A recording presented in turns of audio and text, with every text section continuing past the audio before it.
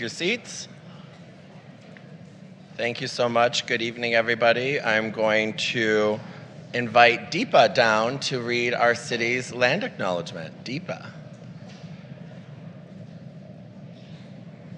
Clear the way for Deepa as you clear the aisle. Good evening. Can I just read it out? Yeah, you can go. The West Hollywood City Council acknowledges that the land on which we gather and that is currently known as the City of West Hollywood is the occupied, unceded, seized territory of the Gabrielino Tongva and the Gabrielino Kizh peoples. Thank you, Deepa. All right, I am going to call the meeting to order at 6 o'clock. We have Jaden Watts to lead us in the Pledge of Allegiance. Jaden, come up and do us the honors.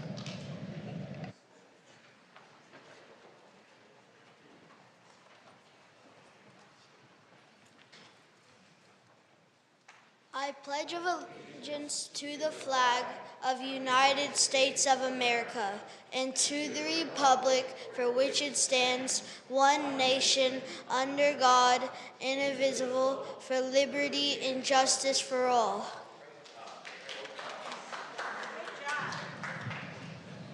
All right. Madam City Clerk, may we have a roll call? Good job. Thank you, Mayor. Councilmember Heilemann? Here. Councilmember Meister? Here. Councilmember Shine? Present. Vice Mayor Byers? Here. And Mayor Erickson? Here. We have a quorum. Thank you. Madam City Clerk, it's my understanding that staff is going to want to take item 3B before 3A. Yes, Mayor, please. Wonderful. Is Thank that the you. only change from staff? That's the only change from staff. Wonderful. I'm going to open up to my colleagues. Do we have any changes on the agenda? Councilmember Meister. Yeah, I'd like to pull 2L, the update on major projects, and 2Q, the agreement for services on the with housing workshop, from consent to move to excluded consent, and move 6C, co-sponsorship of Out Loud Sports to consent, and 6E, sponsorship of panel discussion human rights speaker series to consent. Great. So 6E consent, 6C. C is in cat. C is in cat. Wait, do I have any other changes to the agenda? Vice Mayor Byers. Oh, yes, I'd like to move 6D, sponsorship of the Lavender Effects exhibition, Young City at War. I have a question about that. Never mind. All right, going to be a long night. I'm joking. That's my joke. Can we Yeah. move 6A or 6, we did 6C already? We did 6A. 6A is fine by me. My colleagues have anything? 6A? Great. I'm guessing 6B we want to leave on regular business? 6E. 6B? It's the block by block extension before it comes back before us later. Yeah, I mean, I'm fine with that. You fine with moving it to consent? If everyone is, Yeah. I am. Okay, great. Lovely. All right, so are there any other changes? No. Mayor? Yes. I'd like to note my recusal on 2U. It's a condition of a development that's close to my house, so I just want to note my recusal on that. Thank you so much. And then I am recusing on 2H because I have a personal relationship with one of the honorees. And I just want to note my no vote on item 2E, which is the second reading on the item that I keep voting no on, it seems like. Thank you. I'm going to, also, Mayor, if I may, I'm going to register my no vote on 2Z and 2AA because the effect on workers to have a 6-month extension on not receiving a pay raise is a lot more detrimental than the benefit to the businesses for which we've already given so much to. Thank you so much, Councilmember Shine. All right, anything else before I recap? No? Okay, so we have pulled 2L and 2Q. We can go over the recusals. I don't think you need that, Melissa. You have that for the record. We move to consent. This is hold on one second. 6A, the agreement for construction services for the AIDS monument. 6B, the amendment to the agreement for services with Block by Block. 6C, the co-sponsorship for the Out Loud Sports Festival. We did not do anything with 6D. And 6E, we moved to consent as well, and then we're going to hear item 3B before 3A. Is that it? Is there a motion? And 2L and 2Q to excluded. Yep. We got that? Okay. I said pulled. I should have said excluded. I think we had a motion, but it might have went away. There we go.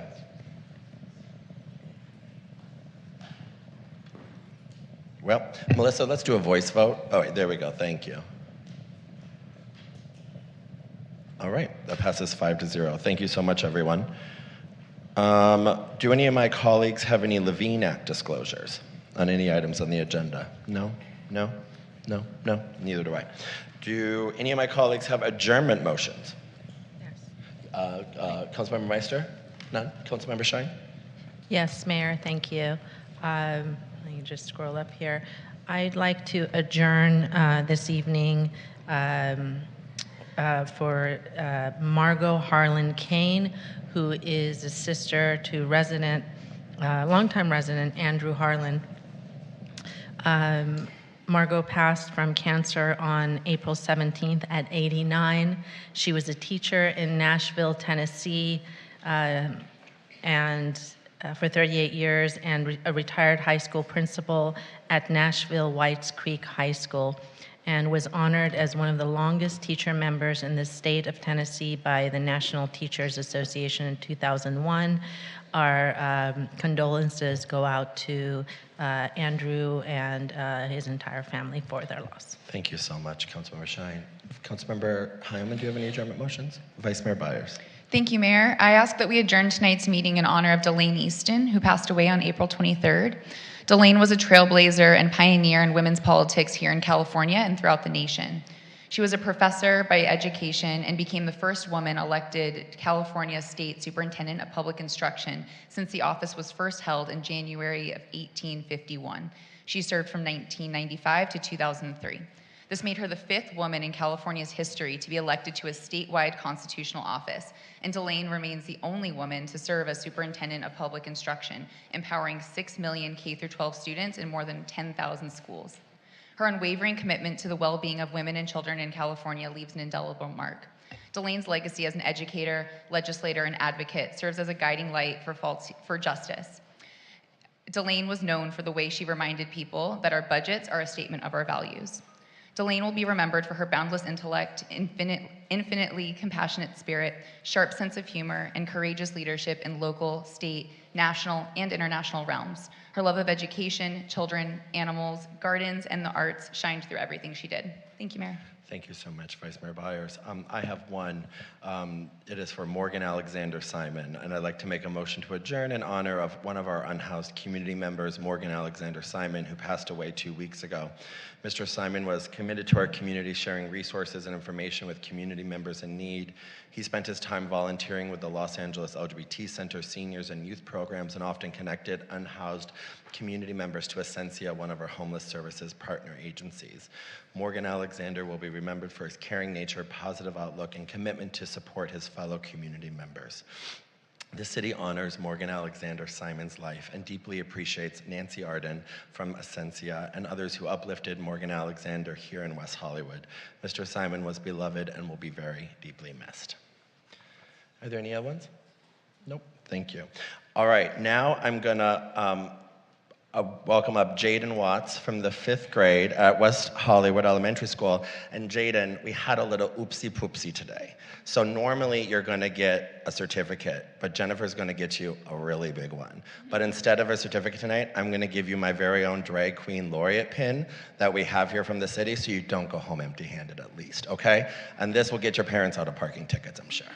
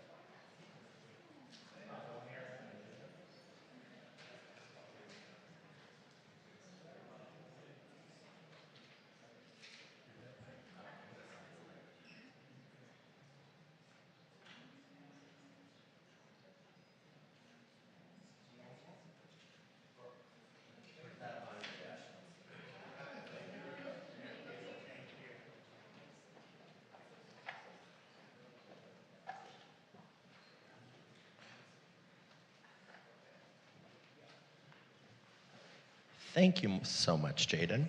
All right, so we have 3 presentations tonight, one for World Pilates Day, one for Asian American Pacific Islander Heritage Month, and one for Older Adults Month. And so we're gonna start out first with Vice Mayor Byers. Thank you, Mayor. I would like to take a moment to recognize World Pilates Day, which is celebrated on the first Saturday of May every year.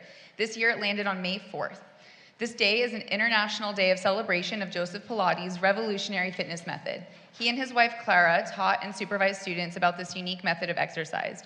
They called it contrology, which teaches and encourages controlling your muscles with your mind by focusing attention on core postular muscles that provide spinal support and help keep the body balanced. Pilates exercises were developed to teach breath awareness, spine alignment, and abdominal muscle strength. And if that sounds like a barrier to entry to you, it did for me too, which is exactly why I wanted to uplift this amazing form of exercise tonight.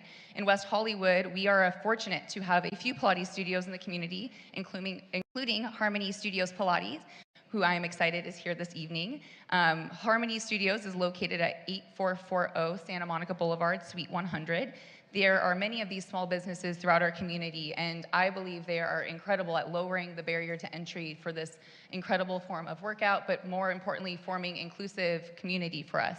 So I wanted to bring them forward to celebrate World Pilates Day. I wanted to commend Harmony Studios Pilates for their dedication to fostering a supportive community environment where individuals can enhance both their physical strength and mental mindfulness. In an era where mental health holds paramount significance, it's crucial to recognize and uplift businesses that prioritize spiritual and physical well-being. At this time, I would like to invite Jessica Ricks, the owner of Harmony Studios Pilates, up to the dais to accept the certificate and take a photo with us. Thank you, Jessica.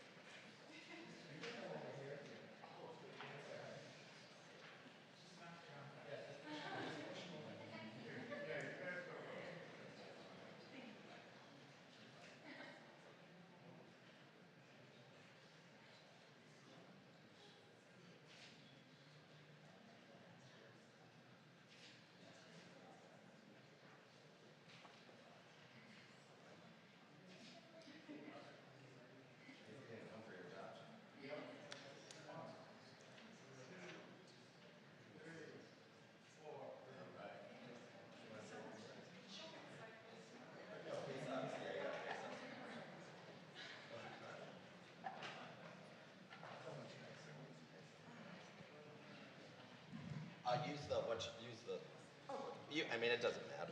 Oh, okay. I mean, you can use, no, you can use whatever mic you feel comfortable with, so. Oh, thank you so much, City Council of West Hollywood. First and foremost, it's so wonderful to be recognized for a beautiful and uplifting exercise, but not only that, but a beautiful and vibrant city. It's been an honor to do business in this community for over 20 years, and we still intend to go strong. Thank you so much for this recognition. I'm going to share it with my staff and every other person that helps make Harmony what it is. So thank you on behalf of all of us. Thank you so much for this recognition, and have a wonderful year.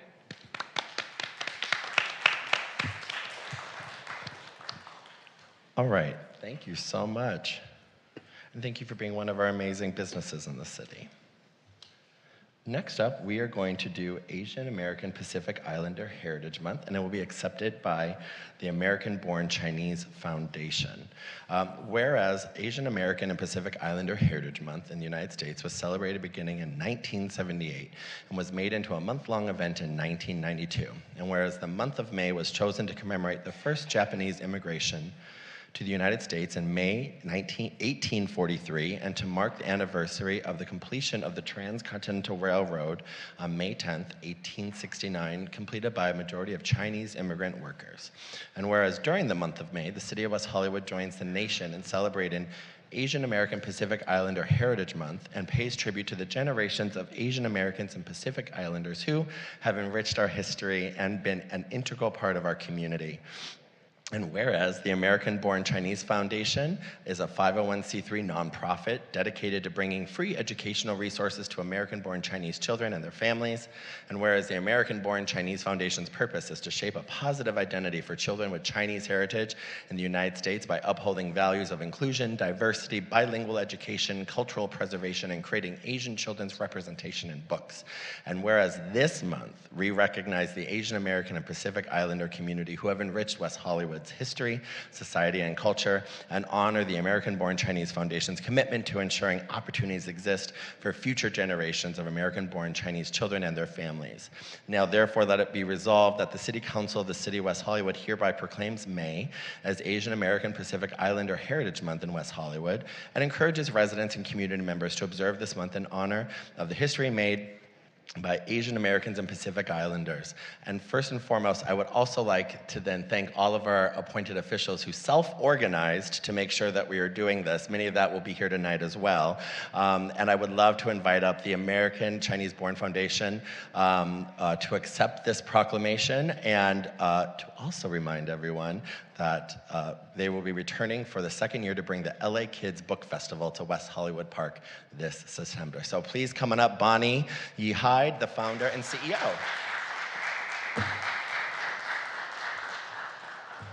Deepa and Dan. And anyone else.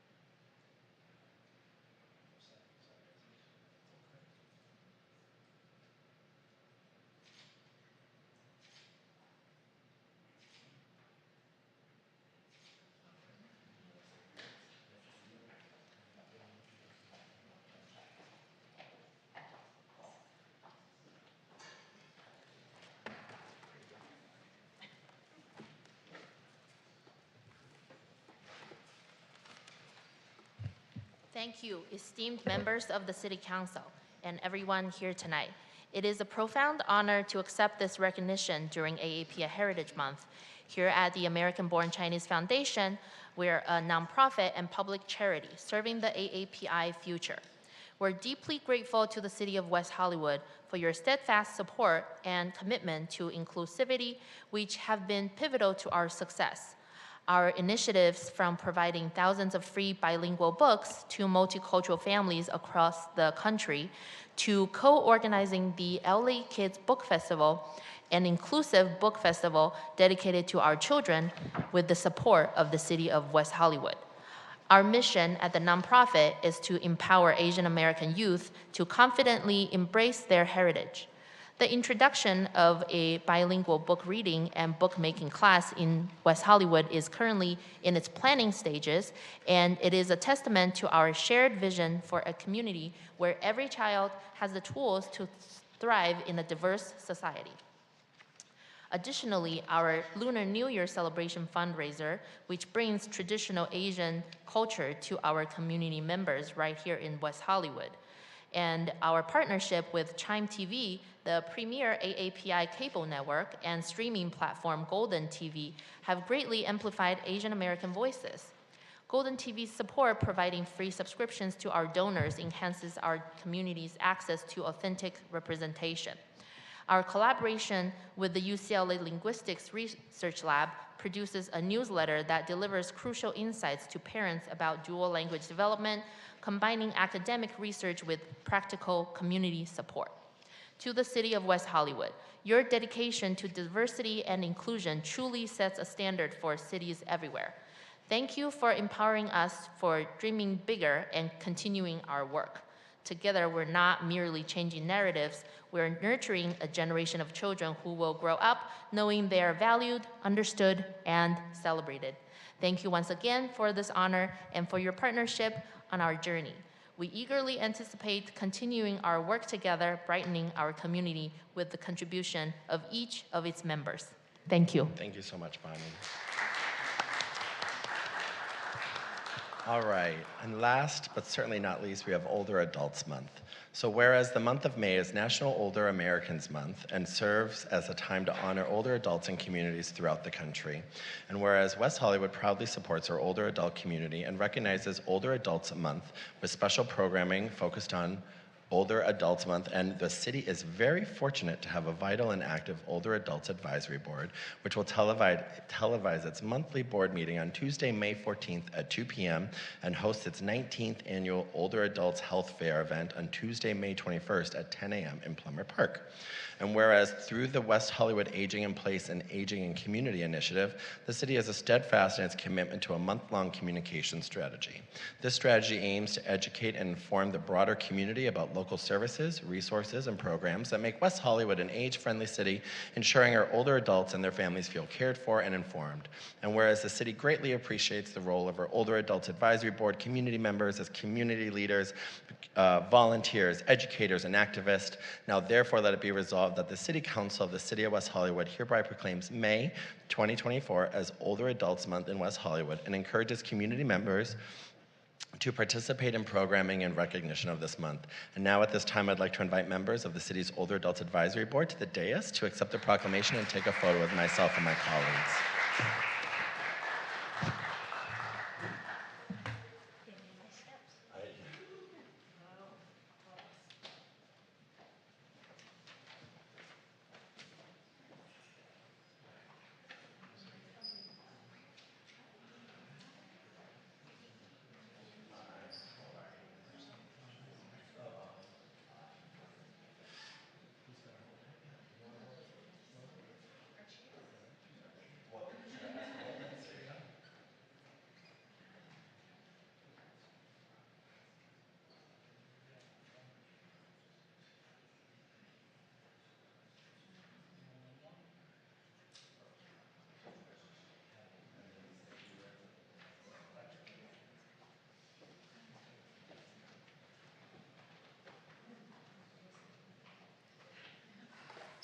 Good evening. My name is Pat, and I am the chair of the Older Adults Advisory Board, although I continue to think of it as a Senior Advisory Board because it's easier and I'm more comfortable with that. I want to thank you all for giving us this honor, and the Senior Advisory Board is trying to continue the mandate of aging in place, and we could only do that with the help of the city, allowing us to find affordable housing and activities that keep our minds going.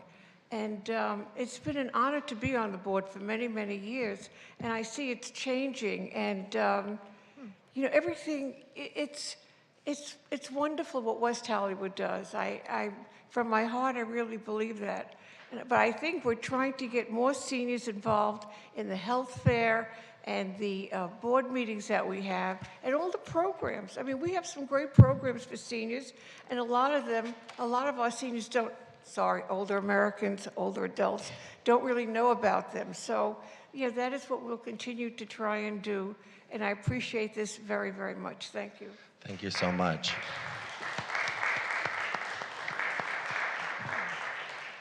All right, we're going to move on to public comment.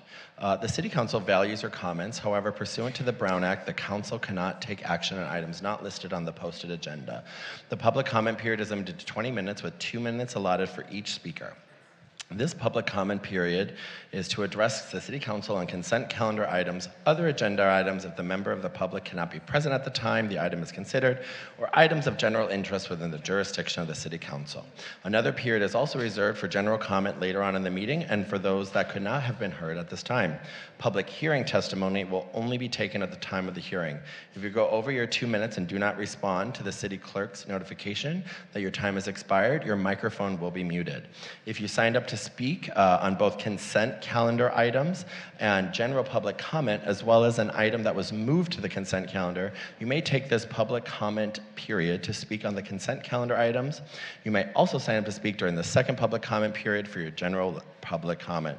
Lastly, speakers should not speak on any item, should not bring any items to the podium other than a prepared written statement and/or writing materials. Madam City Clerk, I see we have 3 speakers in Zoom and 8 in chambers. Yes, Mayor, that's correct. Great, let's go to Zoom first, please.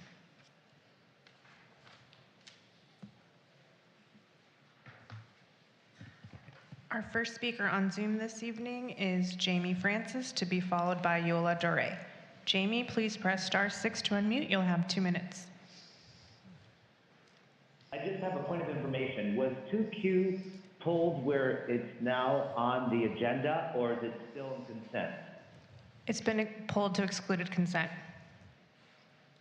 So do I speak on it now or later? Later, you signed up to speak for general public comment as well, so go ahead. No, I just wanted to speak on 2Q, and that's why it was in consent. So if it's pulled, I want to wait till that time. Okay, thank you, Jamie. Thank you so much. Yola, you're our next speaker. Please press *6 to unmute.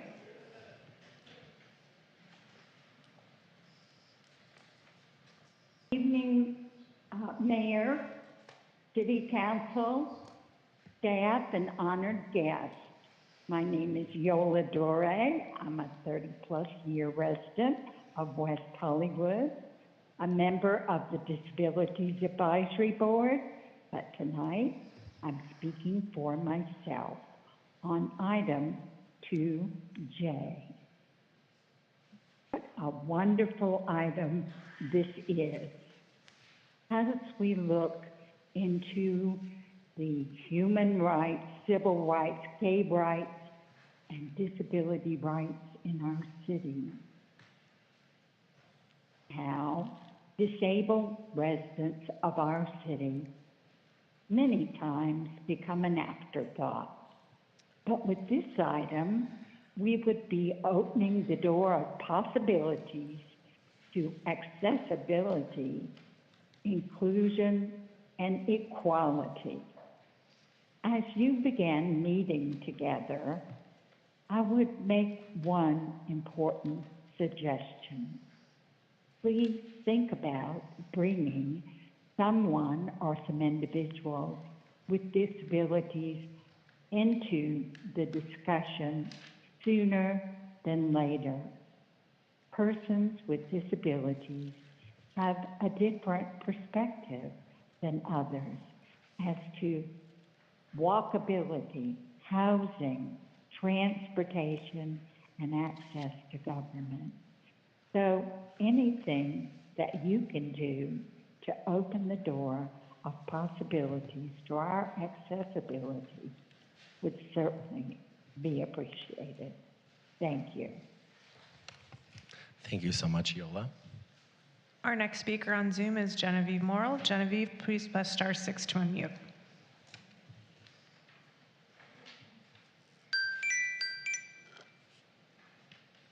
Go ahead, Genevieve.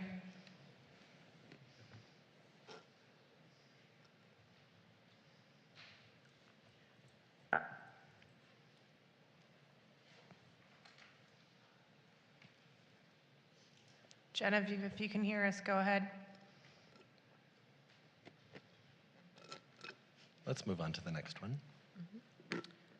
Those were our only speakers on Zoom. Thank you so much. We're going to go to items back into the chambers, and if you get Genevieve on, we'll take her at the end if we have time. Denny Zane, to be followed by Steve Martin, both speaking on item 2Y.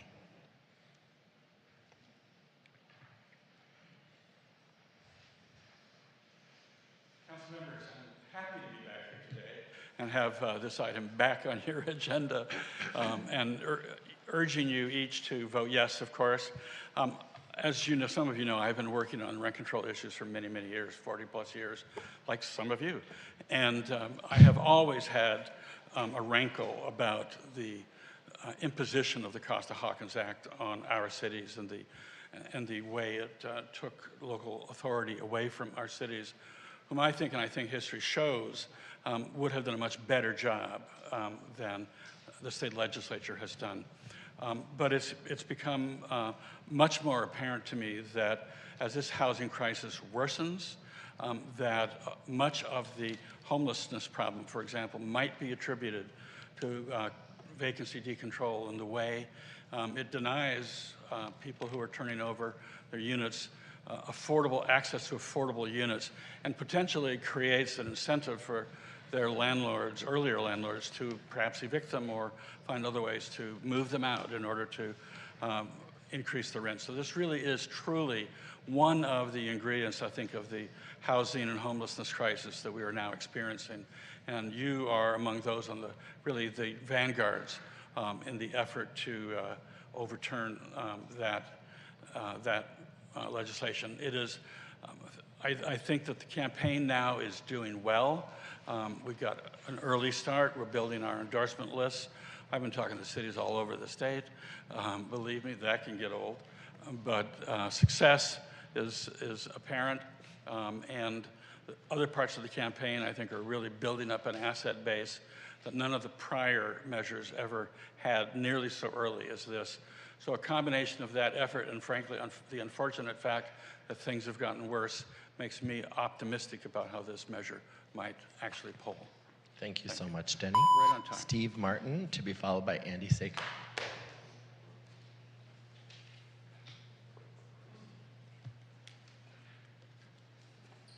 Good evening, council members and mayor.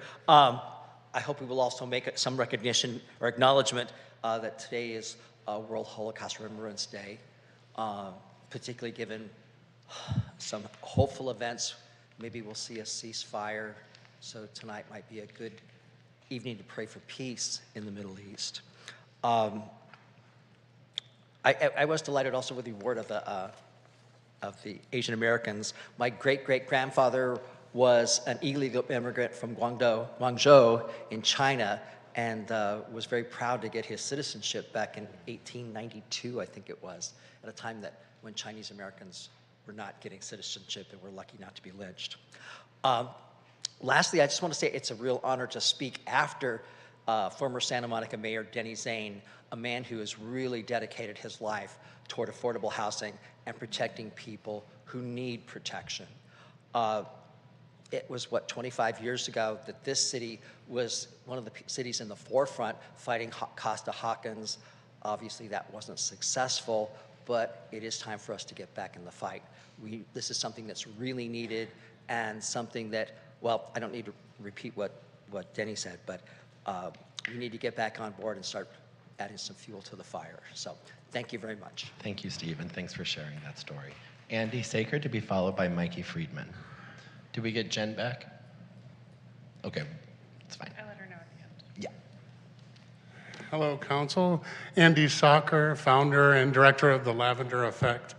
I want to express my gratitude to Mayor Erickson, Councilmember Meister, staff for bringing the Young City at War exhibit proposal to City Council tonight. Please note that our original proposal included 9 self-illuminated graphic panels to activate the plaza underneath the arc staircase during the day and evening hours. However, the number of custom display panels and fabrication costs may be reduced if a different physical location is chosen. The audio costs, I wanted to point out, for this proposal are minimal because we plan to utilize a separately funded Pride Explorer app for the QR installation's audio. Although we've assumed West Hollywood's 40th celebration would go on for a year, the duration of this installation is completely flexible.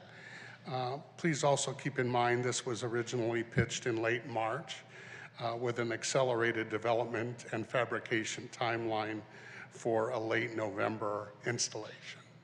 Thank you. Thank you so much, Andy. Mikey Friedman, to be followed by Max Vincencu. If I butchered your last name, I apologize.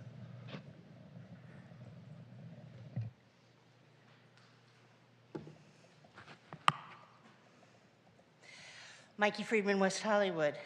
Last October, you made a big deal of ushering in National Disabilities Awareness Month.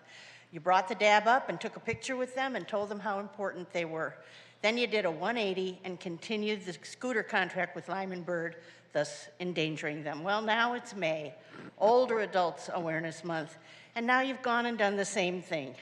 Honored older adults and made a big deal of it, but you're trying to take away our parking spaces, put in bike paths, and not widen and fix the sidewalks like the ones on Fountain. In removing parking in favor of bike paths and by keeping scooters, you are hurting many of us who live here. We cannot ride bikes and scooters. We rely on cars, walking, and wheelchairs. Don't you understand that by making it more difficult to park, you're doing a lot more than, to quote Chelsea, inconveniencing motorists? You're actually putting us in danger. Do you have any idea how much it hurts that we are an afterthought who have to remind you that we have special needs? You say that you strongly support WeHo's Aging in Place, and you say that you support Agenda Item 2J, the Improving ADA Access Study, yet your decisions on bikes, rental e-scooters, and robots say otherwise. If you want to know how we can make WeHo more ADA accessible, get them off of the sidewalks. That's my study, and now you can pay me $119,000. Look, someone has to point out that you're either being hypocritical or thoughtless. You were elected to serve us, you are public servants, you are not reigning royalty. So knock it off, because with the graying of America, there are more and more of us. And we see, we listen, we think, and we vote. Thank you, Mikey. And I think your birthday's in between our meetings, if I'm not mistaken. But happy early birthday, Mikey. Max Pashenko, to be followed by Ivan Marakenko. And I'm totally butchering these names, so I apologize. Good evening, Council. My name is Max Pshenichnikov.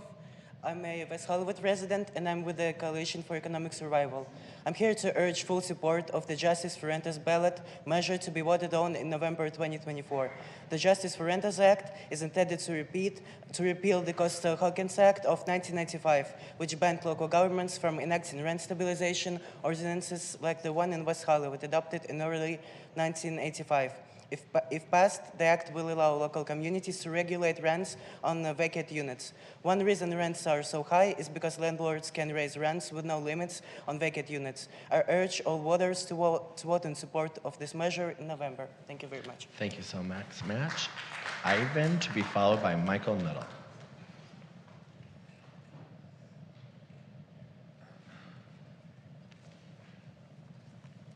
Hello.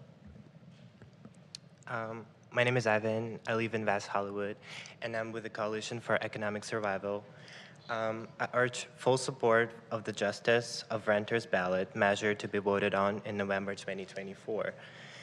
The Justice for Renters Act will repeal the Costa-Hawkins Act of 1995, which undermines cities like West Hollywood from enacting strong and effective rent control laws.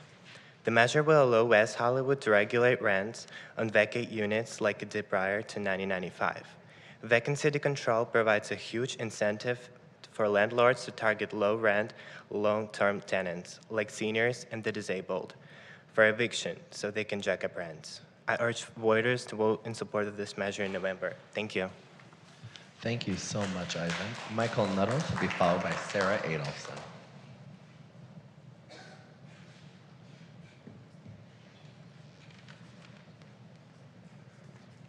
Hi, I'm here again. I came a few meetings ago, and I just want to thank you again for your service. I know you guys don't have an easy job, and we do appreciate what you do for our city and making it so great. Last time I was here, just to refresh your memory, I came to complain that the police on Thanksgiving Day when I went to visit them didn't help me for 5.5 hours. I sat in their waiting room, never helped me. And then I went back again to report child pornography. They said there wasn't enough information, even though I gave them a plethora of information. In the time that's passed, I received a trespassing charge in my own condo association from the police. I was in the common area. I got into an argument with someone in the condo association. That individual called the police and made false allegations about me, saying I was trespassing, but it's my condo association too. I pay for it as well. It was a blatant lie. Then the police came to talk to me in my unit. I obliged. I went out and talked to them in front of my unit. They then asked me, can you come down to our patrol car? I said, sure. However, I'm in my socks. So can I get my shoes? They said no. I said, well, my dog is also in there, and my door is unlocked, so I don't feel comfortable leaving my door unlocked with my dog. You could imagine someone could just open the door, or the police could open the door if they wanted to. I was like, you can come in with me, whatever option you would like. I'm not going to go outside in my shoes without my shoes on. They finally said, I'll go in and get it for you. I let them.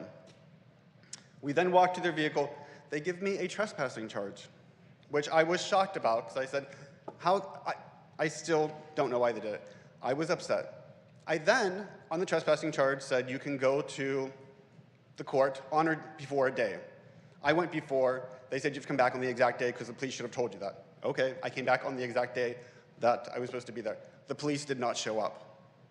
I was mad and irritated. I went to the police station, this was 4 weeks ago, to talk to the police chief. In the last 4 weeks, they have not allowed me to talk to them, and I went multiple times to try to talk to them. And I just think we deserve better than this. Thank you.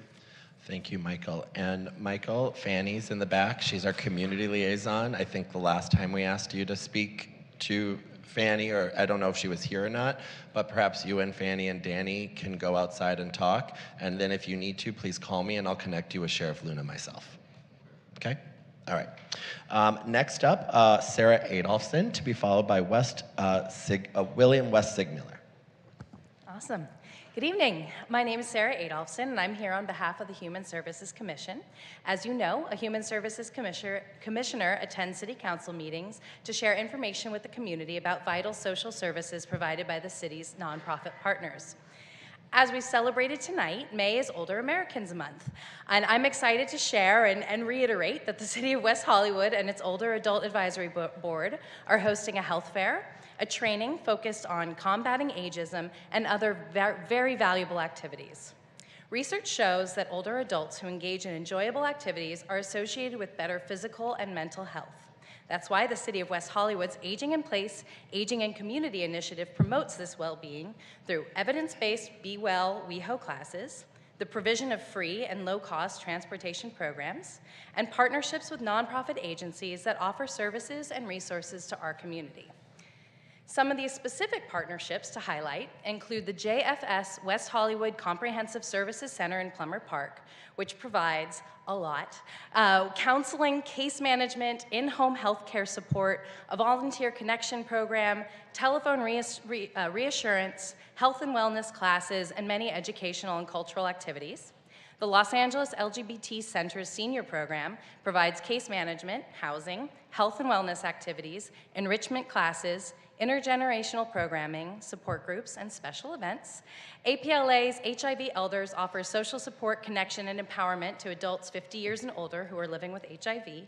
And finally, Alliance for Housing and Health and Healing.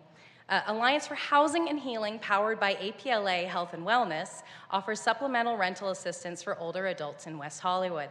If you are an older adult or know an older adult interested in these services, please visit weho.org/human services or call the city's Human Services Division at 323-848-6510. Right on time. Perfect Thank timing, you. Sarah. Thank you so much. Thank you, guys. Great job. And thank you for your service on our commission. William West Sigmiller, to be followed by Danny Hain. Good evening. My name is William West Sigmiller. So this is actually a message for everyone in chambers and watching at home. I would like to invite you all to participate in a community conversation with our future Congressman, Dr. Alex Belekian, on Thursday, May 16th from 6:30 to 8:30 p.m. at Plummer Park, Community Room number 5. So I supported Dr. Belekian in the congressional race because we have shared values of medical freedom and parental rights. But now I continue to support Dr. Belekian, not because we agree on everything, and we certainly don't. We passionately disagree about very important issues like some hot-button geopolitical issues that are ongoing right now. But Dr. Belekian has repeatedly and consistently demonstrated a willingness that is sincere to engage in open dialogue with his detractors and people like me that disagree with him on things. And that is an incredibly rare and valuable quality in a politician. and I should know I've known quite a few in my day. And so again, I'd like to invite everyone, please come out to meet Dr. Belekian and voice your concerns about things like homelessness, affordability, safety, parking, and just, everything that matters to us in West Hollywood. So again, this is May 16th, Thursday at 6:30 p.m. in Plummer Park Community Room number 5. If you'd like to know more about Dr. Belekian, you can visit alex4ca30.com. Thank you. Thank you so much, West. Danny Hang to be followed by Deepa Krishna.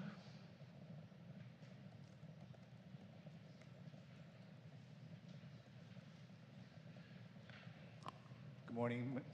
Good evening, Mayor and Council. My name is Danny Hang. I'm a resident of West Hollywood. I wanted to say thank you for recognizing Older Americans Month as well as AAPI Month. May is Asian American, Native Hawaiian, and Pacific Islander Heritage Month, which celebrates all the Asians, Native Hawaiians, and Pacific Islanders in the United States who have made the country what it is today. During this month, the country celebrates the achievements and remembers the struggles endured by Asian Americans, Native Hawaiians, and Pacific Islanders. The month of May was chosen for 2 reasons. First, to commemorate the immigration of the first Japanese to the United States, a young fisherman named Menjiro, who arrived on May 7, 1843. Second, May marks the anniversary of the completion of the Transcontinental Railroad on May 10, 1869. The majority of workers on the Transcontinental Railroad were Chinese immigrants who laid the tracks and were responsible for most of the dangerous and heavy manual labor tasks. Our community has often been underrepresented in positions of leadership, and I want to thank Council for publicly recognizing AAPI Heritage Month and honoring our contributions to the city. Our stories and our perspectives matter, and I will continue to work to ensure that we have a voice in the policymaking processes that impact our lives in the city. Thank you. Thank you so much, Danny. Deepa Krishna, who is our last speaker in Chambers, and then Genevieve Morel will go to Zoom. Good evening, Mayor, Vice Mayor, Council, and staff. I'll first start with some thoughts from Catherine Ang, who's a 20-year resident of the city. She had a family emergency, so couldn't make it here tonight. So this is verbatim from her. Approximately 6 weeks ago, I contacted Vice Mayor Byers and Mayor Erickson and asked if the city could acknowledge AAPI Month. Vice Mayor Byers replied enthusiastically that she would love to hear ideas, and Mayor Erickson replied by CCing me on an email to staff asking to issue this proclamation. I'm grateful to live in a city where inclusion matters and that I have such direct access to my city council and city staff, end quote. As for myself, I'm a resident of West Hollywood now for 3 years officially, and I'm a proud member of the South Asian community. My parents immigrated here from India in 1970 to a much smaller population and probably didn't fathom how large the community would be over 50 years later, now 4 million of us in the United States of America. I want to thank the mayor, vice mayor, and council members for so quickly acknowledging Asian American Pacific Islander Month, and I'm so proud to be a member of this community. Thank you. Thank you so much, Deepa. We're going to go to our last public commenter, Genevieve and Zoom.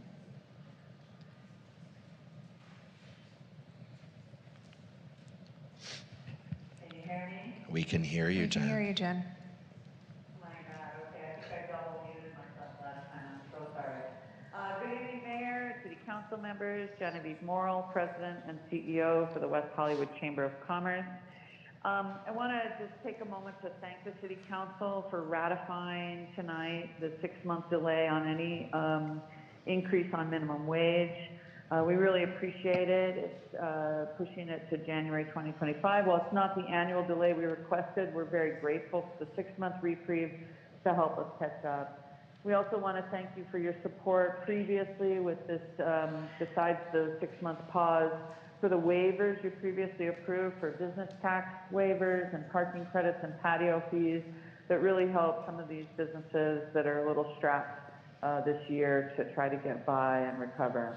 We're looking forward to hosting, for the first time ever, West Hollywood Chamber of Commerce is having a float in the Pride Parade this year. We're going to be in both WeHo Pride and LA Pride, and we thank you in advance for waiving also special event permits for our businesses. Floats don't need one, but the businesses do, so we appreciate your support every year on that. And I also wanted to wish everyone who happens to be a mother. I think parenting is one of the most courageous things in the world. So happy Mother's Day to anyone who represents being a mother. So happy Mother's Day to everyone. Thank you. Thank you so much, Jen. All right, that concludes public comment. City Manager David Wilson with your report. Thank you, Mayor. Good evening, Mayor, Vice Mayor, and City Council members. I have just a few announcements. On April 16th, the city led a legislative action day in Sacramento. The delegation included a representative from each of the city's advisory boards, the mayor, the vice mayor, city staff, and the city's lobbyists. The group met with Assembly Member Rick Chavez-Zabur, Senator Ben Allen's legislative aide, representatives from Equality California and the LGBTQ caucus, and were also able to attend hearings and speak in support of bills the city has taken positions on. It was great for our legislators to hear directly from community members about high priority issues in our community. The state has designated the city of West Hollywood as a pro-housing district. As one of only 47 local jurisdictions to receive this designation, the city will have access to exclusive grants and will receive additional points in the competitive funding programs. The city held its first planning and coordination meeting regarding survivors of violence with contracted agency partners, the West Hollywood Sheriff Station, and the Rape Treatment Center. The city will draft a victim services guide for city partners to review in July. The Historic Preservation Commission ad hoc subcommittee meeting will review the draft results from the Historic Resources Survey and the Historic Context Statement on Wednesday, May 15th at 6 p.m. via Zoom. For more information, see the city calendar on the city's website. The city will collaborate with Cedars-Sinai, Jewish Family Services, and other community partners for the Older Adult Health Fair on Tuesday, May 21st from 10 a.m. to 1 p.m. at Plummer Park Community Center. Various health and social services will be available. For more information, visit the city's website. And finally, the city is hosting an open house regarding Willoughby Vista Gardner and King Street Design Concept Plan on Tuesday, May 21st at 6 p.m. at the Plummer Park Community Center, rooms 1 and 2. The purpose is to provide information regarding the plan, share next steps for moving forward, as well as steps taken to date. It is a drop-in event and no advance RSVP is needed. For more information, visit engage.weho.org. And that concludes my comments. Thank you so much. All right. Madam City Clerk, let's get the consent calendar. We have a motion by Councilmember Hyman. Is there a second? Wonderful. Go to a vote. Mayor, we're in fiscal impact, and I was going to read it. The fiscal impact on consent, with the exclusion of items 2L and 2Q, the addition of items 6A, 6B, 6C, and 6E is $10,312,494 in expenditures, $1,411,883 in revenues, and $4,125 in waived fees. Thank you so much. We have a motion and a second.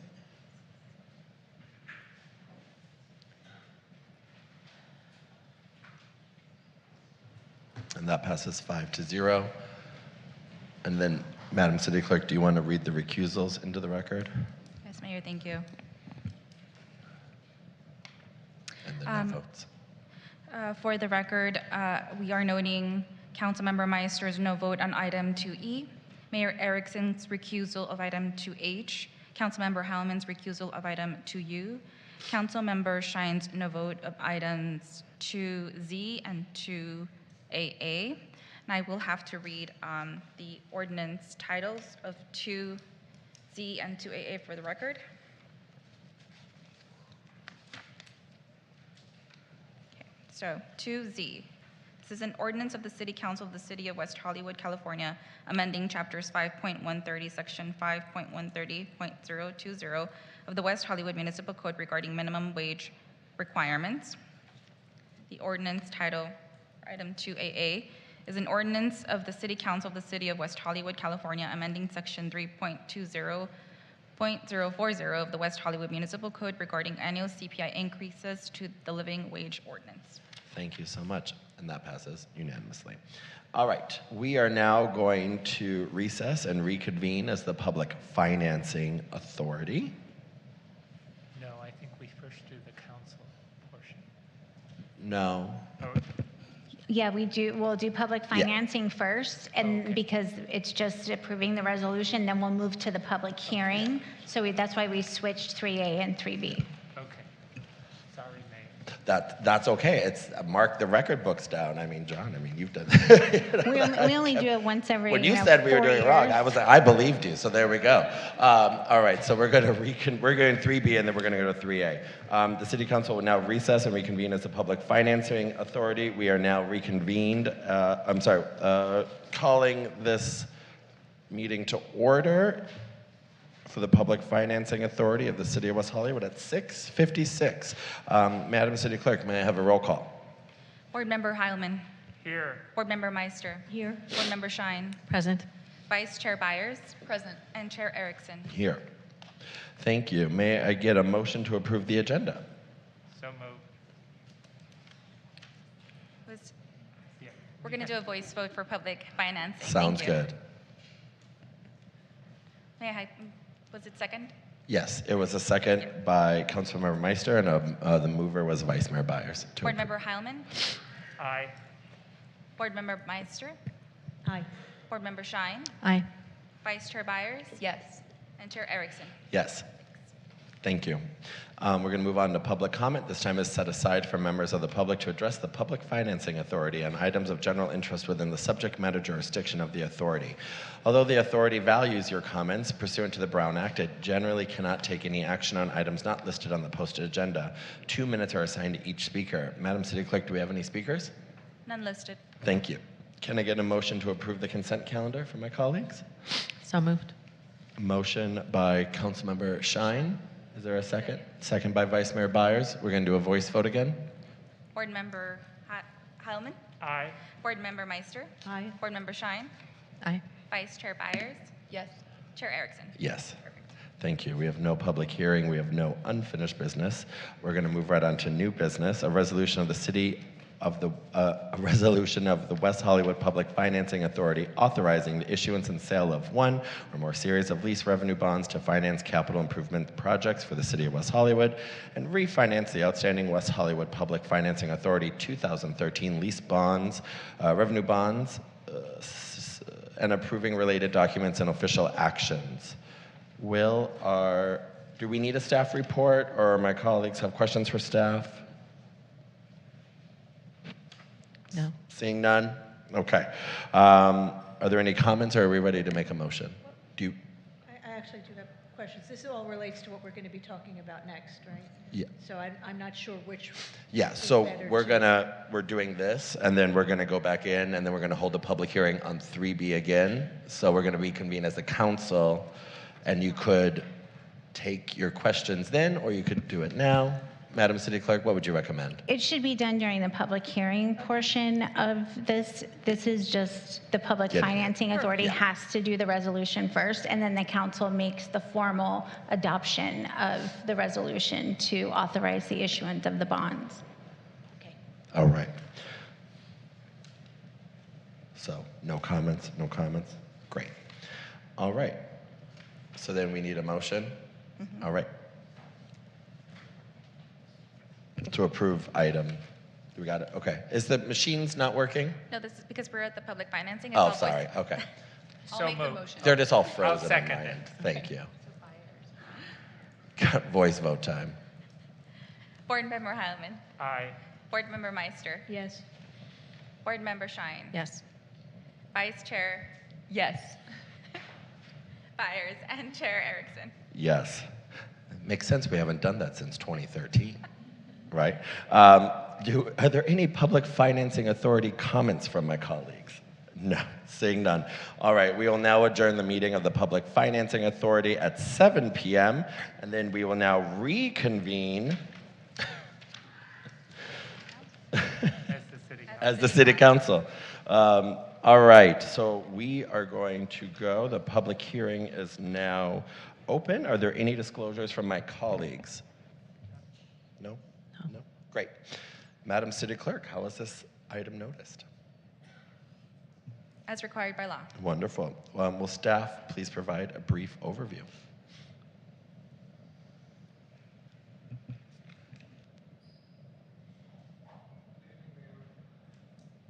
It's not on.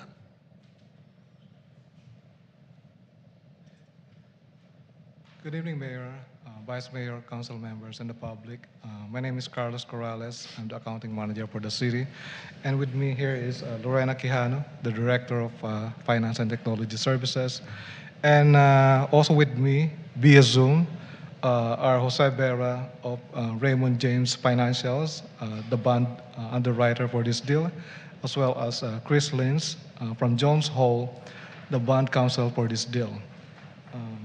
Item 3B recommends to hold a public hearing and approve a resolution relating to the documents and actions for the issuance of sale of lease revenue bonds of up to $45 million by the West Hollywood Public Financing Authority to finance certain capital improvement projects for the city and to refinance outstanding West Hollywood Public Financing Authority 2013 lease revenue bonds.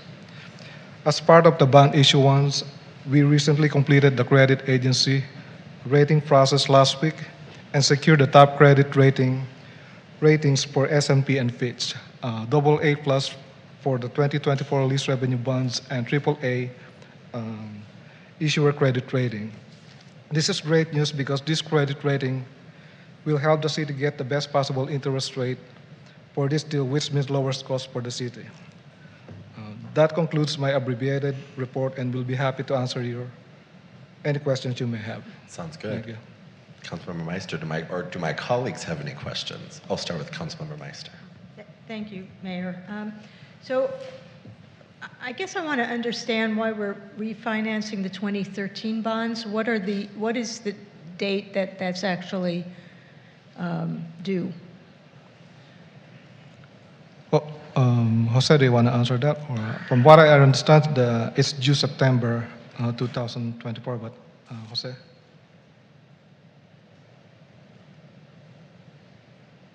I am, the reason for refinancing the 2013 bonds is that they currently have average coupon or interest rate that exceeds 5%. And the current interest rate market allows you to lower that from 5% to just under 3.7% and save $2 million on the 15 or so million dollars that is outstanding. So by refinancing, you're lowering the payments on those bonds and saving approximately 13.7%. These are the latest figures as of Friday afternoon.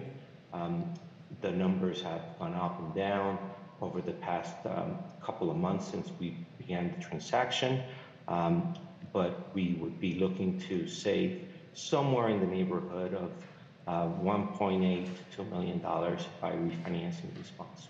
Okay, so they're due in September. Is that what you said, September 2024, right? So my question is, the Federal Reserve is possibly going to cut rates. I mean, they've been going back and forth whether they will or they won't, because depending on inflation and depending on the jobs. But would interest rates be lower if they did cut rates? So the Federal Reserve has the power to cut very short-term interest rates. The final maturity on the 2013 bonds is 2043. So there's still about 20 years left on these bonds. And while you may save a little bit of money by the Fed's action and the early maturities, it's really hard to determine what the Fed's action will have on the 10 and 20-year rates. So that's very difficult to determine. We know that currently the city's action to refinance could lower the the total debt service payments on the 2013 bonds from approximately 23.8 million down to 19.9 million, saving $3.8 million of total debt service savings.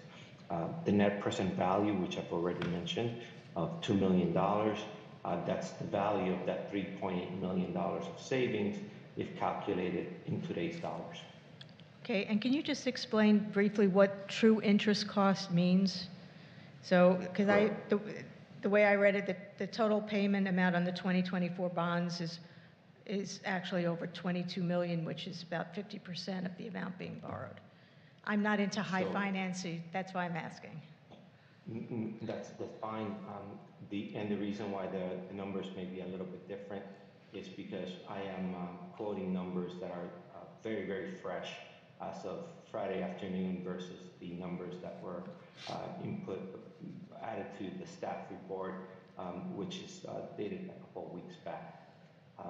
But to answer your question about true interest cost, the final maturity, as I stated, is about 20 years from today, and the interest rate curve is going to have short-term interest rates and long-term interest rates, and the true interest cost tries to average the total cost that the city would borrow for the entirety of the bond deal. So not just the 1-year bond, 2-year bond, 3-year bond, etc., all the way to 20, but an average of all those interest rates, which true interest cost for the refunding portion is about 3.4% today. The net interest cost is just under 3.7%. And the difference between those two is that it includes the costs of financing the deal. So it includes consultant costs, lawyer fees, and my fees, etc. Okay, thank you. Does that conclude your questions? Great, for now. Do my other colleagues have questions? Councilmember Hyman. Yes, thank you, and thank you for your report, and thank you, Jose and Chris, for joining us on Zoom. I just want to make sure I understand and maybe help the public understand what we're doing. We have some outstanding debt that we use to finance capital projects, and we have some new capital projects that we're going to undertake. And typically when we do that, we finance them over time rather than paying with a lump sum. So in terms of the previous debt, this is almost like a homeowner who has a mortgage and is refinancing that mortgage to take advantage of the better interest rates that we have now based on when we got those that loan or those bonds previously. And with respect to the additional amount that we are borrowing here, it really is to undertake projects that have been on our list of things to do, and we're financing them over time so that we're not paying for them all today, we're paying for them with tax revenues going forward into the future because people in the future are going to be using these facilities as well. Is that a fair explanation of what we're doing for the public? That's fair and correct. Okay, great. Thank you. Thank you so much. Councilmember Shine, do you have any questions? No, I don't. Thank you. Vice Mayor Byers? Great. And then my question is for staff. I know we've used Raymond James in the past, but is there a reason why we continue to use Raymond James, or are there other firms that are available? I just want to make sure the public is aware, because when reading the minutes, we've seen them a part of our history, and I just want to make sure if they're the best in the business, that's great, but if not, I want to know why. Yeah, a lot of it has to do with relationships. We have issued bonds over a number of years. As part of issuing bonds is the credit ratings, which helps get the interest rates low. And so having someone who's familiar with the city and our process, we've done that over a number of years. Great. And City Manager Paul Arevalo, former City Manager Paul Arevalo, no longer works for Raymond James? Correct. Thank you so much. All right. I have no other comments as well. Mayor, yes. Another comment. Oh, sure. Yeah, and thank you. And I just want to give a shout out to Chris, who has been our bond counsel for many, many years and has really helped us greatly. And I think we're very fortunate because in the industry, he has such a stellar reputation. So we've been well served by the group we've had. So thank you for that. Wonderful. All right. We are now going to go to comments from any persons in the audience that wish to speak on this matter. Each person may address the council for a maximum of 2 minutes. And if you haven't already, please submit your speaker slip to the city clerk. Madam City Clerk, I'm guessing we don't have any public commenters. Nope. All right. I'm now going to close the public testimony of the portion of the public hearing, and we'll move to council deliberations. Councilmember Meister? I just have a question for our city manager. So a month or so ago, you said that we had an unexpected surplus of 30 million. Is it then necessary to be borrowing so much for our capital projects if we have a 30 million, an unexpected $30 million surplus? Part of our finance policies says that the city, for long-term, we use long-term debt for capital projects, improvements like the ones listed here. So it's part of being consistent with our policy. But as Councilmember Howman mentioned earlier, these projects will live for long periods of time. And so we're paying for them with future revenue that benefits the city over the course of those periods of time. So we will probably use some of our general fund reserves for capital projects as we plan to do, but the majority would come from the issuance of the bonds. And as revenues increase over the number of years, there's certainty in what our bond payments are going to be for the next 30 years because there's a set bond payment schedule. So just as a follow-up, so when I added up the capital projects costs, it was 57.8 million, and the bonds proposal is for a maximum of 45 million. Mm-hmm. So we will be getting the remaining 13 million from other sources, so either grants or general fund or elsewhere. You're talking about the remaining 13 million for the capital projects. Yeah. Mm-hmm. So other sources, either other funds or a general fund or grant funding. Okay, and thank you. And that's the way I understood it, because when we did our off-leash dog park on the east side, I normally knew when I asked City Manager Wilson that we were going to pay for it from general funds in the past, but how we could bond it out. But I think the plan is still to use general funds or have the option to use the bond if we need to for that.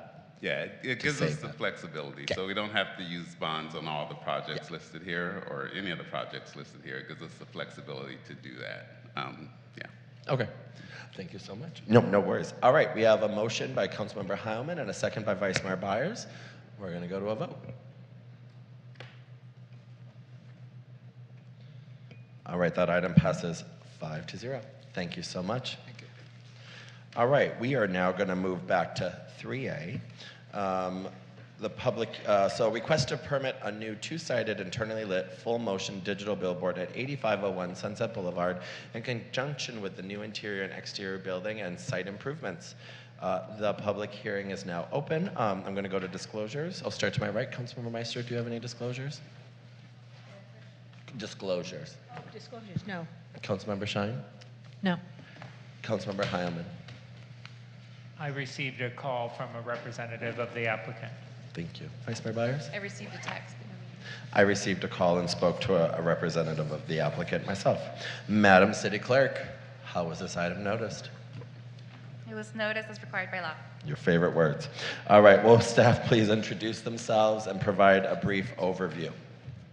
Good evening, Mayor, Vice Mayor, and Council. Nick Marisich, Community Development Director, joined this evening by Brian League, Property Development Manager with the Economic Development Department, and Jennifer Alkire, Planning Manager with our current and Historic Preservation Planning team. I'll hand it off to Brian and Jennifer for the presentation. We also have Jennifer Davis, Senior Contract Planner, participating via Zoom. Thank you. Great. Good evening, Mayor and City Council.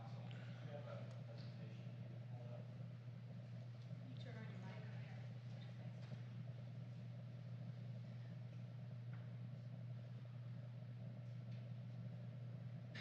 your mic. Good evening, Mayor and City Council. It's Brian League with Property Development Manager. We have a PowerPoint, if you could pull it up. item 3A.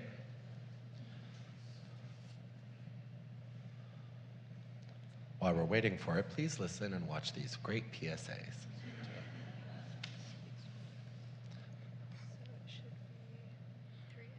Yeah. Is it this one right here? It's labeled 3A on the Okay. desktop. Yeah. And then, This one. Okay. Thank you. Tonight, for your consideration, we have a request for a Round 1 Design Excellence Award for a new two-sided, fully animated billboard located at 8501 Sunset Boulevard. In addition to the billboard, the project includes interior and exterior site improvements. The existing one-sided billboard is a traditional static sign with the image on a flat surface and no internal illumination. It has a traditional support structure with catwalk for maintenance. The rear of this board, along with the mechanical equipment, is uncovered and exposed to the residents and the traffic to the north of the site.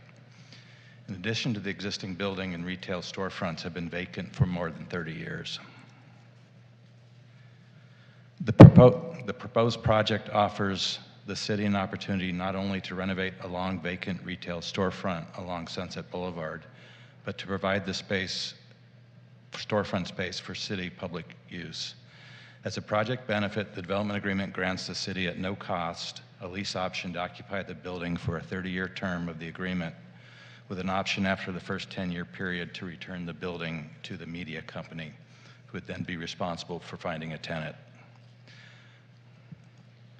The existing billboard will be replaced with a new two-sided, full-motion, internally illuminated billboard with two 1,000 square foot sign faces. The west-facing board is more vertical and rectangular, while the east face is largely a square. The juxtaposition of the two shapes in different angles creates an interesting and more creative component of this project alignment than is there on the same size and shape. Design component of the project is the 3D printed perforated mesh wave that begins at the bottom of the billboard and swoops eastward to the end of the building. The mesh is open, not solid, and allows light to penetrate. Low-level architectural lighting will illuminate the mesh. The lighting was carefully considered and designed to avoid light impacts to the residents of the north. As I mentioned earlier, the rear of the billboard and rear elevation will be improved from existing conditions. The back of the sign faces will be clad in a perforated metal screening, so the backs and any structural supports will not be visible to those of the north. A parapet wall will be added at the top of the masonry for block wall for safety and appearance. The mesh has individual lighting elements, and the sign faces will be limited to 300 candelas of light output. This meets current city policy. A lighting study was prepared by the applicant to demonstrate compliance with this city policy. Here's an illustration of the technical lighting study. The study analyzed impacts to the surrounding area and determined that the maximum light levels and spillage from the billboard structure would be 1.5 candelas or less.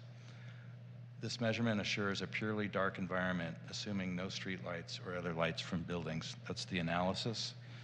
Light from the billboard would be additive light to the already lit environment along Sunset Boulevard. And this additional light falls within the current policy standards.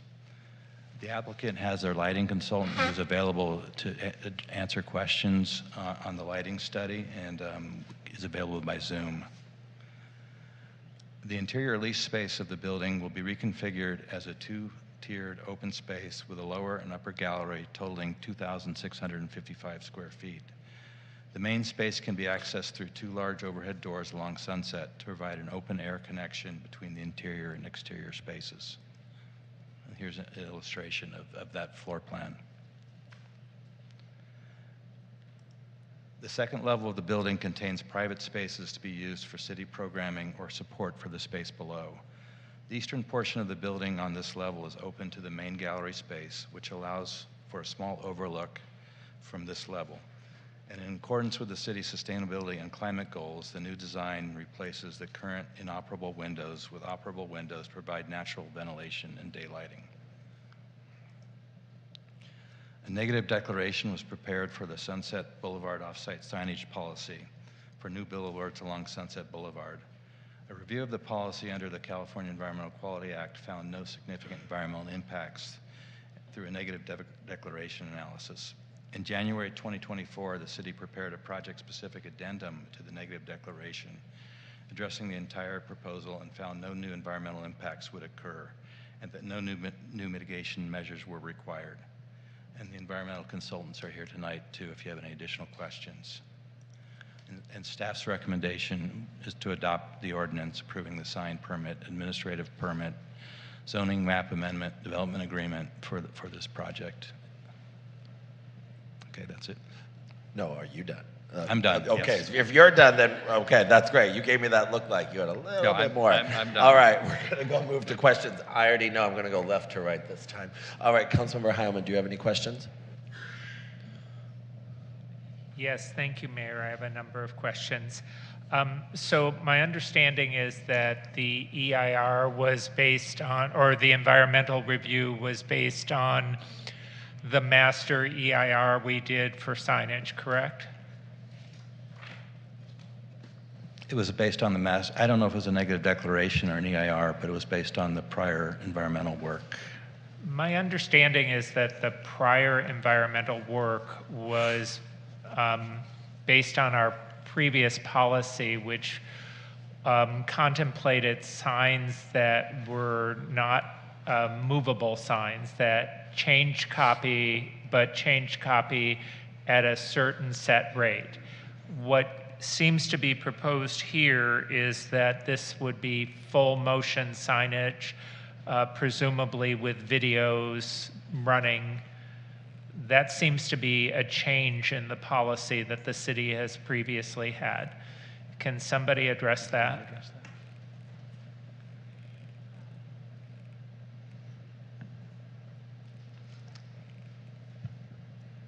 Just making sure I have the question correct. So you're saying that the previous work that was done was based on like a static image with a refresh that's every so many seconds, and that this is full motion animated, and that hasn't been studied. Correct. And so, yeah. And so this project had, this project did have the analysis done separately, and in addition to the environmental that came before, that studied this proposal as it is. So this has a negative declaration and, or I'm sorry, an addendum that looked at what this project is proposing in itself, and found that there's no additional impacts over and above what was studied previously. So while that may have been the case, and I am trying to get confirmation on that, whether it was contemplated to be full motion animation in the original CEQA, this one was reviewed for what is being proposed. Does that help? Yes, it does help, and I appreciate that. It sounds like the environmental study for this sign actually contemplated full motion. Correct.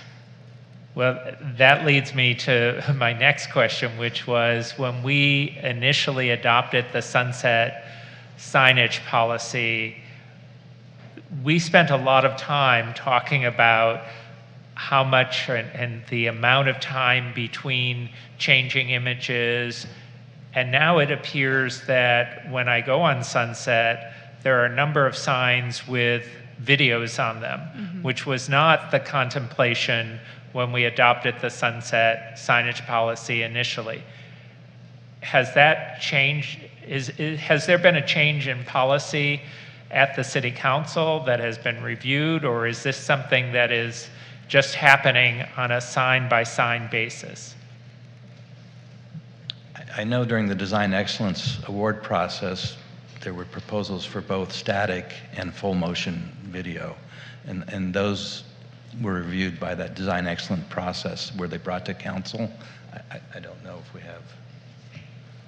Well, I guess what I'm raising is I think this is something that does need to be brought to council for a conversation, because I have driven on Sunset and I have seen signs with, I believe, our artwork, which is a video with people dancing in a very frenetic way, which is interesting. but it's very distracting when you're driving. And we were trying to avoid that when we initially adopted the sign policy. That's why we were so insistent on copy not being changed within a certain period of time. So I think that's a policy discussion that needs to be had by the council at some point. Sort of a related question in terms of the impact of the lighting. You mentioned that it is the people behind are protected, but there are people who live in the project across the street. Has there been any study of how this will impact them? So, in short, are you talking about in the Sunset La Cienega, the new development Yes. there? Okay. The former Millennium Right. Project. So, in short, no. It was, the policy decision was made that there is, the thresholds were held for residentially zoned parcels, with the understanding that residents of the Sunset Strip live in a place that has a high level of environmental light already.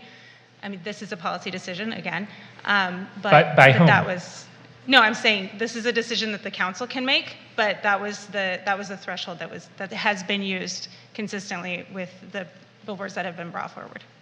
Okay. My other question has to do with the decision to use this for art-related space. And we all know the importance of arts in the city. When was that decision made?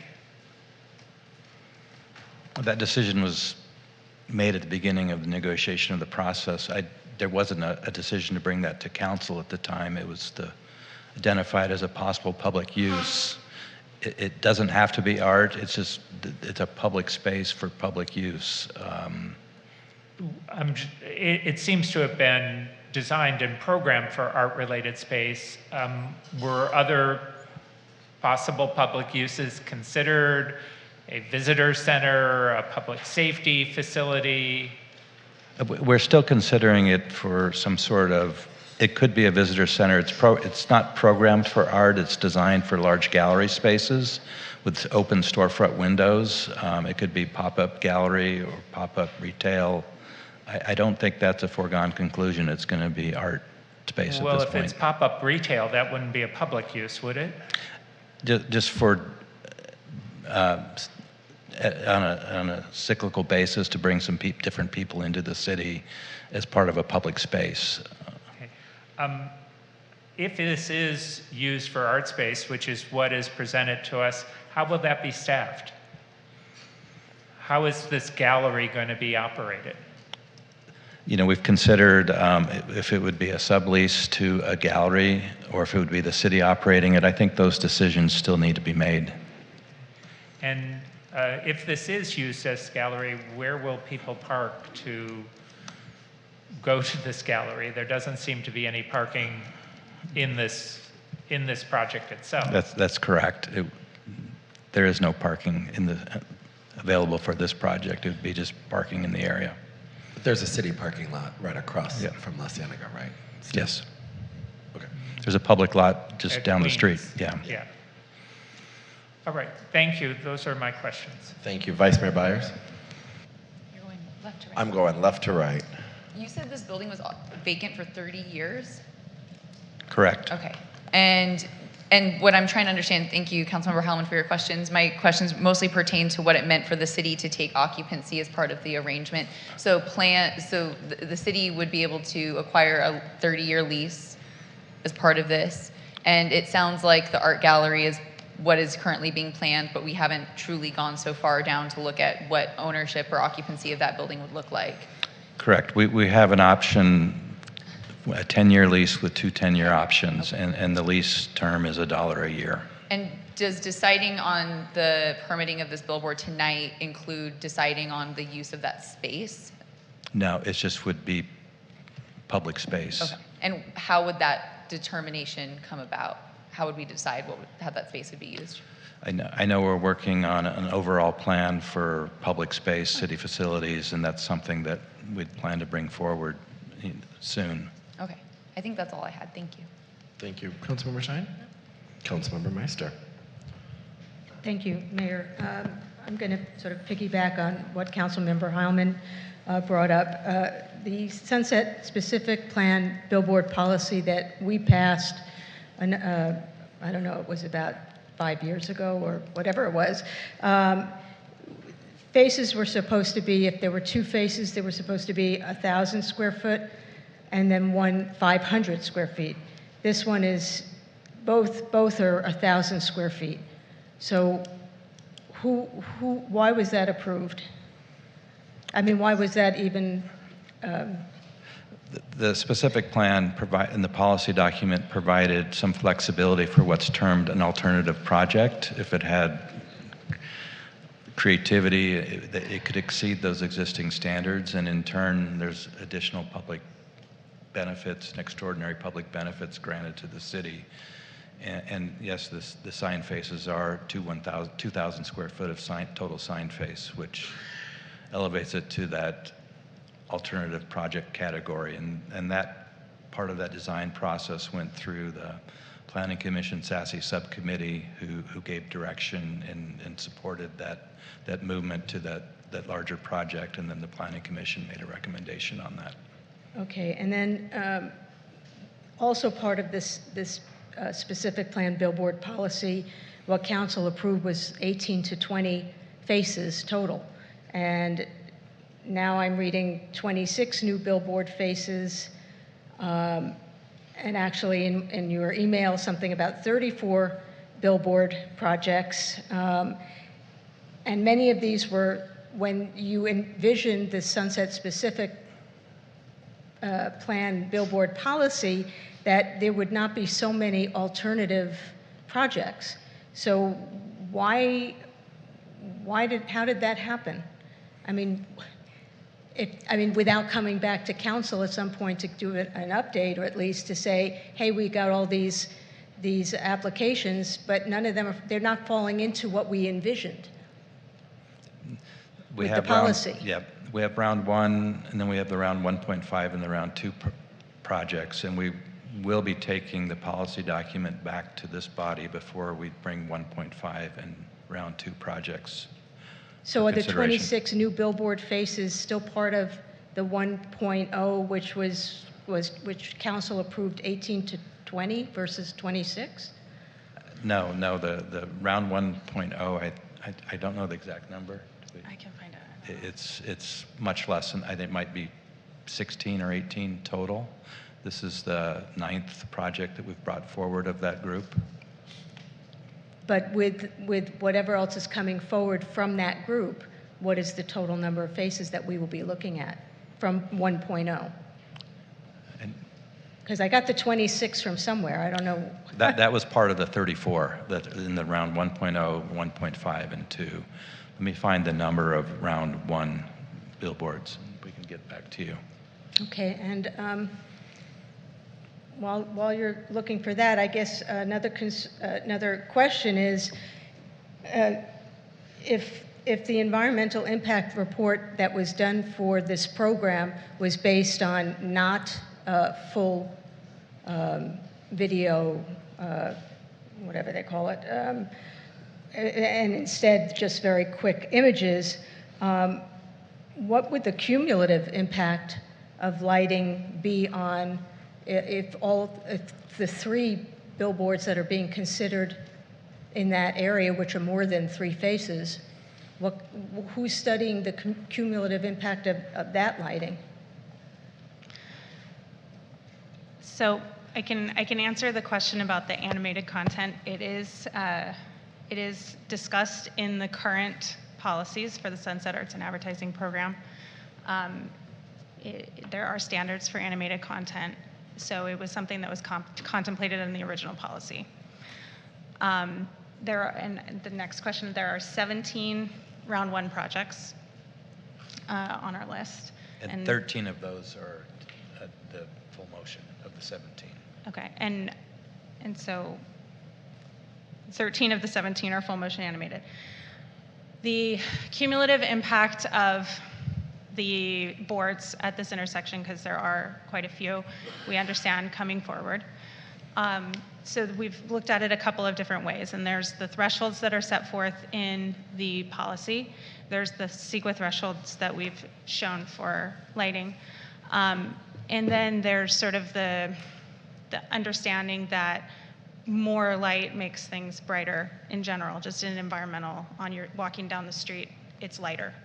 So this project has been reviewed as part of sort of a study that's upcoming, and so we'll talk about that soon, that confirmed the findings that we've found in the project level review, that the CEQA thresholds and the policy thresholds are not being exceeded, and that's a 1.4 foot candle threshold at residentially zoned property lines. And so that is with all of the boards contemplated, that is not exceeded because of the size and the orientation and the brightness of the board. That said, there is also, there will be an elevated level of environmental light in the area. So it's not exceeding the threshold at the residential property lines, but there will be more light. And that's something that we're here to talk about. So that's something that is a consideration for the council, and we have, this is a very innovative and creative program that we've put forward, and there are other things that come along with that, and part of that is that the strip will be brighter. Okay. On revenue, the staff report on page 13 says the owner-operator shall pay a public benefit that is equal to approximately 25% of the projected gross revenue. Yet the DA on page 19 says the public benefit payment is equal to approximately 22% of the estimated remaining fair market value available to the owner, less the city content allocation in section 4.2. So first I'm going to ask, fair market value is not defined in this report, so can you tell us in the public what you mean by fair market, and is fair market value the same as projected gross revenue? Sure. Apologies on not defining the term fair market value, but when we start this process, we engage Premier Partners, which is a valuation firm on this type of advertising.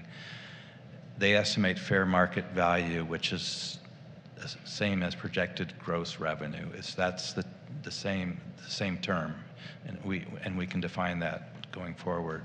And that projected gross revenue is then what we negotiate our split or our cut, which would be that 25%.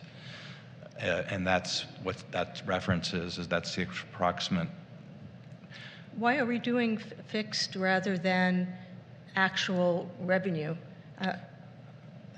That we've done them both in the past, and what we've decided that, I think it protects the city. It gives us a guarantee of revenue over time. It escalates at 3% per year, irregardless of what happens in the marketplace for those ads. So it just allows the city to project the revenue from these boards.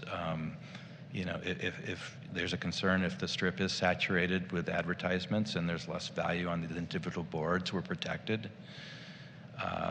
And we're guaranteed for a 3% increase every year until that board is out of term of the development agreement.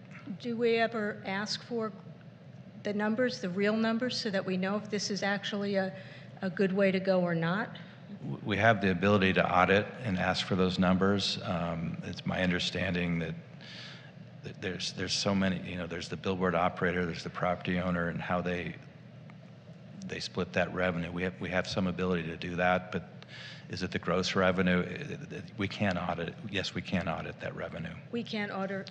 Yes, we can. We Correct. can audit the Correct. gross revenue. So yes. This way we know whether we should be basing these development agreements on gross revenue or on something that's projected. Yeah, that could correct. be totally unrealistic, or in our favor or not.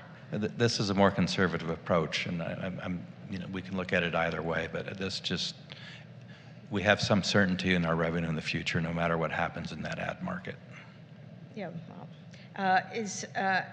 There's a credit that is being paid back basically 20 years later, correct? Correct. How come there doesn't seem to be interest on that amount? Do you think that the value of that amount that's being credited is the same 25 years later? Absolutely not. I mean, So why aren't we charging interest on that? that was what was presented. That was the negotiated deal. It was, you know, it was before my time on the project. I can't speak to some of the Okay, cities. but we could, as a council, if we decide that we want interest on that credit, can we ask for that? Absolutely, sure. Okay. Regarding protected views, 3.4.5 on obstruction seems to be in conflict with 3.4.6 West Hollywood Gateway Project. Obstruction basically says that, you know, the parties acknowledge and agree that nothing in this agreement serves to impair, limit, or diminish the city's police power, authority, and discretion to consider and act upon applications for development projects, including projects in the public right-of-way in vicinity of the property and subject to, and then it talks about section 3.4.6. We have never protected view sheds. Why are we starting now? And that's with regard to 3.4.6, the West Hollywood Gateway Project. Before you answer that, Councilmember Meister, how many more questions do you have left? I'm sorry? How many more questions so I can make sure the public has an understanding of when they'll go? I have a couple. Couple? Okay. Just a couple.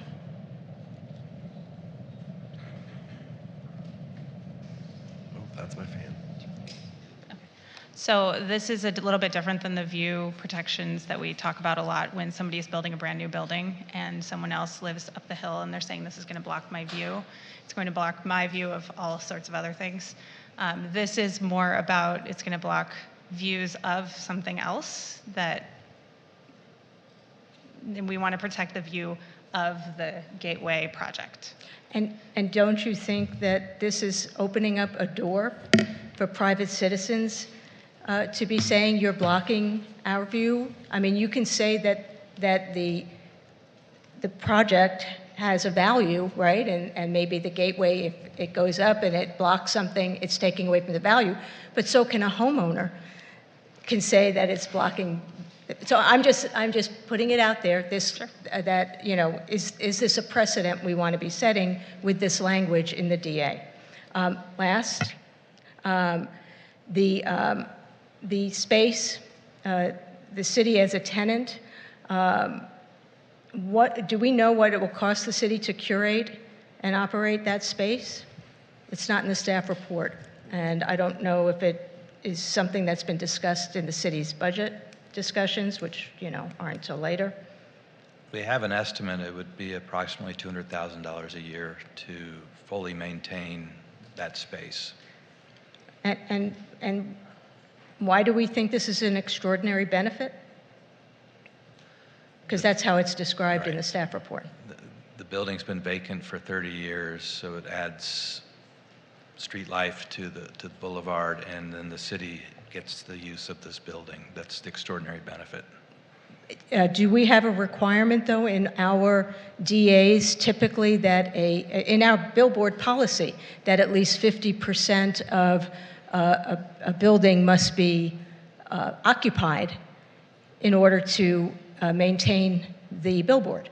So we could theoretically require that they have at least 50% occupied, correct? But not necessarily the city, but by a tenant other than the city. And we have that option in year 11. And currently we have proposed that the city would lease this building for the first 10 years and make a decision then. Okay, thank you. Sounds Those are my good. questions for now. Thank you so much. I'm going to forego my questions and allow the applicant time.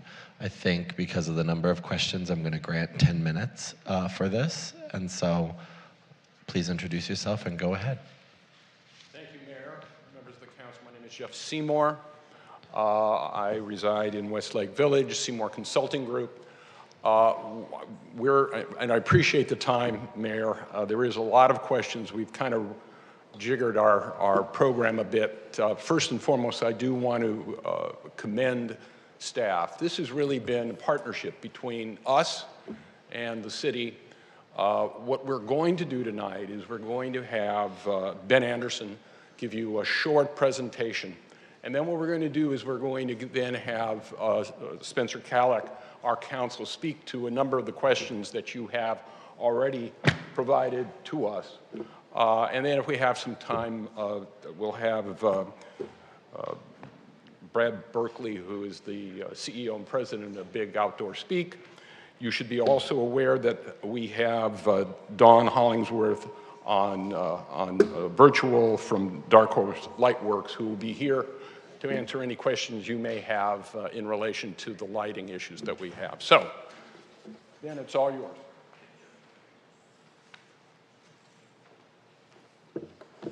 Good evening.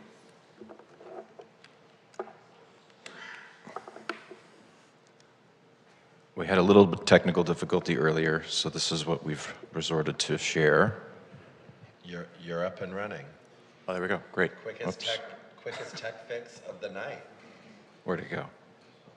Well, that's a nice photo from July 5th, Thank you. 2022. Okay. Yes, I'm Ben Anderson, co-founder of Office Untitled, the design architect on this project, and very excited to be here to present this. It's a long time coming, and we're certainly thrilled with what it offers.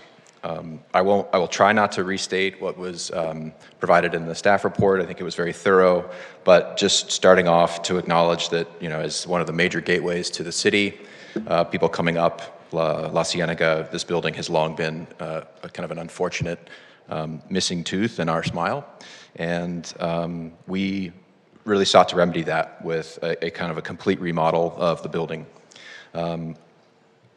Initially very, very inspired by some of the visionary interpretations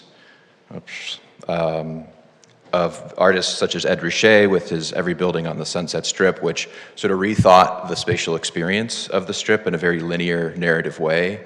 And for us, when we submitted this concept application several years ago, there was sort of a very different but unique way of narrating and experiencing our urban space through self-narration as pictured in these views.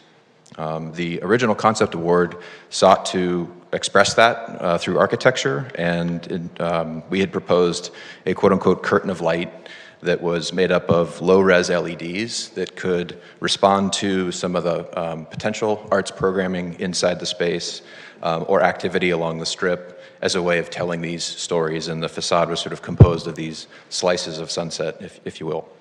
After great input from the Sunset Arts and Advertising Subcommittee and staff, we ultimately moved towards a more static or analog solution that completely eliminated the brighter, higher res and animated functions of the facade, and instead looked towards how static architectural screens, such as the one on the upper right, can be animated by the experience of sunset, whether that's walking along the sidewalk or driving along the street, which we felt was a more appropriate and light-sensitive solution moving forward. To take you just through a couple steps of what we're proposing, in the upper left is the building as it stands today. The upper right suggests completely removing that skin, all of its previous architectural style, and really providing a new, modern, and highly durable facade. The lower left suggests a series of potential uses. As part of the original concept award, we were proposing an arts gallery use. It seemed a great activation of the street, which was also why we provided the operable glass facade. But there is the flexibility to program that in many different ways as the city sees fit. As it relates to the billboard portion of the project, we had originally wanted to kind of signify the center of the gallery and potential entrance, but orient the billboards as they have the maximum value along Sunset and also away from uses that don't benefit from visibility to the billboards.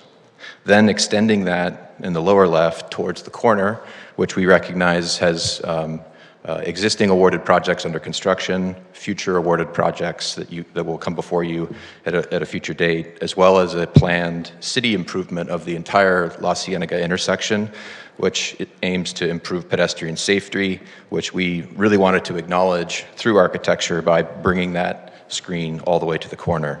And that lower right image is essentially our vision for activating that section of the sidewalk through the activation or the use of the art space or potential art space. So where we land today is the project that you've seen before. Again, I think you've seen a number of renderings of the projects through either staff report or staff presentations. But for us, this was a really exciting way to kind of rethink this building for those entering the city along La Cienega. So this is a view as you would be entering the city with some of the new proposed projects, including the now directly to the east. In terms of, along Sunset, you are seeing the activation or the ability to activate the sidewalk where the city is planning to extend the sidewalk with a bulb out, so there's actually more space to accommodate that, moving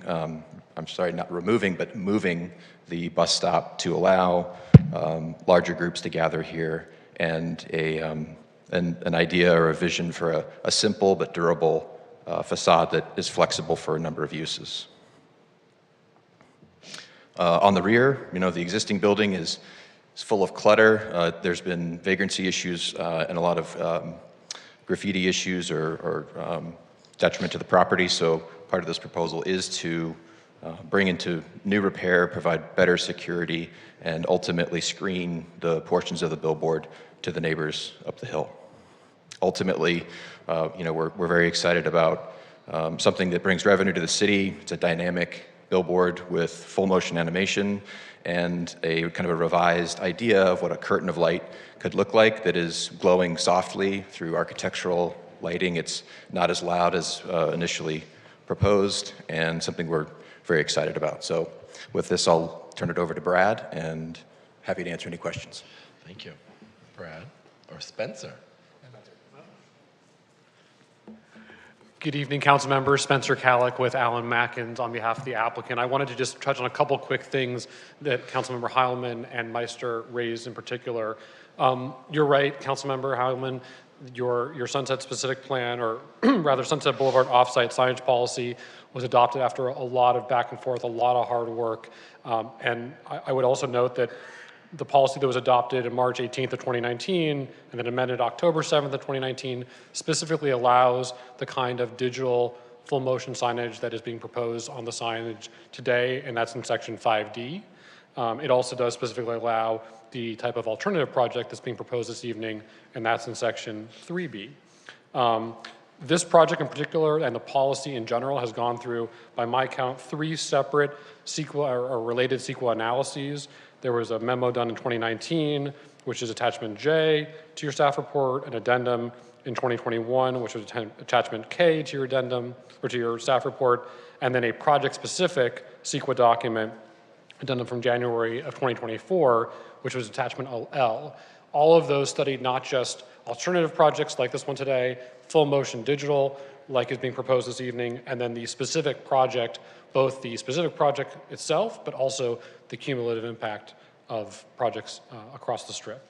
And then because I'm a lawyer, I always look at the specifics of the words in the documents, and I would note the question about an art gallery. Yes, that is something that is contemplated by city staff and is part of the sublease, but just for clarity of the sublease, the way that the use is defined is actually a lot more expansive and allows the city more flexibility.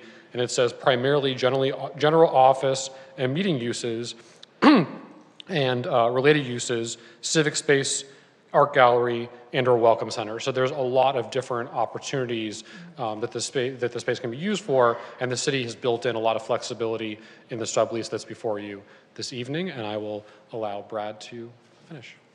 Thank you. I just want to note that there's 40 seconds left of your 10 minutes.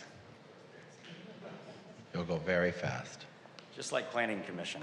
Brad Berkeley, Big Outdoor. I just wanted to thank the mayor and the council for letting us be in front of you guys tonight. There were some excellent questions put forward. We do work kind of all over the country, and of all the projects we worked on, this is probably the one I'm most proud of.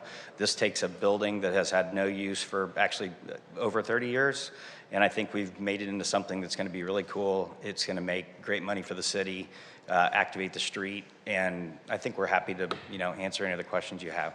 Thank you. Great. Right on time. Good job, Brad. All right, we are going to go to public comment. We will now receive comment from any persons in the audience who wish to speak on this matter. Each person may address the council for a maximum of, and there's my timer, for a maximum of 2 minutes. And if you haven't already, please submit your speaker slip to the city clerk. I see we have 2 public commenters. And there's 1 in Zoom. Great. We're actually going to go to the people in person first. Ann Leslie, to be followed by Steve Martin. Oh, I'm sorry, Ann. Ellen Evans was on the list too. I only have 2. Go ahead, Ann, sorry. Good evening, Mayor, Vice Mayor, Council members, city staff, and neighbors. I'm Ann Leslie Devenus, a resident and owner in the west part of the city and live just below Sunset on Carroll Drive.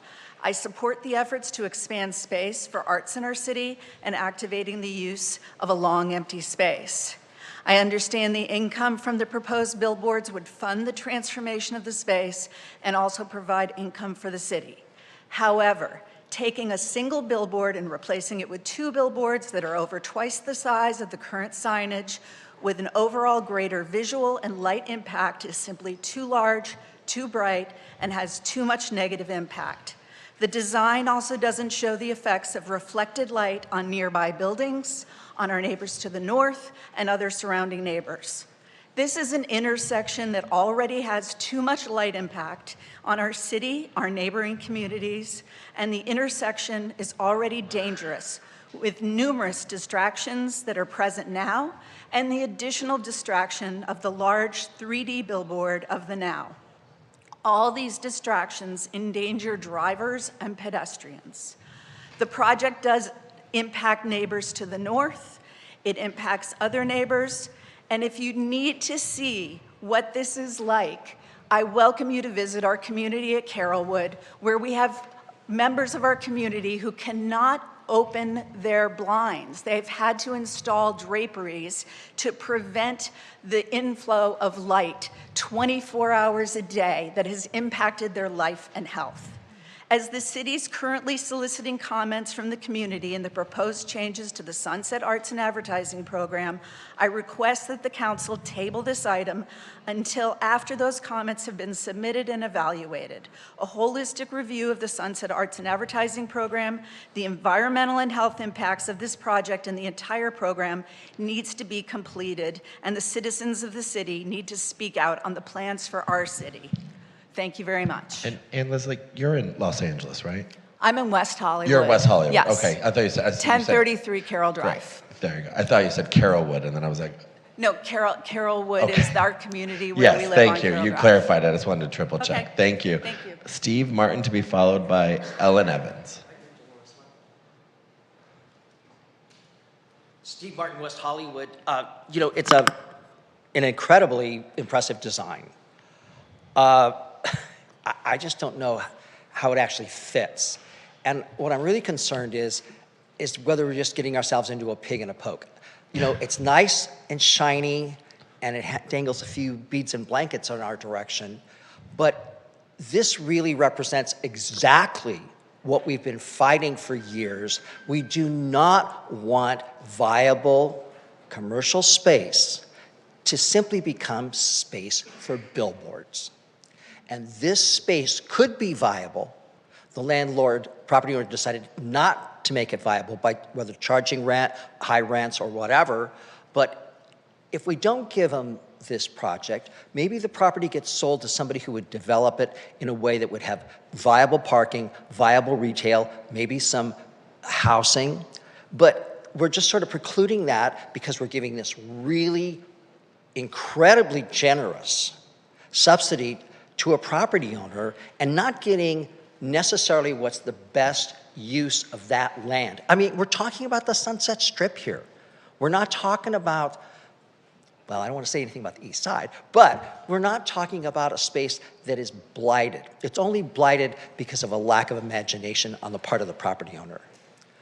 I'm not saying that the billboard shouldn't get built, but I think we need to go back and look at, do we really, this idea that we're using this as gallery, art space, city space, doesn't make a lot of sense. There's no parking. There's parking across the street, but there's a great deal of competition for that parking.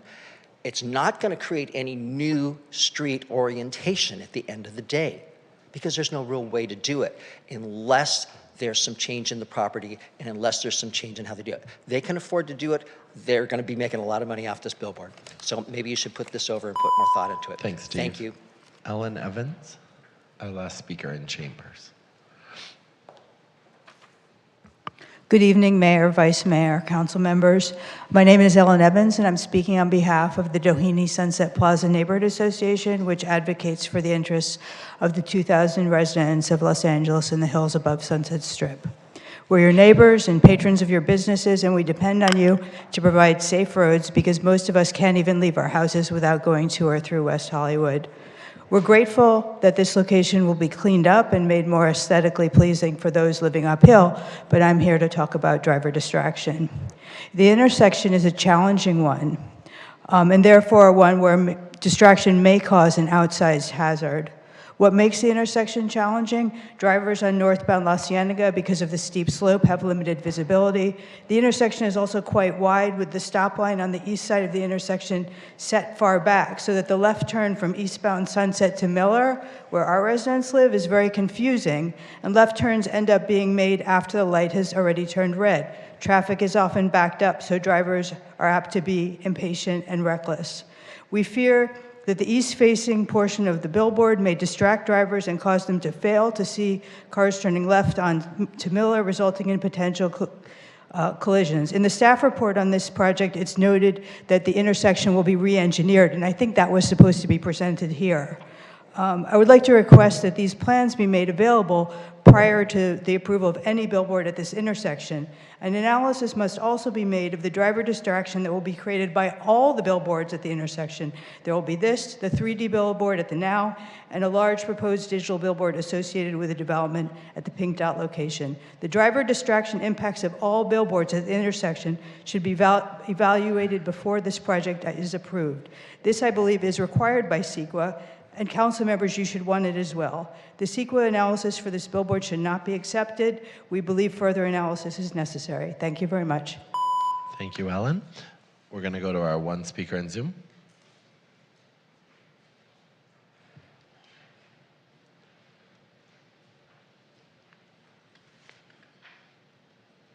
Genevieve, you'll have 2 minutes. Please press *6 to unmute. And then before you go, Genevieve, I see Jamie Francis's hand is raised, so just make sure he doesn't want to give testimony on this item. Genevieve, go ahead if you can hear me. Sorry. Can you hear me? Yep. All right. Good evening, Mayor and City Council members. Genevieve Morrill, President and CEO for the West Hollywood Chamber of Commerce. You know, I was a total cynic years ago when the city presented the billboard policy. We had a billboard committee and we met and we talked about all the type of regulations and what the city wanted. And I have to tell you, this is so exciting. If anyone has driven down Sunset Boulevard recently and seen the actual art program in action, and what Councilmember Heilman said about the moving dancers, et cetera, it is there. Additionally, there's die-cut billboards that go across the boulevard. It is exciting to see this program actually in its it become a reality. The billboard policy is exactly what the city envisioned. It was to create art out of these billboards. And the company has thoughtfully developed a communication vehicle which integrates both the structural design, the lighting, which is ambient, and the messaging into a work of art. And this, along with the city's art program, is exceptional. It's going to be so exciting. I think that the general public is really okay. They are used to all these distractions. Distractions are part of daily life now.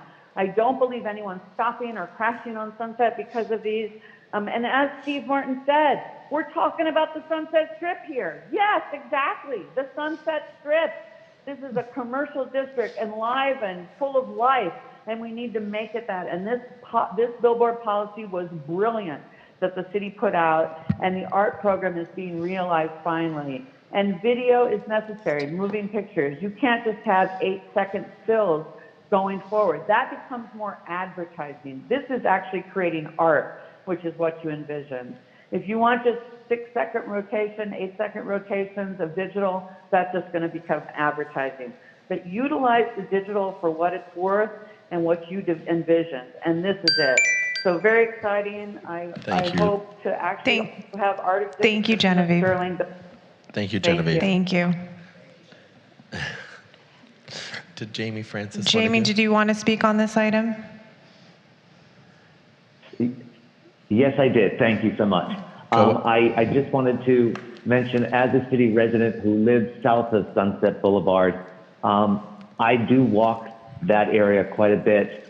And I just want to mention that with the feasibility, with a lot of the light pollution and things that are happening at nighttime, it does become a distraction. Just to reiterate what Councilmember Heilman said, when you have stop, action, motion, images, and blaring lights, it's the walkers and the pedestrians that have to pay a consequence for drivers and the lighting and the distractions that a lot of these people don't care about. If we're going to do something, let it be more artistic, but if you give it to people who are going to operate this as a tenant, they're going to look at the money-making propositions and the opportunities and advertisements and companies and corporations, rather than, like, if you look at NBC, how they do that, or a lot of the billboards that are already trying to promote movies, and then a lot of these sports companies. But in regards to the homeowners, and I agree, those that people have a vested interest in their views and everything else, we kind of have to understand there's a balance with two municipalities and people who walk and people who function or people want to go out and people who live there who just want to have their views or just want to live and think that they own it. I just think there has to be a balance and a semblance of understanding light pollution and what happens in activity to people who think that this is exclusively their views and what they do with their views. And it just shouldn't be a distraction, but it shouldn't be owned by people as well. So I just wanted to make that point. Thanks so much. Thank you so much. That concludes the public testimony, public comment section. I'm going to now close the public testimony portion of the public hearing and move into council deliberations. Councilmember Heilman, would you like to start? Yes. Oh, sure. I guess, if you want to.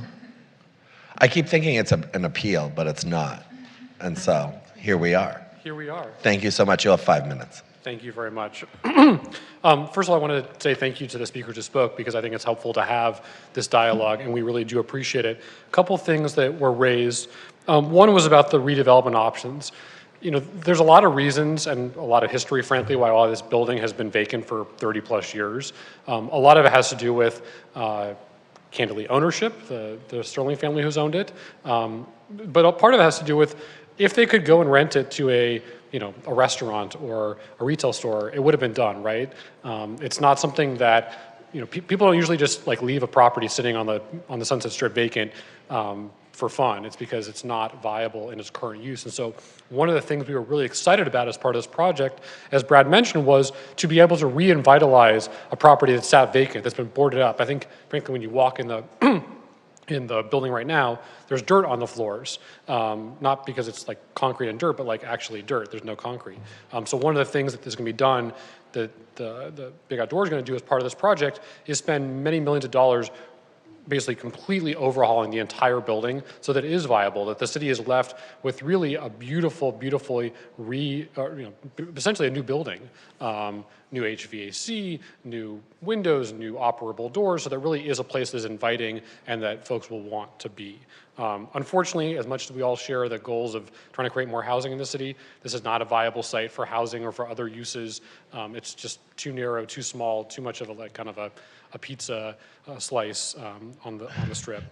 The other thing I wanted to mention was about visual impacts, and there's something that often gets thrown around about there's going to be all these visual impacts, I'm not here to debate whether there's going to be visual impacts or not, but what I do want to say is that this has been reviewed not just by our team, but by the city's own third-party independent review by DUDEC no less than 3 different times. Both the policy itself, but also this project in particular, and importantly, the cumulative impacts of all the other projects that are going on at this intersection as well. Specifically, page 45 of attachment L, which is the addendum that was done for this project, looked at the cumulative impacts of this project and the proposed realignment of that intersection that is moving forward. So again, this is not something where we're just kind of saying, oh yeah, it's fine, don't worry about it. This is something that has been studied arduously by the city's trusted experts, and well, we hope that you'll rely upon their analysis, not just our word. The other thing I want to say, someone had mentioned that we weren't aware of these plans, we weren't aware of what was going on. These plans, this project was one of the top scoring projects as part of the concept award process. There was a public process. It went before SASE. It went for the Planning Commission, got unanimous approval by your Planning Commission a couple months ago, and we're very excited to be able to bring this forward. So the plans have been public. We're proud of them, and we think we have an amazing design. But look, at the end of the day, we get it. We want to make sure that everyone's happy, and we want to make sure that all of your questions are answered.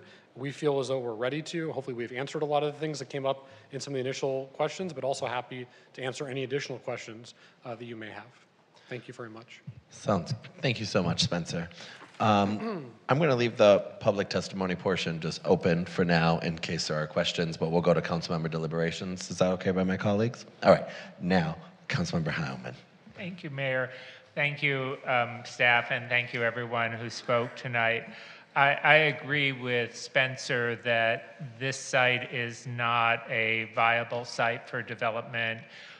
Because of its size and because of its location, it isn't going to be developed into housing or anything else. And I do believe that the property owner hasn't rented it out, in part because they were previously getting revenue from signage, but it's not really a desirable location for a business because of the lack of parking. It's a great location in the city, but this site has no parking. It is really a difficult site to rent out. I understand that this has been a vacant building. I live very close to the site, but outside of the 500-foot radius.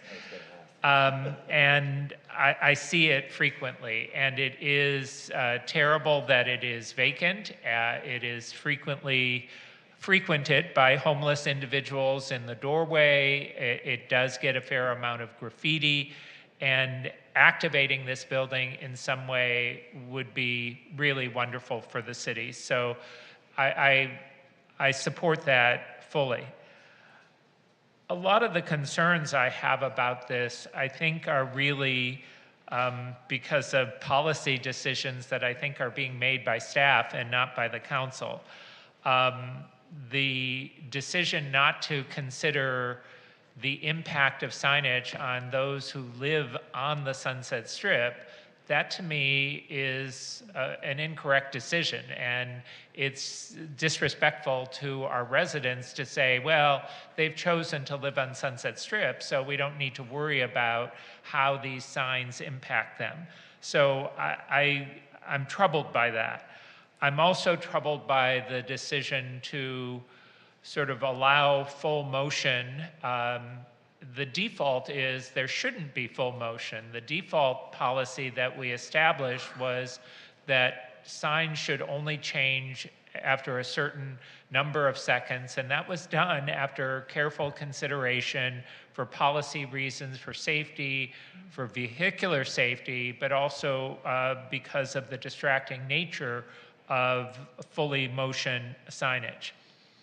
I'm also concerned that there appears to have been a decision at the staff level with respect to how the signage or how the building is to be used. And I know the applicant has said that this is their proposal, but I'm sure that that was influenced by the staff's response. no consideration of how any kind of art gallery at the space would be staffed. So that troubles me. And I have to say this, not just with respect to this project, but I see the same situation with respect to the food service area in this building that was changed to a location for block by block without, I don't think, any discussion by the council. The space underneath the stairs outside, which is being programmed again without any city council input. So I'm troubled by those decisions. Focusing on the project itself, I really want to support it because of the impact of having this building enlivened and getting rid of a vacant building on the strip. But I am still very troubled, particularly by the EIR and about the fact that we didn't study the impact that this would have on the neighbors across the street. I think that is a decision that troubles me greatly. So I'm still torn in terms of how I'm going to vote on this, but I just wanted to share my thoughts on it. And before I go over to Councilmember Meister, the impact on the neighbors at the AKA properties, those Correct. residential properties. Thank you very much. I was like, I just wanted to triple check. Councilmember Meister? Mayor, shaking it up, Mayor. I got to keep you on your toes. We're not going till 3 a.m. Yeah. That's just a notice for any other future public hearing. It's Okay. not happening. All right. So there you go. I'll talk New York fast. I know you can. So, okay, regarding revenue, again, I do have concerns about the fact that we're using projected amounts rather than actual revenue, gross revenue.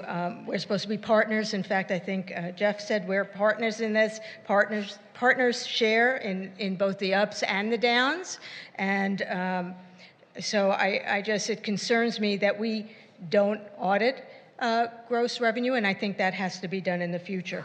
I think that the credit being paid back 20 years later or 25 years later, that there should be interest on that.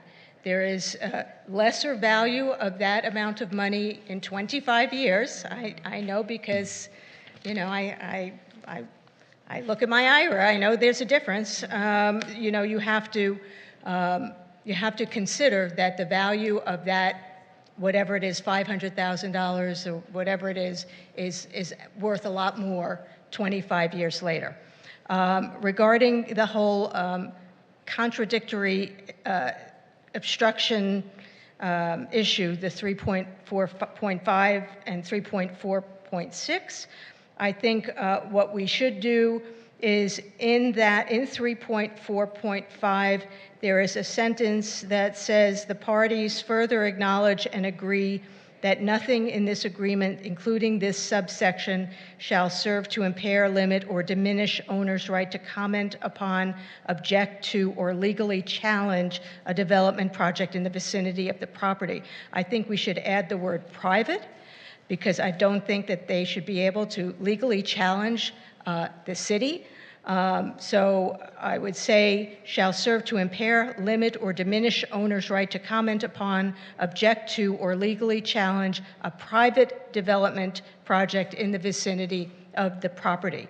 On 3.4.6, which has to do with the West Hollywood Gateway project, which I'm sure is the reason for the legal challenge in 3.4.5 not having the word private in it. I think what we need to add, there is a sentence that says, in the event the city permits a gateway design that impacts the viewshed or visibility of the permitted sign, I think we should add the words, in an easterly or westerly direction along Sunset Boulevard.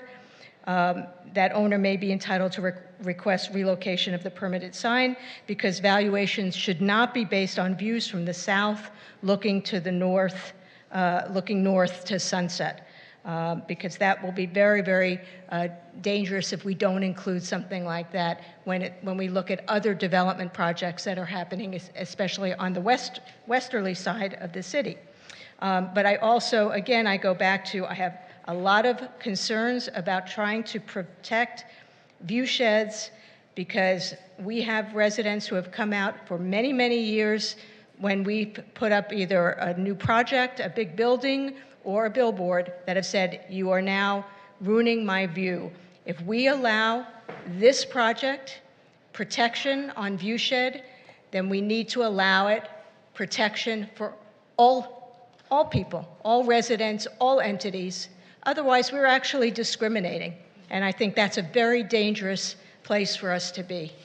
And then lastly, regarding the tenancy, I don't believe that the city should take this on as another project. First of all, if it is a gallery or some other city thing, it's not going to be in use from 10 a.m. till 10 p.m. at night, 5 to 7 days a week. It's just not. We know if it's a gallery, it's going to be once a week or twice a week. This will not be activating that space. I would say it would be better to have the property owners rent the property at a discounted price to, we have been talking for how many years now about— You're going to say the words legacy business? No, okay. Well, actually I was going to say small businesses, BIPOC businesses, women-run businesses. What we've been trying to do with our social justice task force. So why not then have them rent at a discounted rate to new small businesses trying to get into our city who otherwise could not get into our city? I think by saying, we'll take over the building for you so you can have a billboard, we are rewarding a bad actor, because no matter how you look at it, not renting that building for 30 years is not a good actor. It's a bad actor. And I say that we do not reward that. And so I think that there are other, as Brad Crow used to say, and John Howman will know this, there are other ways, and I hate to use it, skin a cat, but that's, there are other ways to do that here. And I think that it would be a better use of the property, and I would imagine that if you allowed someone to rent that property at a discounted rate, they would live without the parking. They'll figure it out. They'll figure it out.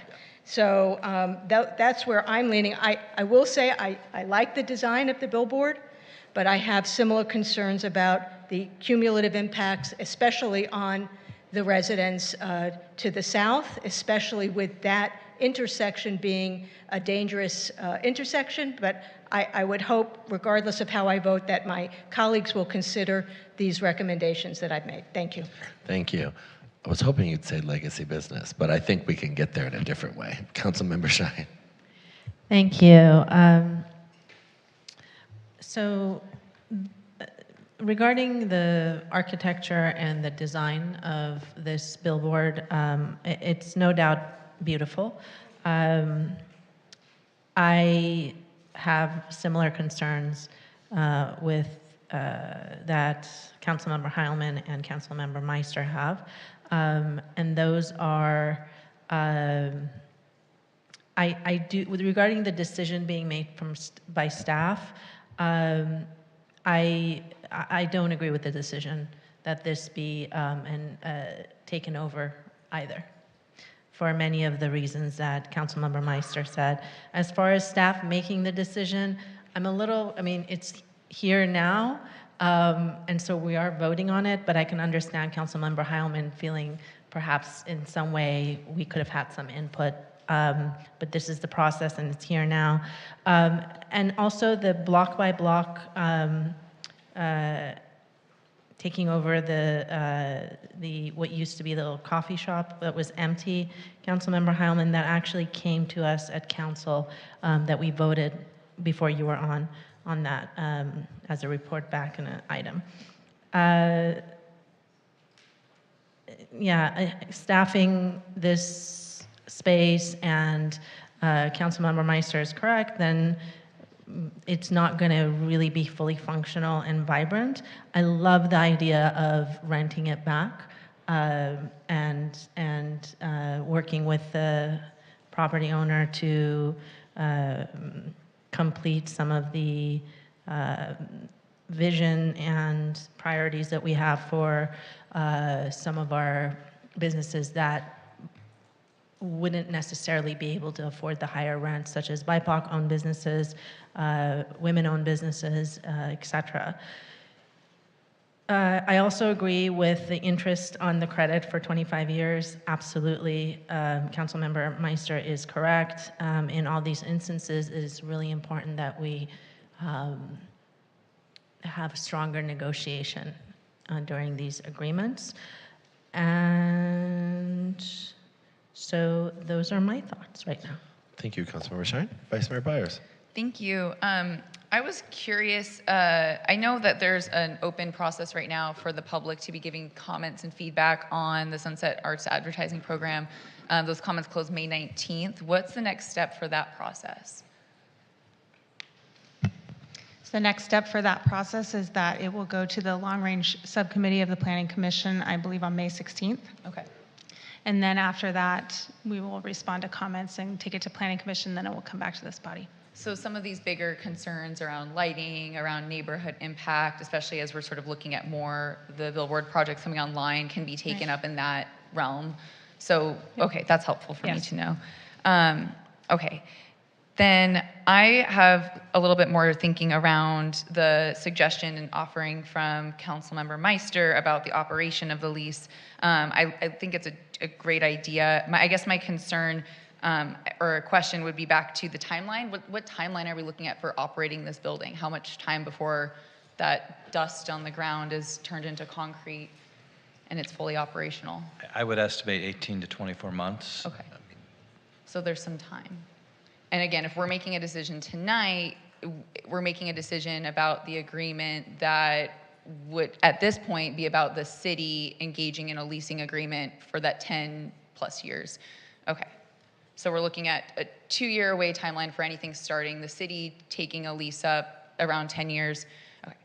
Is there room for us as a city to look at some of these BIPOC minority-owned business programs? I guess my concern would be suggesting that this this project would allow for leasing for some of these businesses and that doesn't become the benefit that we want it to. Is there a way for us as a city to manage a program like that in our own midst? We've looked at a couple of those programs that other cities in the region have. They do these license agreements to bring in a small BIPOC, whatever type, on a rotating basis to give these small business support. And it could be an art gallery as an example of what that business could look like. That was one of the things we considered as when we were looking at a potential use. I mean, we were concerned about the gallery. Yeah, sorry, I didn't mean to interrupt you, Brian. The city's not allowed, and I was going to get to this question, but Prop 209 doesn't allow cities to segment items for, how do we, well, you'll say it much more eloquently than I was, but the cities aren't allowed to take public funds and give them to minority groups such as BIPOC communities, LGBTQ people. That's why when we did our affordable housing, when we were threatened to be sued, right? I'm not sure what programs the Economic Development Department has looked at, so we could talk about that offline. Generally speaking, I'm going off memory here, so I don't have the actual statutory language, but Proposition 209 prohibits the city from granting preferences in contracting decisions based on race and other factors. And so leasing the facility would be a contract that I think could be problematic, but we haven't looked at it before tonight. But that's why I was going to say the words legacy business, because we have done things for legacy businesses that are LGBTQ owned, some are women owned, some are BIPOC. When you look at what, and I'm going to get to this in my comments, but of what we did with Barry's a few years ago. But I'm going to let Vice Mayor Byers finish her comments and then we can have a larger conversation. It sounds like we're sort of getting to the same point. I just appreciate some of these suggestions and wanted to see what it would look like for the city to be able to maintain the control of doing that and determining how those programs run. And it sounds like you're already looking at some possibilities for what that would be. We wouldn't want to run into Prop 209 guard. That's all fine. Okay, great. Thank you. That's really all. It's not a real specific question. In general, I'm very supportive of this. I think it's the exact sort of thing that we like to do as a community, leverage these big opportunities to create some meaningful transformation. The distraction idea of these billboards is true, and they're also a huge attraction. And in a place like this on Sunset, we need more people attracted to this space to take up the businesses that exist, to support them. So I'm very supportive of this, and I think we as a city will make good choices about what we do with that leasing space that's available to us. So in general, I'm very supportive of this, and yeah, that's all I have to say. Thank you so much. Apologies for interrupting you, Vice Mayor Byers. Councilmember Heilman? You haven't had a chance to speak, so I can wait. Okay, thank you, sorry. So I want to try and bring some of the items together because I think what I'm hearing is some consensus, but some items that we would like to see moving forward. So, and I first then, secondarily to this, want to ensure that the applicant would be willing to accept some of these changes, which I think is something we'd have to have a conversation about. So I think specifically what I'm hearing is an interest rate on the 25 years? 20 years? 25. Yep. So the interest on the 25 years. The audit on gross revenue, I think, is a policy decision that we should be taking on, so that wouldn't be a recommendation a part of this, but that could be general direction. The changes in the conditions for 3.4.5 and 3.4.6, pursuant to what Councilmember Meister said. I tried to write them down very fast, but perhaps we can, I'm sure you wrote them down, so we can maybe give those to staff, but a private developer project on the property, the word private specifically in that first one. And then the second one was the easterly or westerly aspect, but we'll get into more specifics in a second. The no commitment on what the space would be, the city not having, not an art gallery to say the least, but perhaps, and giving direction to have it be a space that could be given to and leased out at a discounted rate to a business, a small business owner in the city of West Hollywood, and whatever the feasibility would be around that. Am I hearing the same thing? Did I understand? I thought that Councilmember Meister is saying we don't take over this space. I'm sorry, I said the wrong allow thing that I meant. Yes, so we would allow someone else, yes, to rent it out. Rent it Yeah. out. Require. Yeah. Yes. Yeah. And exactly. Small business initiative. A term like that, not taking the lease, sounds to me like a different deal negotiation that we would have to do, not this evening, that we would go back to the drawing board with the applicant. But please continue your deliberations so we can trying to understand the get scope. consensus, so if you have to go back to the drawing board, you have a clear consensus. And then I believe the aspect about the views was talked about from Councilmember Meister. I haven't had a decision on that. In my opinion, personally, there's a Joshua Gaffin wants to speak. Come on up, Joshua. You'll have 2 minutes. It's actually Joshua Gaffney. So actually, I just had one question, which was... We can't answer the questions, but you can make a comment for 2 minutes. I'll comment, apologize. Are you obligated, I would want to know if they were obligated to rent out the space, because if it's been vacant for 25 years or so, it's a minimum, okay. And then also, I'd imagine you get a really good deal if it's been vacant for so long, so is it only I'm curious about how much if the city ends up taking on the lease, I want to know how much the city would rent it out for. That sounds like it's going to have to go back, and we'll come back and talk about that. But thank you for your public comment. All right. Before we get into more deliberations on a consensus, I just want to say a couple more things, if I may, because I wasn't allowed to ask questions in many ways. But I'm not allowed. I'm just trying to move it along.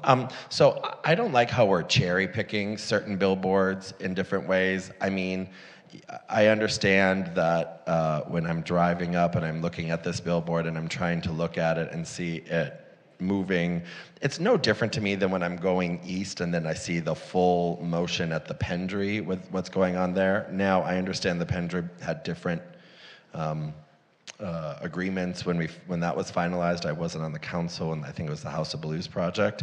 But you can't have one billboard be one thing and another not from one thing, and then say blight being another thing. I just think it's, you know, you're robbing Peter to pay Paul in a way, and it's like, okay, if there's either too much blight on Sunset Boulevard or there's not enough, but like, who's to say? And frankly, like, I know the advertisers won't like this. Don't look at the billboards because like you're driving on Sunset Boulevard. Like it's that simple for me, but like I understand you want to make revenue, and Sunset Boulevard is a very lucrative revenue, and I understand that aspect, but please observe the rules of the road. But I mean, so I'm kind of caught in a hard place there because I understand the mode behind why the Billboard project is moving forward, but probably not good. I'm sure I might see them out of the glance of my eye when I'm looking at something, but I'm usually trying to make sure I don't get in an accident. You know, I understand the impacts to the community, specifically the residents of West Hollywood. That is my first priority. And so understanding what those impacts would be and the staff decisions, that has to get control of what that is. When I'm asked who's negotiating our billboard agreements, I never can get an answer of who the direct person is, and I think that's a problem. So whoever is the point person on Billboard, whether it be design or the development agreement or what we're coming back to us with, the reason why I think there's so much uncertainty is because there's too many cooks in the kitchen. So whatever direction and decision is made tonight, the decision needs to start from here on out that I don't want to see another messy staff report like this, because it is a little messy. And it's messy for me, understanding this as a former planning commissioner, and it's even more messy for the public, and I don't like that. So we need to make sure of what we're doing, who's in charge, and what recommendations are actually coming before us. And I think, I don't know if my colleagues agree with that, but I felt very conflicted reading this report because I was getting a lot of different answers and questions, and so it needs to be much more clear. But in general, I support the project. I think that if we can come to some type of consensus around some of these things, that sounds like it's going to have to go back for more negotiation if the lease aspect of it doesn't come back to us. I think it's taking a building that has been, you know, left behind in every way, shape, and form for many years. That's because it's worth a lot of money, so there you go. And it can, but I think it's actually revitalizing a corner of what we're doing with the Billboard program. Additionally, I know Councilmember Meister and I have talked about this, but either the council's going to keep permitting 1.5 and 2 of the Billboard program, or we're not. Like, if the issue of the Sunset Strip right now is blight and there's too much, well, stop it now before we keep having this conversation 50 more, 13 out of 16, how many are, like 8 more times, and that's only 0.1, right? But not 1.5 and 2.0. And I know our billboard companies don't want to hear that, but then I think we need to have a holistic conversation of what that actually looks like. Because, you know, this does bring in a lot of revenue to our city, but what it ultimately does is we need to find that negotiation. And I think we found a sweet spot when the program was designed and we originally awarded people, and now we're going back for more, and we're seeing some fine hairs that need to be combed down a little bit. So those are my comments specifically. I'm gonna go to Councilmember Heilman and then Councilmember Meister. I'm going to suggest that we table this because we're not ready to make, I think, an informed decision. What I'm hearing is that at least there's a majority of the council that wants something done at this site, that activating this site is important. I think we're unclear about how the space should be activated, whether it should be art gallery or businesses. A number of people have talked about BIPOC and LGBT businesses. There may be some legal restraints on our ability to dictate that. But I think we could possibly have both businesses and some kind of public art gallery space or some other kind of public use. But that's where we're kind of maybe in disagreement about. In terms of the negotiations, my understanding is that we use an outside firm to help us determine the value, and that's who we've been using for some time. And I think it's not a good idea for us to try to renegotiate at this level. So I'm sure that our negotiators are trying to get the best deal, but that's something that we're hearing some questions about. And Councilmember Meister raised some specific language changes, but I think we need to look at those and get staff's analysis of what that would impact before we try to agree or disagree on those tonight. So with that, I'm going to move.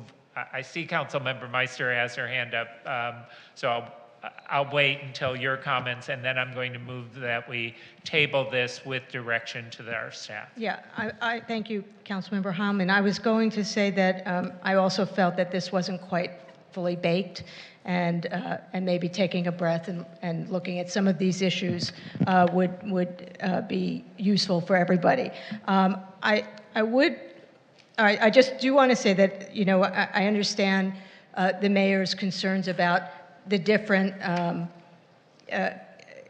having different requirements for different DAs, but the whole thing behind a DA is it is actually an individual agreement with, you know, with whoever we're having these contract negotiations with, and every case kind of has a different circumstance by virtue of just even location, right? Because this location is a unique location.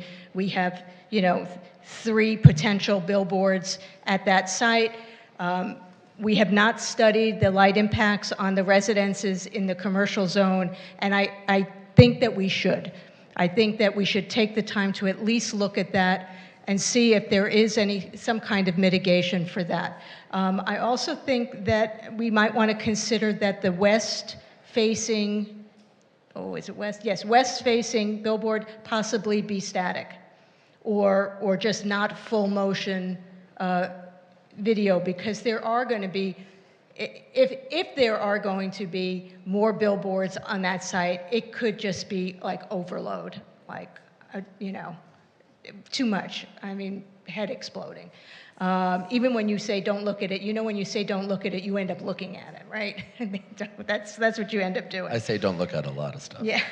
So with that, and then I'm happy to discuss with staff or our city attorney, you know, the language that I would like to suggest. You know, obviously tonight we're not deciding on that. If we do decide to delay the vote on this, to table it. And then again, that whole idea of the property being rented out, whether it's partially city and partially commercial, whatever it is, I just don't think that the city having that entire site is really the best use for that site. Correct. And I don't think that if the city has it, I don't think it will be activated in a way that really that part of Sunset Boulevard should be activated. Thank you. Brad wanted Thank you. to say, did you still want to say something, Brad? Come on. Yes, please. The public comment. Very quickly, Yes. I also want to say, who was able to move the bus stop? Because the people on La Brea, in front of, I think it's the Domain, want that bus stop at La Brea and Santa Monica Boulevard moved so badly to the other side of La Brea. Whoever was able to move that bus stop, I want to meet that person. Thank you. It hasn't been moved. No. Okay, but that's what they're hoping for. Is that the case? All right. Well, good luck. Okay. All right. Brad, please. I just want to quickly comment on, you know, unfortunately, I don't own the building. We've tried in the past to acquire this building. We are simply the ground lessee. And so this has been a 5-year negotiation with the current ownership.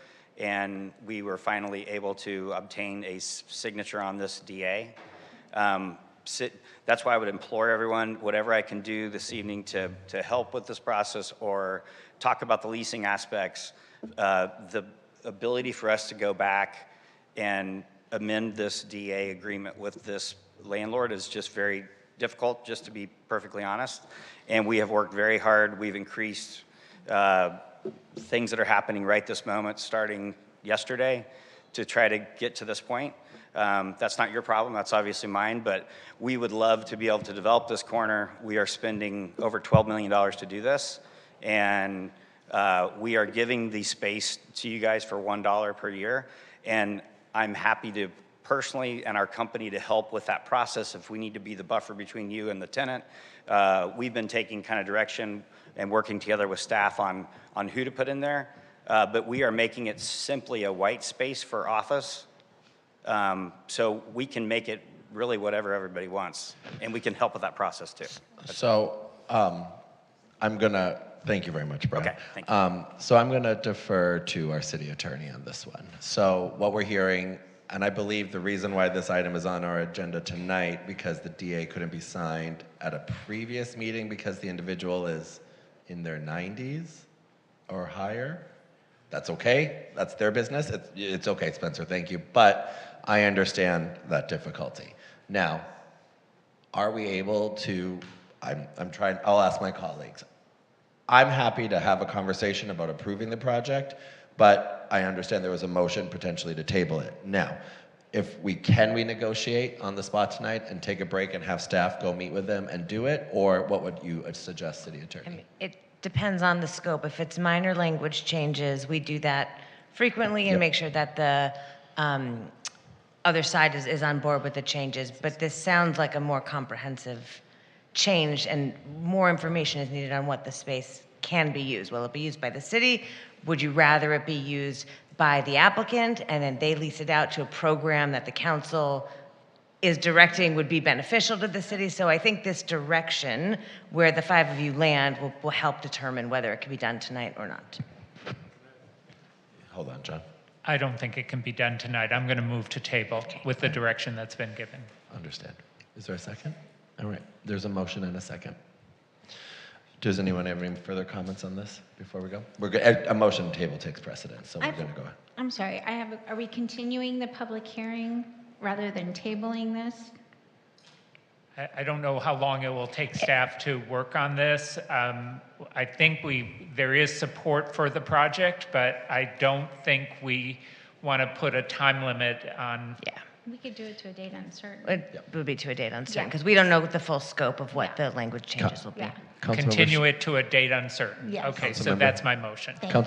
Councilmember Shine. I just want to add that I am interested in seeing how the applicant can perhaps take over the space and work with us in that way with a program that we then come up with. I think that sounds pretty incredible as a potential. Great. All right, we're going to move to vote. It's a motion to table with directions. A motion to continue to a date uncertain. With the direction.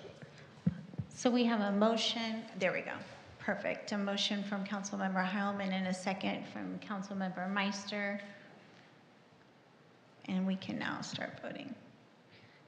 And the motion on the floor is to continue the public hearing to a date uncertain.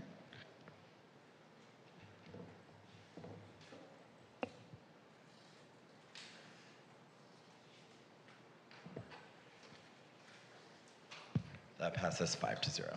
Thank you very much. All right, we are going to take a 10-minute break, and then we're going to come back on item 4A. Huh?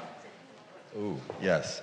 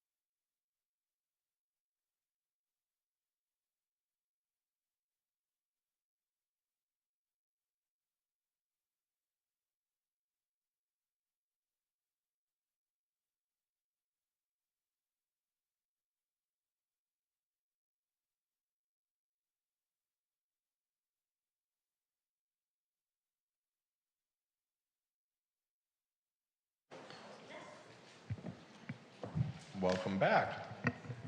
We are now going to move on to item 4A. Cannabis business update and consideration of an ordinance of the City Council of the City of West Hollywood amending section 5.70.035 of chapter 5.70 of the West Hollywood Municipal Code.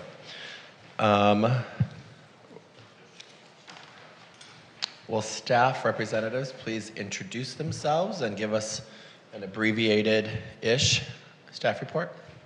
Absolutely. Good evening, Mayor, Vice Mayor, and members of the City Council. I'm Danny Rivas, Director of Community Safety for the City of West Hollywood. Also joining on this item is our City Manager, David Wilson, our City Attorney, Lauren Langer, as well as Vito Adamitis, our Neighborhood and Business Safety Manager. As mentioned, the item before you this evening introduces on first reading an ordinance of the City Council of the City of West Hollywood, amending section 5.70.035 of Chapter 5.70 of the West Hollywood Municipal Code and amends Chapter 3.36 of the West Hollywood Municipal Code to create a temporary tax rebate for all cannabis businesses. This item also provides a cannabis program update on businesses that have opened since December of last year and requests the authorization of staff to begin processing applications for license changes for businesses that are open and operating prior to July 1st of this year. Just for a brief background, staff did bring an item before the City Council back in September of last year. It was a cannabis program update, and at that time, staff received direction by the City Council to really focus on 3 areas within the cannabis ordinance. One was to focus on better defining what significant and diligent progress means. The second was to address waitlist provisions. And the third was to look into providing additional extensions of time to ground up versus non-ground up projects. The waitlist provisions item was brought before the City Council back in January of this year. So that item essentially has been checked off and has been completed. And what's before you this evening really focuses on the other 2 items, which is clearly defining or better defining what significant and diligent progress means, as well as establishing additional due dates for ground-up construction projects, as well as non-ground-up projects. And so staff did complete a number of outreach sessions individually and in group settings. We recently had an in-person meeting with all cannabis stakeholders last month. There are dividing lines and differences of opinion in terms of additional requests that staff received outside of the scope, as I mentioned, that was provided as directives from the City Council. In addition to that, we are proposing the continuation of a tax rebate for next fiscal year, so beginning July 1st of this year and taking that until June 30th of 2025. So that concludes the brief abbreviation, and happy to answer any questions. Thank you. Do my colleagues have questions for staff at this time? No. Seeing none? Seeing none? Great. We're going to move on to public comment. We will now take public comment for 2 minutes. If you haven't already, please see Melissa. Do you want to do Zoom first or Chambers? How many do we have in Zoom? Right now we have 1. Let's get that one out of the way first. Okay.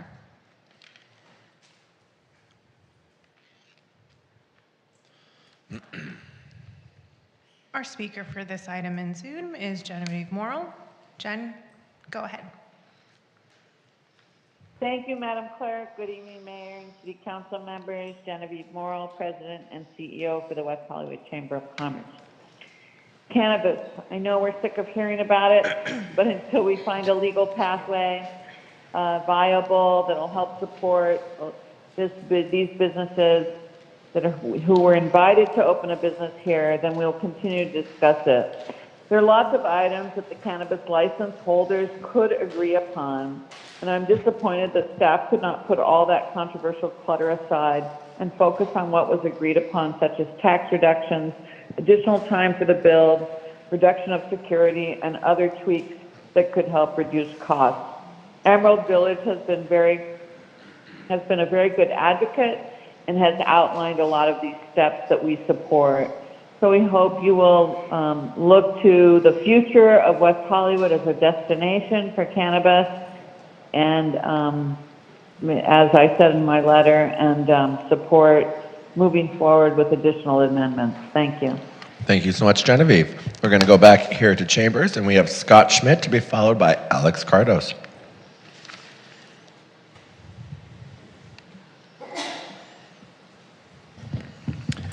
Good evening, Mayor Erickson, Vice Mayor Byers, members of the City Council, staff. Thank you all for listening and taking the time to engage with us over the past 5 months. During that period, I've had the opportunity to welcome guests to West Hollywood and show them what we've created here.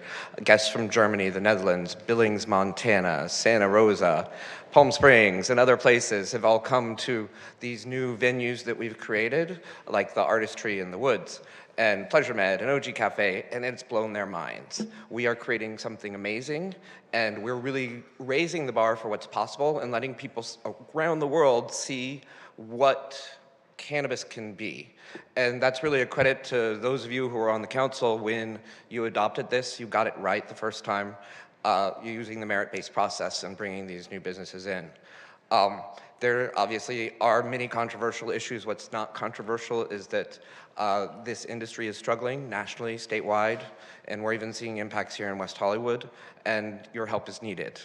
Not 5 months from now, but now. And that can be done through regulatory relief, financial programs, et cetera. Specifically with Emerald Village, we want to continue our work. We've been privately funded here until now. We've been trying for ways to find revenue streams to continue to be privately funded.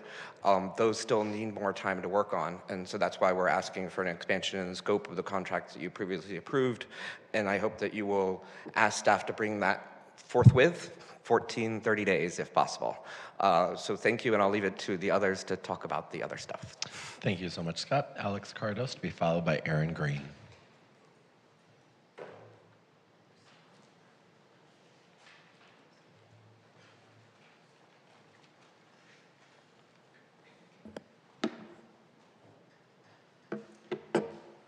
Hello, council members. We appreciate you tackling ordinance changes head on. These past 5 years have been a roller coaster for the city's cannabis program and the industry in general. First, I appreciate you taking extensions for opening doors into consideration. Between the state's original intentions to allow for us to cook with cannabis, COVID-19, lack of available real estate, and entitlement challenges, a general downtrend in investment in small businesses in California in particular, this experience has been full of ups and downs for our startup company, mine in particular. The 5 edibles only, aka claw companies, that are here tonight have been through more than we can fully explain, and the fact that we are still here tonight and passionate about our projects speaks volumes about our level of commitment to ourselves and the city. None of us have quit. But many are at serious risk, though. All of us have had to take a deep look in the mirror and ask ourselves if we can ever open our doors with the way the ordinance is. These small changes to the ordinance that the original edibles-only licenses are asking for are small, albeit slightly controversial to those worried about dominating the market. These fixes to an ordinance that is outdated and short-sighted will help us offer our customers and guests a much better experience, and may even be what some of us need to finish our investment rounds. The more of these that open and put the cannabis program on the map, the stronger the program will be. Also, some significant financial assistance in a form of a grant for those who have had to hold leases would be very helpful. We thank you for understanding the specific needs and circumstances of each individual business, and we hope for all of the licensees to open and realize their original visions. And I would be remiss if I didn't thank my fellow edibles-only stakeholders for all of their support and creative collaboration throughout the years. Thank you, Thank Alex. you so much. Wonderful. Aaron Green to be followed by Isla Tellez. Did I say that right? Wonderful. Oh, hello. I see you in the back now. I just saw you. Go ahead, Aaron. Good evening, Mayor Erickson and members of the council. My name is Aaron Green. I am representing Villa Noble. We are a proposed ground-up construction project at the corner of Laurel Avenue and Santa Monica Boulevard. I just want to start by acknowledging the tremendous amount of person hours that staff and the community have put into these discussions. I I've been fortunate enough to be involved in a number of policymaking discussions in the city over the last 15 or 18 years, and I've seen very few where there's been the amount of input and discussion on a policy, especially over time. And I think what you're seeing coming before you tonight in the staff recommendation is the result of really good work, because there's changes being proposed. They are firm, but they are fair, and nobody is getting everything that they asked for. And that's usually when good policy is made, because there's a good movement in the right direction. This has been sort of out before you for quite some time now. And the pause, I think, was very generous on behalf of the council to let the business community here try to find a way to move forward. But, you know, up, down, left, right, however, whatever direction it's going to be, you know, a decision to move forward is probably a good one, because it gives people an understanding of where they're going to go or where they're not going to go. So the staff recommendation is a very fair one, and it creates pathways, but still holds people's feet to the fire. So I would request your consideration and approval of the staff report. Thank you. Thank you so much, Mr. Green. Isla Tellez, to be followed by Jason Beck.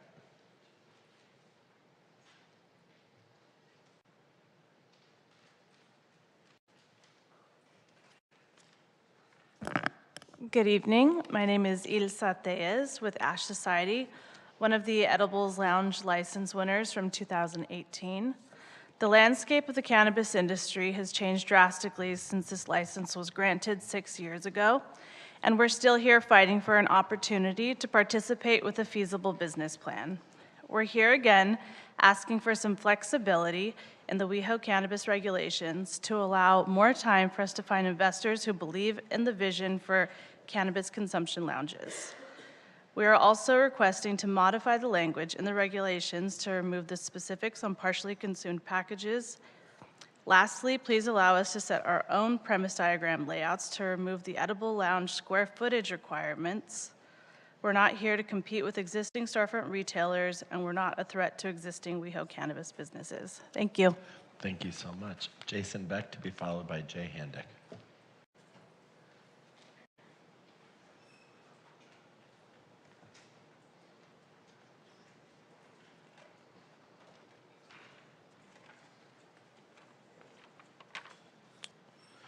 Good evening, Mayor Erickson and distinguished members of the City Council. My name is Jason Beck, and I'm a West Hollywood resident and owner of Oz in West Hollywood. Since the adoption of the 2020 settlement agreement, Oz West Hollywood has been operating under legacy license conditions which greatly restrict how we operate and manage our business. For the past 3 years, Oz has worked with our colleagues in Emerald Village to promote West Hollywood as an aspirational cannabis destination. By working together, our businesses have overcome the disagreements which arose in the wake of the city's merit-based application screening process. This experience has been amazing and truly shows how this flower can bring people together.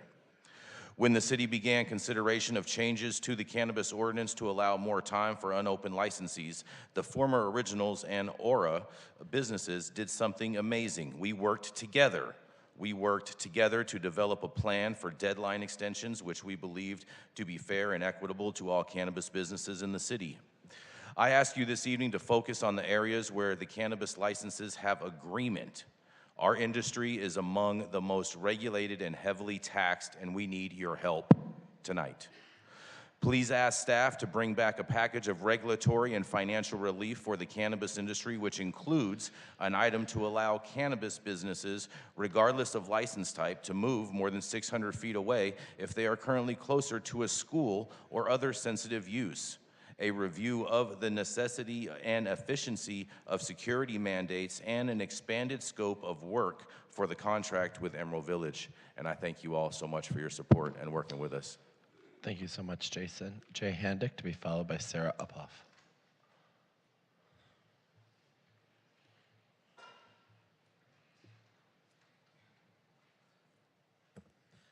Good evening, Mayor, Vice Mayor, council members. Thank you for entertaining us tonight. Staff report's good, but the real concern are the other issues that they're asking for, that the edible licenses are asking for. They're basically asking to change the rules in midstream. I am a partner, co-founder, and chief operating officer of the Woods and Holy Water. We've got a $10 million investment in this city based on the rules that were given to us when we came in, allowing edible lounges to have dispensary type materials to sell closed jars, closed boxes, smoking, and more square footage when we actually had to hire people to measure every inch to get up to 1,150 square feet in our backyard. Allowing people to come in now and change those rules is in fact going to financially impact all of us. The industry is hurting now. The state of California's cannabis industry is in trouble, and this whole process in New Amsterdam is not working. So if you make it even harder for the people that are here now by expanding more dispensary type locations and smoking locations, this is 1.9 square miles. You're gonna have more dispensary type locations than I think you're gonna have Starbucks. And it really doesn't make any sense because it hurts everybody. So I would implore you, as Jason did, there are a lot of fixes that can be made to help out, regulatory fixes, security, and some other things. And the extensions, I view the extensions as okay, but not any of the other issues that they're requesting.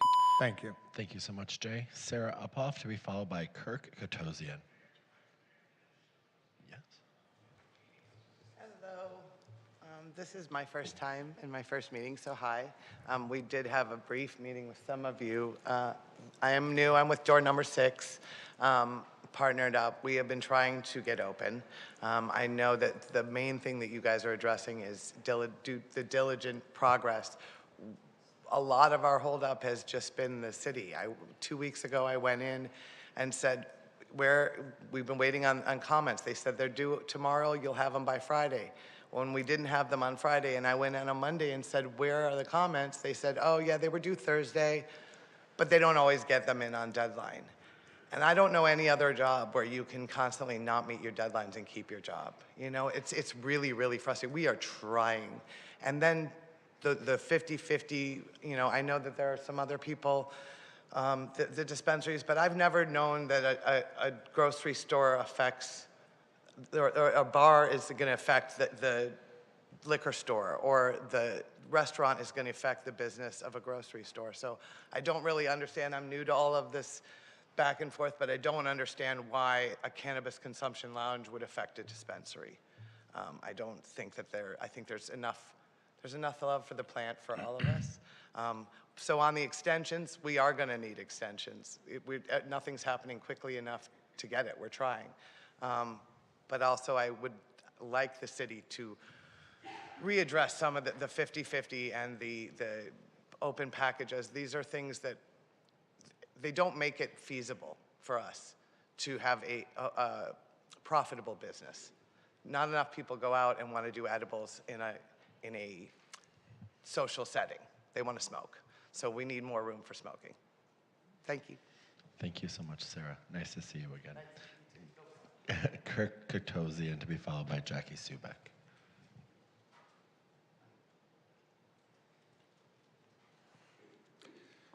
Good evening, Mr. Mayor, members of the City Council and staff. I'll echo what was already shared. Staff has definitely spent a lot of time getting here to this point. And with the exception of John Heilman, the rest of you are essentially, I believe, inheriting something from many, many years before. Here we are from 2018, and some of us sorry, Ms., you were on the council at that time. 3 of you were not, and you're inheriting this. I'm a restaurant owner. Since 2018, we've opened 7 restaurants. None of them are in West Hollywood, of course. We've opened 2 stores. So this is not really a matter of the licensees of the cannabis consumption lounges dragging their feet. It's really about viability.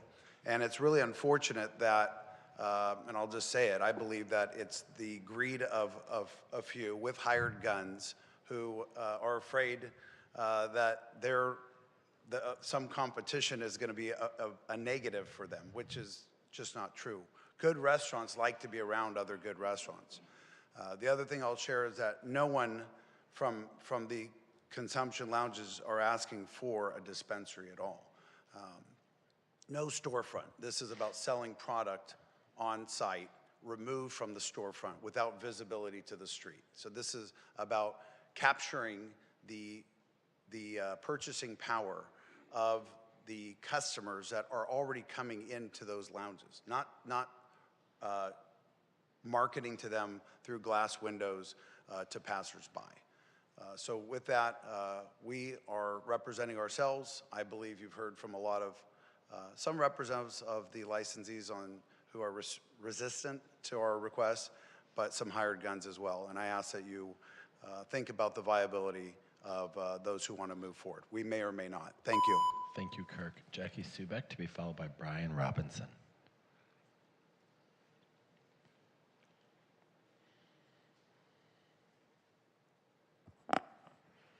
Hi, good evening, Mayor, Vice Mayor, Council members. I'm Jackie Subek, and I am speaking on behalf of door number 6, Edibles Lounge. I was asked by staff to sit down with the other side and try to find consensus with the dispensaries, which I did. And when I was asked what they needed from us, the answer I got was nothing. So I was like, well, then what are we doing here? Why am I trying to find consensus when there's nothing that they need? In the 2020 settlement discussions, the Edibles Lounges asked for smoking, vaping, and some form of retail. What we got was limited smoking and heavily restricted on-site retail.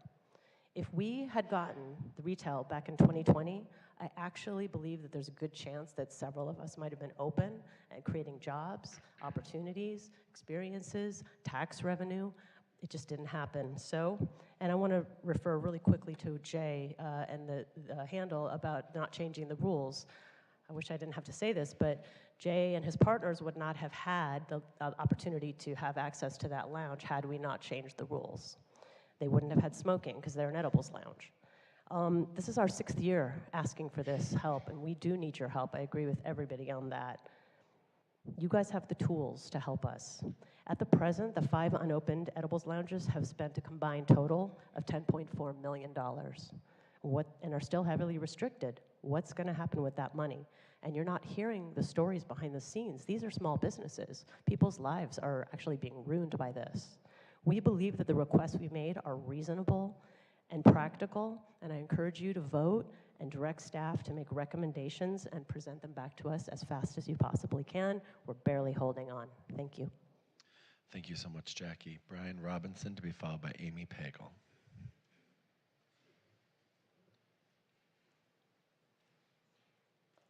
Good evening, council members. My name is Brian Robinson. I own the Pleasure Chest, and it's been in West Hollywood since 1975.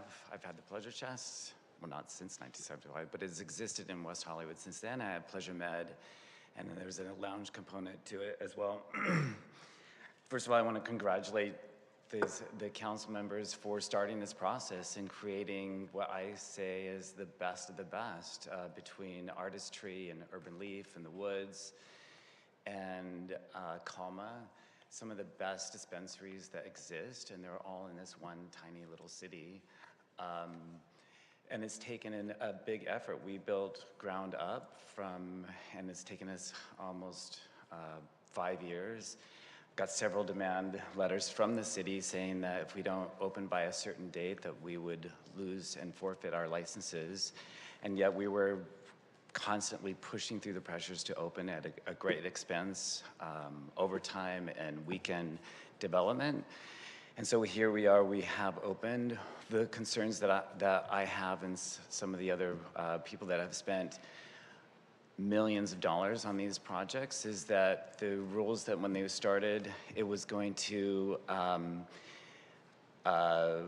create these certain circumstances, which there's requests right now that are being changed where some of the lounges are asking for retail, as we just heard from the previous speaker, which even I've heard 4 to 7 packages, items being able to be sold at these lounges, and they're still not considering themselves dispensaries. But when our average sales are 2 to 3 items, 1 to 3 items. They become dispensaries as well. We would never have spent that kind of money if we'd known that we were going to have that many retail locations and dispensaries. Thank you. Thank you so much, Brian. Amy Pagel to be followed by Saul Yamini.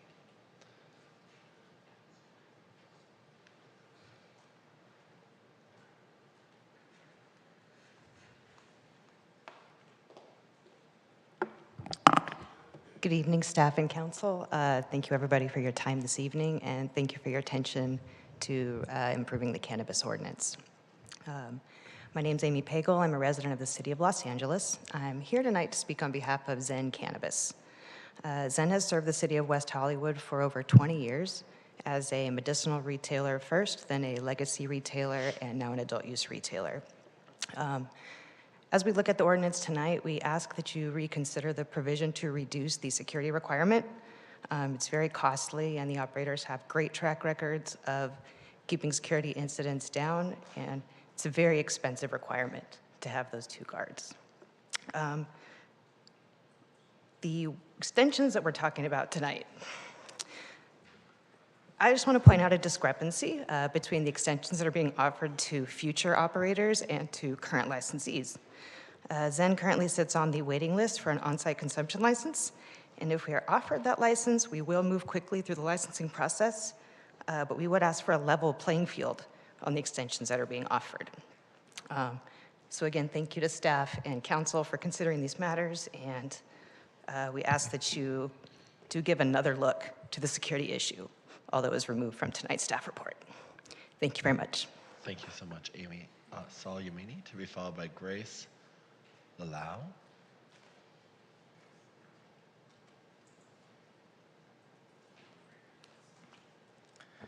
Good evening, Mayor Erickson, council members. When we first started this process, I applied, spent hundreds of thousands of dollars thinking that there was only going to be 8 licenses. After the licenses came out and we won, the 4 originals were not happy about their standings and not being able to stay open, so we had to fight that battle, and with that battle, there became 12 licenses that were operating in West Hollywood.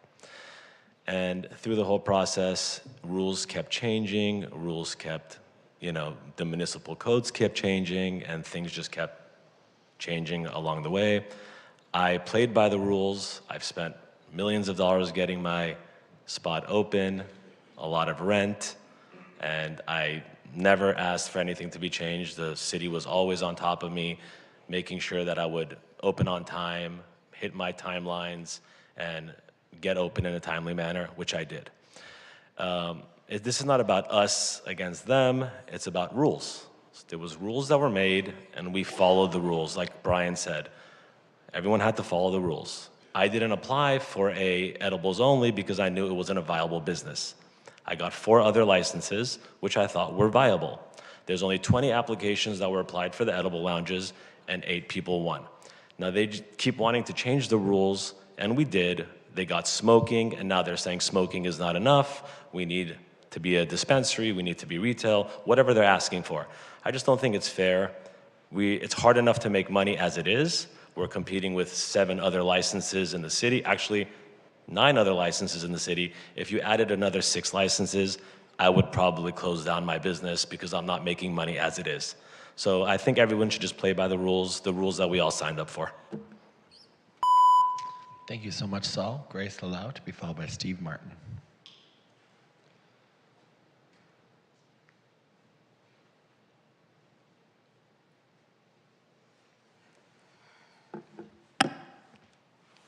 Hello, Mayor Erickson and City Council members. I really appreciate the opportunity to get to speak today. I am a DCC licensed event cannabis holder. I do have a CEO 14, and I was very honored and privileged to be hired by the Emerald Village as an event producer to produce the first ever municipally sanctioned cannabis consumption and retail event. and by most accounts, it was very successful, which is a great credit to many people sitting in this room and the city of West Hollywood. We really hope to continue this. We hope to see an expansion of the cannabis hospitality and tourism go into effect here. What we did was truly groundbreaking and one of the first of its kind. And to see what is already, I would say, one of the world's best Halloween events, because we know people come from all over the world for it.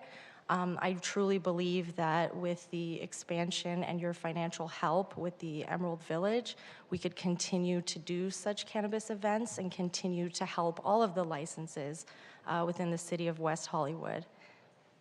Thank you. Thank you so much, Grace. Steve Martin, to be followed by Victor Olmanchenko. Good evening, Council. Steve Martin, West Hollywood. We started this whole process off with real high hopes, and we set really high standards, and we got some great retailers. And we've got, I mean, I don't have to enumerate them, but this cost a lot of money. This has always been a speculative game. The edible licenses, some of the non-dispensary licenses were always speculative. A lot of people invested into them. There was never going to be a guarantee that they were going to get the golden ticket. And we are not bound to provide that to people. It will, I know it's not before you, but as Brian Robinson from PleasureMed said, we can't really be expanding the edible lounges into retail because it just impacts everybody. The market's down. There's tremendous competition from the illegal trade, and we have probably reached saturation point. There's nothing magical about any particular number, but we're at 9 dispensaries in 1.9 square miles. And if you want to keep up the quality and you want to keep up something that the residents will tolerate and be proud of, I think you have to take a view that not everybody's going to be winners in this game. And I know that sounds heartless, but it doesn't have to be. I mean, I think a lot of people in the community have no problems with 1% rebate. I would advocate a 2% rebate. What the heck? And I would also say that, and I walk a lot, and I've been very careful in my neighborhood with Kamala. A lot of the issues that were first out there with people smoking and stuff are not really out there like they were. It's not. We don't operate like cookies. So maybe the security is not a big issue as people have made it out to be. Thank you. Thank you, Steve, and good use of the word high in the same sentence. Victor Olmanchenko, and then we have one more commenter on Zoom. Victor? Extra points if you sing tonight, Victor. How high the sky. Okay, that's not even a song. Don't take my time. But you're very good at it. Thank you, Victor. Wait a minute. There's so much to digest. No. Your 2 minutes will start when you start. You drop something, though. In case those were your notes. Victor, thank you, Mayor. Victor Olmanchenko, longtime West Hollywood resident. Let me bring this to the local. All politics are local. I live on Laurel Avenue. I heard the word Villanova. This is a new project that would take over the former primary school and the tanning salon at the corner of Santa Monica Boulevard and Laurel, at the end of the block there where the T-bone is. I remember attending a meeting of the proponents of that project. It was going to be 4 or 5 stories of a new cannabis lounge. I'm very concerned. We haven't heard much of what's going on, but as that goes on, we were concerned back at that first very sparsely attended public meeting about where is the parking going to be for this new 4 to 5 story Villanova project at that corner. Next, I guess, where are we talking? Well, what's going on with the Patricia Arquette Academy Award winning, I believe it's called Where Eagles Fly project at the corner of Larrabee and Santa Monica Boulevard. That's where Barbra Streisand once recorded records. It's a historic building in our culture, and most recently Cowboys dance there, cowboys. It's starting to look like a corner slum. What is going on with that historic building? I want to be sure it's not destroyed if anything is going on. And the last thing is, yes, I remember, I haven't spoken about this issue much, but I remember it was going to be 8 licenses, now it's 9. I guess there's dispensaries, now there's 25 or more licenses. At some point, just like we were worried about what was happening with our world-renowned hotels, I'm afraid that all of these businesses and all of these licenses are going to start cannibalizing each other until you, as our city council, do something so that the other businesses that have been established can prosper, because this is really getting out of hand. Yes, we want to be a destination site, but we don't want businesses getting bankrupt. And whatever happened to MedMen? So let's get in control of this situation. Thank you so much. Thank you, Victor. We'll go to our last public commenter on Zoom. While we switch, Mayor, there is a citizen position slip from Stephen Post in support of this item. Sounds good. Thank you, Stephen. And our last speaker in Zoom on this item is Mitch Kahn. Mitch, you will have 2 minutes. Please press *6 to unmute.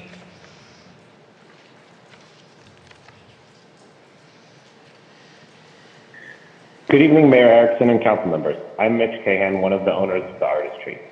We've been operating an adult-use retail store in the city since 2019 and an edible consumption lounge since 2022. The Artistry is the only applicant that won both an edible lounge license and a smoking lounge license. First, I would like to set the record straight regarding the status of our edible lounge license. Contrary to the staff report, the Artistry's edible license has not been forfeited, but is actually currently valid and still operational at our location.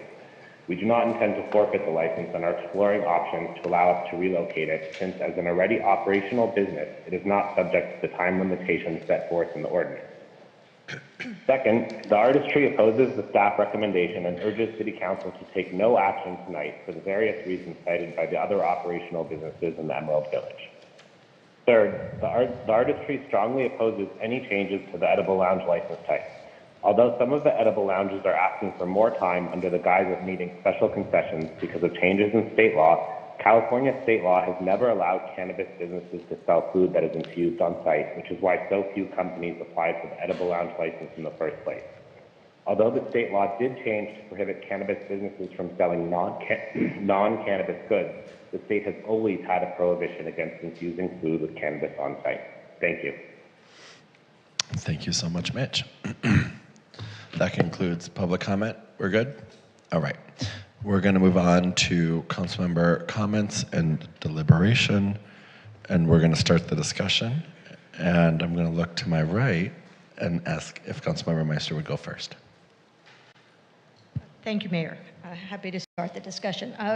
First, regarding staff's recommendations, I am supportive of all of their recommendations, which include establishing extensions, clarifying what significant and diligent progress is, and continuing the 1% tax rebate on reported sales from July 2024 through June 2025. Regarding the edible licenses, I have to agree with the speakers who said that there was a process. There was a very stringent process that they had to go through. They were also, various, where people fell out. Now, these businesses who now want to have the smoking expanded and want to be able to sell retail, they never, if they applied for the other license, the full consumption license, if they weren't in the top 10 or the top 20, then why would we even consider that? In other words, they didn't go through the process of going for that license. If we make additional changes to their license, which we've already given on the smoking, we've already given on what people can take home, it becomes a license that we already have, and that we put people through a very stringent process. So I don't think that should be changed. If it's not a viable business model, then someone who went to those early council meetings where types of licenses were discussed. They were the experts. They should have said something.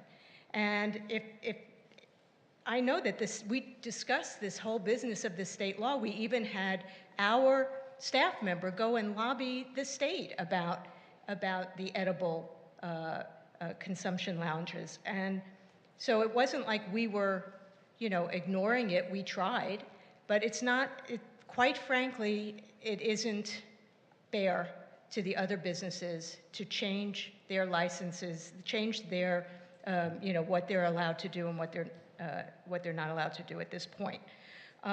Regarding the marketing money, I know that at the last meeting we agreed to pay Emerald Village $50,000 for marketing. I don't, how many months it's been since then. I don't know, why the contract has not been fulfilled. But if we want to have a presence at either Pride, or maybe it's too late for Pride to have a presence at Halloween, I think that we need to expedite that. It was something that was already approved by this council. And then lastly, what I would like to consider with the security, and I'm just throwing it out there, and it might have to be something that comes back. What I would suggest is, look, when we got the cannabis tax, one of the reasons that we got the cannabis tax for the city was for public safety reasons, in order to have public safety, to beef up our public safety. So what I would suggest is that maybe there is an alternative to splitting the cost of, say, block by block patrols around those areas where the retailers or the businesses that have cannabis, the cannabis businesses pay towards block by block to patrol those areas, just like if they had their own person, they pay something, but maybe it will be less than what they're paying for their own person now.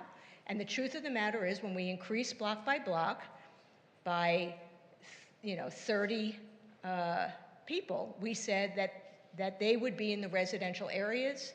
And since that's what the issue is that we want to make sure that the cannabis businesses don't affect the quality of life for our residential areas, that maybe they can be utilized in a way that it makes sense for us and makes sense for the businesses. And by sharing the cost, it helps us and it helps them. So that would be something that I would be interested in seeing if we can pursue. One of the things that I think it's MedMen does is they have some kind of electronic like tags around the neighborhood that when they have their person going around, they have to show it so that you know that they went around the neighborhood. That might be another thing we can consider for security purposes, to make sure that whoever it is, if it's block by block or someone else, that they are actually going through the neighborhoods and following through on the patrolling of those neighborhoods. Because whether it's block by block or the security that is being hired by the businesses, they're unarmed. There's no difference between them as far as I'm concerned. So if we're going to have block by block out in the neighborhoods, then I don't see a reason why we can't have some kind of shared use and shared expense of those security people. So those are my thoughts. And then lastly, I just wondered what have we done to move on the idea of an assessment district and where we're at? That would be one question I have for staff. Thank you. Can staff answer that? That was my question first. That would be great. Okay, thank you. Danny. Sure, absolutely. So we did get an update regarding two separate consultants that are looking at providing and developing a proposal. So we hopefully will be able to receive those by the end of this month.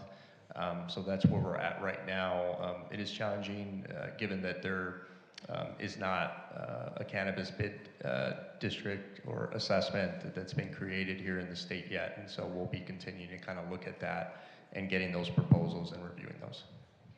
One more. Yep. I don't recall why isn't a business allowed to find a new location? A cannabis business? So they are, and they're able to go through the variance process. And so that was established as part of the settlement agreement in 2020. And so that does necessitate somebody having to go before the Business License Commission and then requesting, right, like a different location. So there have been a few businesses that have actually gone through that process. And so it's up to, you know, the Business License Commission to kind of weigh out and look at the impacts, making sure that it's not within the buffer zone, which is established by state law, and looking at all those factors. So there is a method for folks to be able to do that. Thank you. Sure. Thank you. Councilmember Shine. Thank you. I'm also in support of staff's recommendations, and I think given the, and thank you for staff for the time that you put into all the negotiations, bringing the parties together, and thank you to the parties too for coming up with some agreements together. As far as the block by block and security, I would be interested to learn more, but I'm not prepared to make any kind of decision on that tonight. But I'm definitely interested in maybe staff coming back with another staff report recommendation about that type of possibility. I think it's something that requires more analysis. That's all I have. Thank you so much. Councilmember Heilman. Thank you, Mayor. Thank you to everyone who came out to speak tonight and for your letters, and thank you to staff. I just have a couple of questions. I'm supportive of your recommendations. The recommendation regarding security, can you explain a little bit what the recommendation is? Because I think there were some people in the public who had a misperception that you were not recommending that they continue to have security guards. But it seems like your recommendation is they will continue to have security guards, but the patrolling around the neighborhood doesn't seem to be necessary based on the experience that we've had. Can you explain that a little bit more?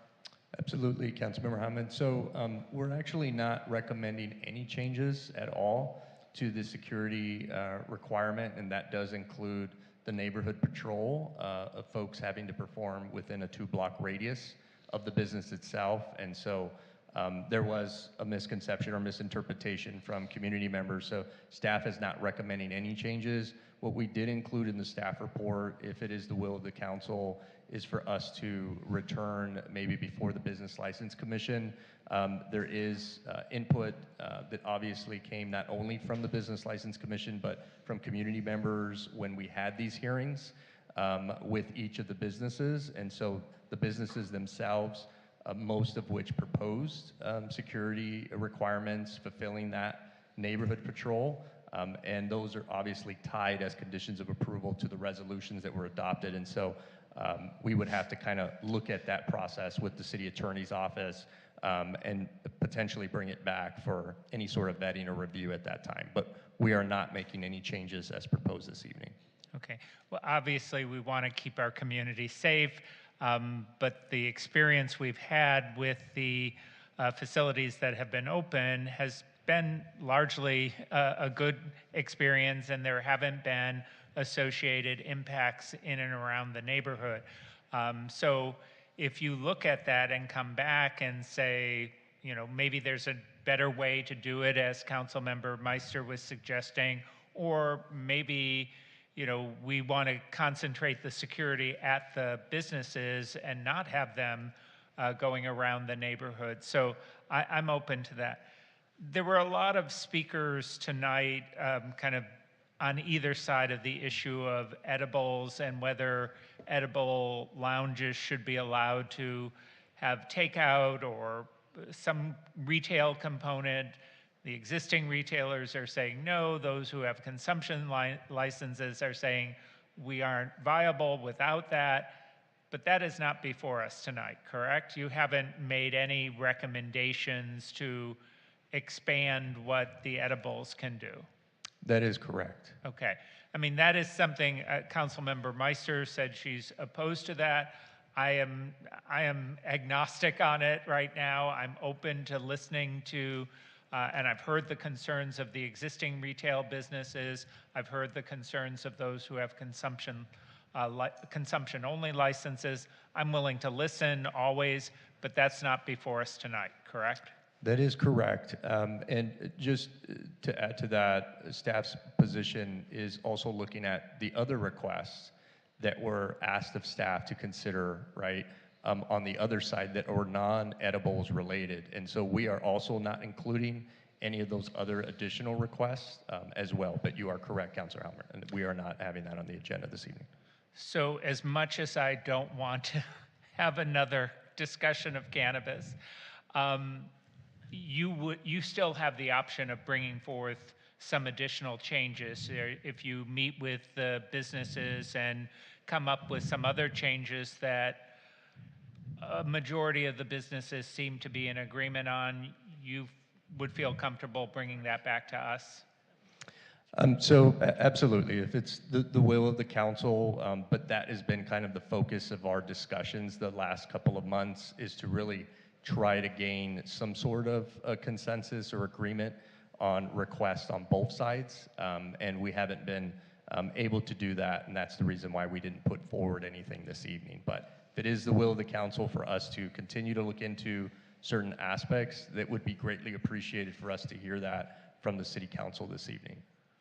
This is as much as Saul said, the rules are the rules, these rules have evolved on numerous occasions for good reason. So I'm always open to us looking at changes where there are agreements among the businesses and applicants. But I am supportive of what you brought forward tonight, and I want to thank everyone for all of the input that they gave us. Vice Mayor Byers. Thank you, Mayor. Thank you, everyone, for your comments, and thank you especially staff for navigating and facilitating the many discussions that have been had in the community. I will just start by saying I'm also supportive of the recommendations, with one exception, and I'll say why that is. Maybe two exceptions, actually. First, I was interested, and by way of having listened to the number of Public Safety Commission meetings and just listening and sort of hearing the data on the number or lack of code violations that have been experienced from the cannabis community, I'm interested in looking at lowering those thresholds for security guards. It doesn't sound like there's consensus tonight to do that, but there is interest in seeing a proposal come back to do that. We've gotten good recommendations from the community themselves about a pilot program to pause this. I think we should look towards that. My opinion is that we are already funding block by block's ability to do these patrols, and I wouldn't ask other businesses to support paying for that patrol that benefits those businesses, so I wouldn't need that to happen in this case either. But look forward to bringing that recommendation back if that's the will of this council. So with that said, I would be in support of increasing the rebate to the 2.25, I believe that was recommended, instead of just the 1% recommended by staff. I know that these security costs that we're all seemingly interested in negotiating or looking at are a huge cost burden, and if we're not going to re-look at those tonight, then we should definitely consider improving this rebate tonight.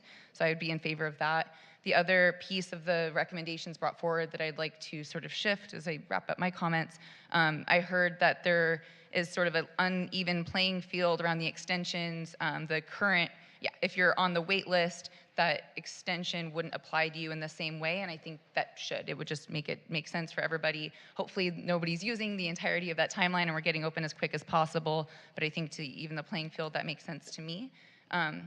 I had a question just based on information brought to us, it's not in the report, around the legacy license category in general, and why or what value that distinction holds over the other adult use. I understand the number of licenses total changes, but beyond that, why would we hold one business as a legacy license business? I'm going to actually defer over to our city attorney, because I know that she was involved in that process in the settlement. Thanks. Sure. couple of the public commenters referenced this earlier, that back in 2020, when all of the other ordinance changes were adopted, one of the big changes was in the merit-based screening process, the 4 existing medical businesses actually did not score high enough to receive adult use retail licenses. And so part of the negotiation that happened was that the existing 4 medical businesses were allowed to continue operating, but with a different license type. So through that process, we created a new license category called legacy medical, where their contribution to the community was acknowledged, and they were allowed to continue operating, but the business looked a little bit different than the brand new adult use retailers who went through the merit-based process and scored very high with their new ideas for how a dispensary could be operated. So with that was negotiated limited licensing conditions, such as different hours, they had to pay into the marketing fund. I think there are some limitations on changes because they're authorized as this legacy business, this business that's been around a long time, so they're not supposed to make a lot of changes. They're supposed to operate as they've always been. The last thing I'll just make note of, I know it's not a part of the recommendations, which I'm saying I'm supportive with those 2 minor tweaks, but I do think that our continued investment in the Emerald Village and the cannabis community's ability to market, brand, keep West Hollywood on the map, all the things is very valuable, so I'm supportive of seeing that continue as well. That's all for me, Mayor. Thank you so much. So it looks like we have consensus for staff's recommendations. I'm of the same accord. However, the definition of insanity is doing the same thing over and over again and expecting different results. And I think that we're at the perfect eclipse of what that looks like here. I understand what members of the public have said with this and that, and we need this, they have that, it's 6 months here, it's half a dozen here. The SKUs, all the stuff. I've talked to many of you.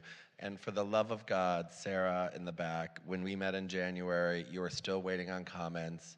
David, someone on the second floor, get this woman her comments back so they can open their bloody business. I mean, seriously, that's just ridiculous that it's now 5+ months. I met with you in December. No, I met with you in December, I think. I remember I was having teeth at the issues at the time, but that's unacceptable that our businesses are facing that. And I don't know what the comments are, but fix it. Period. I just can't anymore with that. I'm sorry, Sarah, on behalf of the city, to you and your business, that you are still waiting on those comments. I'm supportive of the 2.25% rebate increase. I tried to make it 2%, I think, the last time, and we didn't have consensus. I would love for that to happen. I definitely am in conversation about having the security costs. I think we could send that to BLC to have a conversation and then for them to make a recommendation up. I'm ambivalent, block by block, not. I do see the cost. Some of you have told me some numbers, and I think it is a great financial burden, but let's make sure we do the process right so we get the community involved so they're aware. And Danny and Vito, I'm not aware of a lot of our cannabis businesses suffering from, sorry to use this business, the cookies aspect of it, right? I know a lot of our businesses take care and compassion for security. They really invest in that. They know their community members. They know their customers. You're not aware, you can't report to, I know you don't have exact numbers, but I'm not aware of X business having a gazillion complaints in any way, shape, or form. It's very rare in many ways, correct? That is correct. We can certainly look at the security and pull that data, but also keep in mind too that Cookies is in the city of LA. No, I'm very well aware. They're not here. The code enforcement staff there are pretty non-existent as opposed to our staff here. You're very good, thank you. I use that as a thing because it's very triggering to people in LA. It's a great color blue though. So I'm fine with that. The assessment district, I'm completely on top of an investment in the Emerald Village, what they're continuing to do, and however that could come back in a time that is diligent. Hopefully in 15 to 30 days or by our next council meeting, it would be great to have something that I wish, and I don't think it's happening, Scott will look at me and shake his head. They're not at Pride this year, which is, I think, extremely unfortunate. And it's a big, it's just, Halloween was really lovely. I was there, I judged some drag show or something of another with Vice Mayor Byers. We did it together, right? And it was really successful. And however we can continue to promote that type of programming helps everyone. So whatever that looks like and how that can come back is great. And now I'm going to say something that I hope I don't piss people off. But I started this conversation with the definition of insanity, doing it over and over again. And we're going to kick this can down the road. You're going to come back in 6 months. Some of you are going to say one thing. Sarah, I love seeing you, but I don't want to see you. And if you come back to me in 6 months and say you still haven't gotten comments, my hair's gonna be blonde for Pride, but it will be just go white on the spot at that point. But we really do have to figure out something here. We really, really do. And that's both sides. And now I know we don't maybe have agreement for this, but I understand, and I've talked with all of you, most of you, and some want changes, some don't want changes, some want to change, one wants this, one wants that, and you're talking with our staff, and they do a great job, and then it comes to us, and it's, we get various stories of what happened in those negotiations, right? I really, if there are to ever be any changes from something that 3 of us inherited, 2 individuals started, we saw where you were, you had your blonde hair back then. I know, so it's easy to confuse, anyways. And I want to know if this council would be willing to form an ad hoc committee of this council that would go sit in a room with everyone on each side, and if there were to ever be a change, have it out. Like, I love all of you. I don't want to see you again. Like, I don't.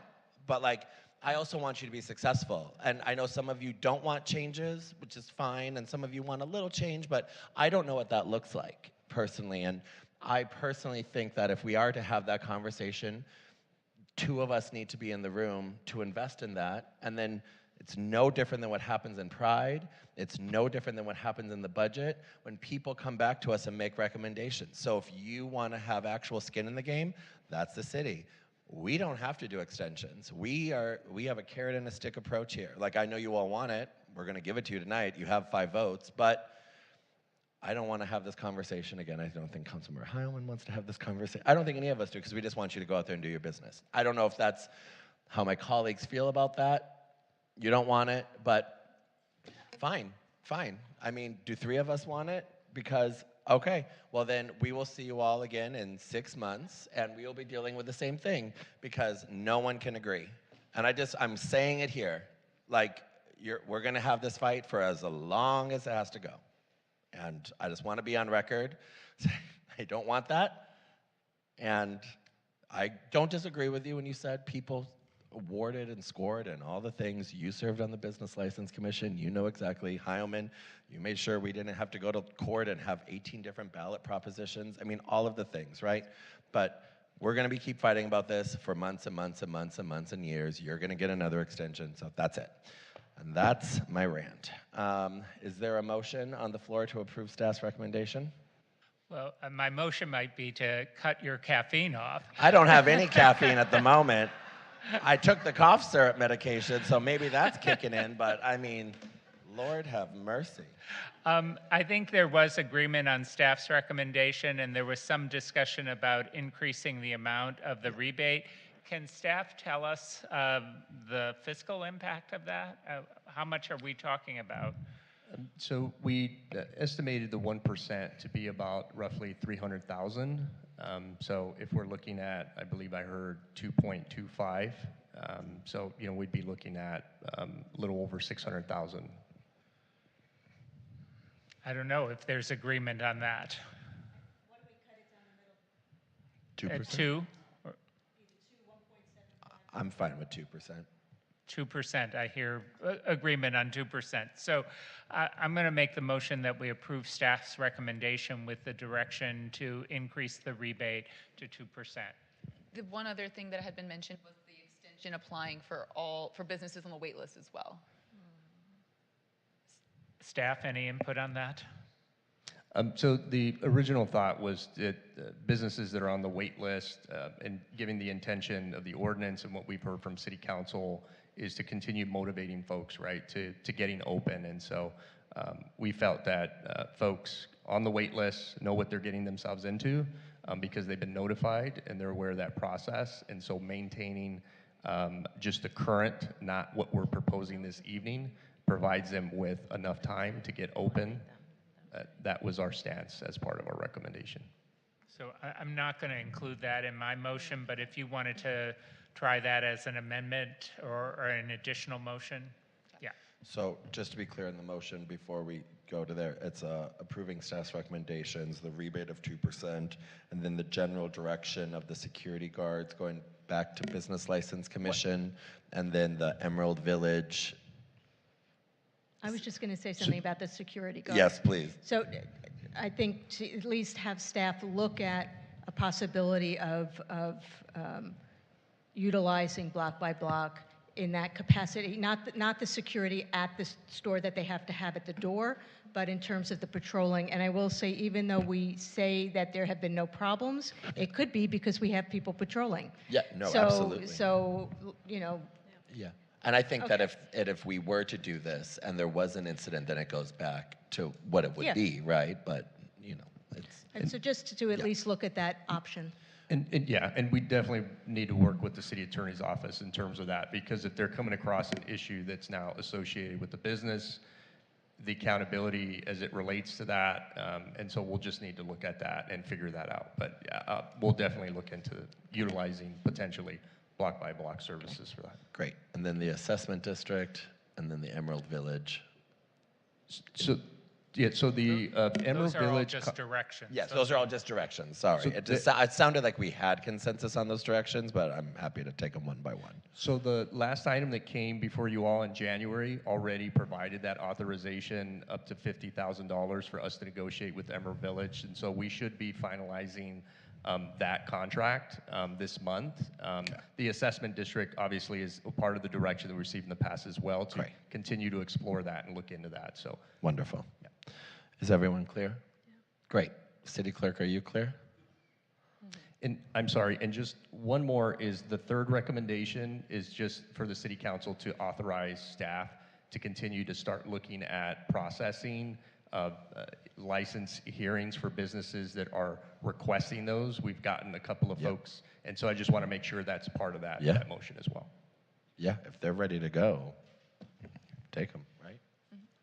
So Councilmember Howman made a motion.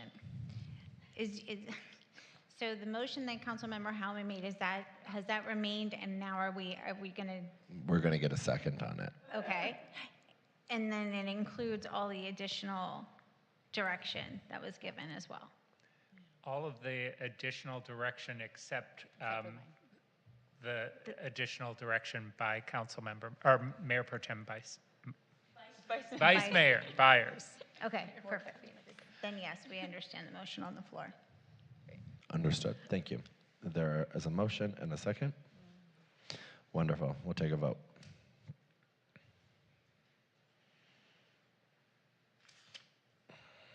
And that passes 5-0.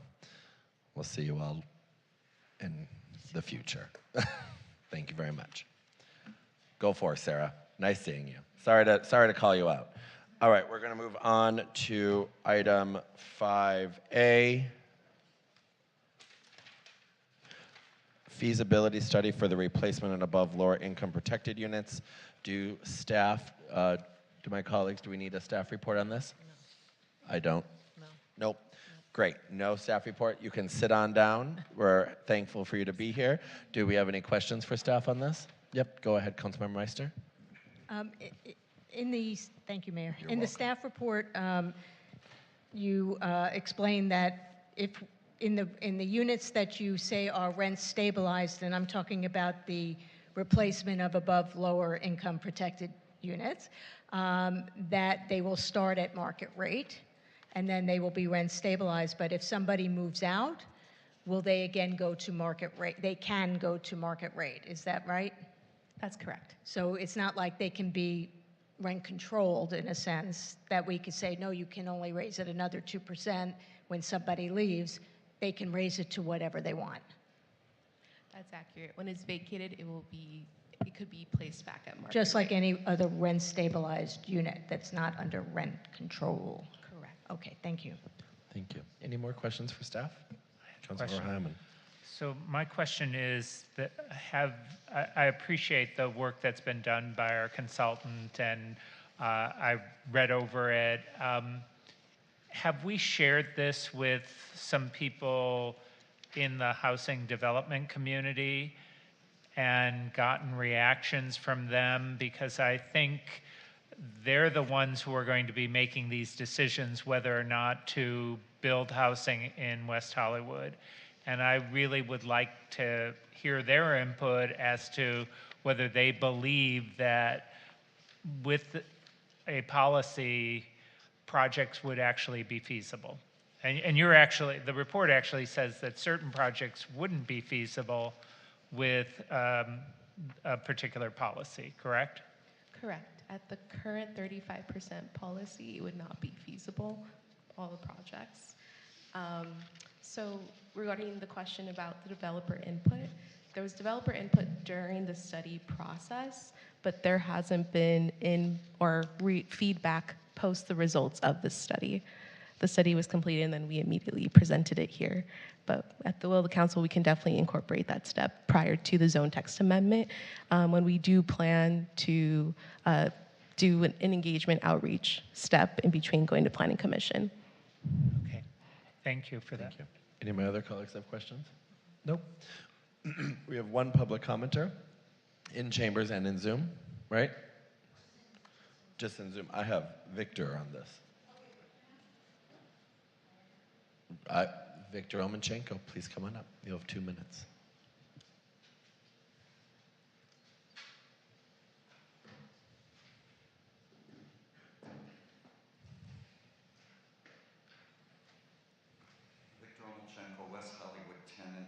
Years. I was an owner, I'm a tenant now, and I have to thank this council member Heilman. He's the attorney. I did go on board here. I did go through, and Ms. Shine, I did go through the staff report, and I just want to read into the record. So prolix, only an attorney could possibly understand it. This staff report and consulted HR&A's analysis needs to be explained clearly to WeHo residents, over 75% of whom are renters. Implementing the worthy one-for-one replacement rule has devolved into a recondite exercise surely loved by developers only. Staff report pages 10 to 11 refers to public hearings, but how did this specific item involve engagement with the actual community of renters and landlords during 2023? Something I feel is awry here.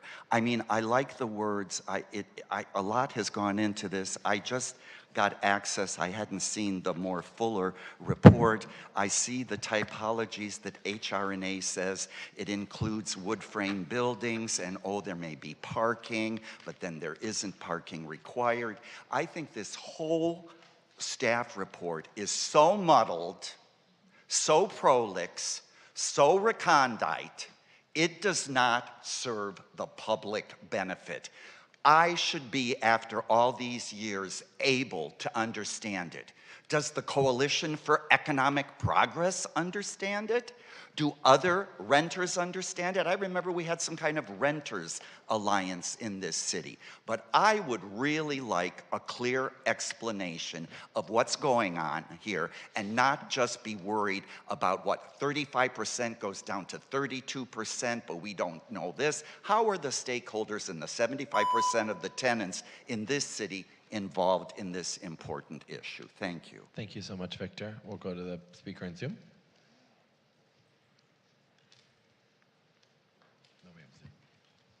Jamie Francis, you're our next speaker. Go ahead and start. You'll have 2 minutes. Thank you, Council. I just wanted to mention that this study doesn't seem to be thought out.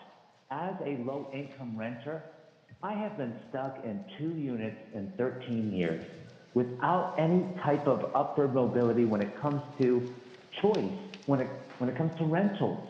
And this is allowing the condorization or the higher income spectrum of residents who have not been long-term residents who can come in and find more state-of-the-art, more newer builds, more higher rent communities, and yet I have to wait, or I have to be on an indefinite wait list. And I just look at the percentage of 32%, 80% of higher income.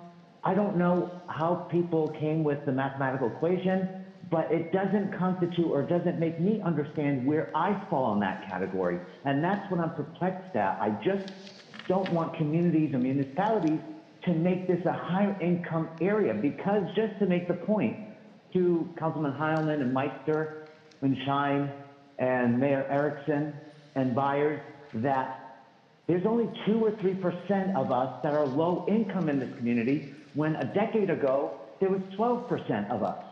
And that's why I'm in an affordable unit, because I qualified. And it took me years to be on this list. Is this what's going to be indefinitely what I'm going to have to encounter? That's what I don't want. I want there to be higher income, lower income, because the state says now it's mandated because you don't have it and you can't achieve that with ADUs. I don't want somebody who's a private landlord saying, yes, I'll rent you, or I changed my mind. Or I'm selling the property, I just wanted to increase its value. Well, best of luck to you. Where are my protections? Where can I live without not being an outdated unit, with being in a newer unit?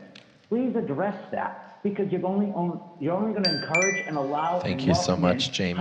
Thank you, Jamie. Thank you, Jamie. Councilmember Meister? Yeah.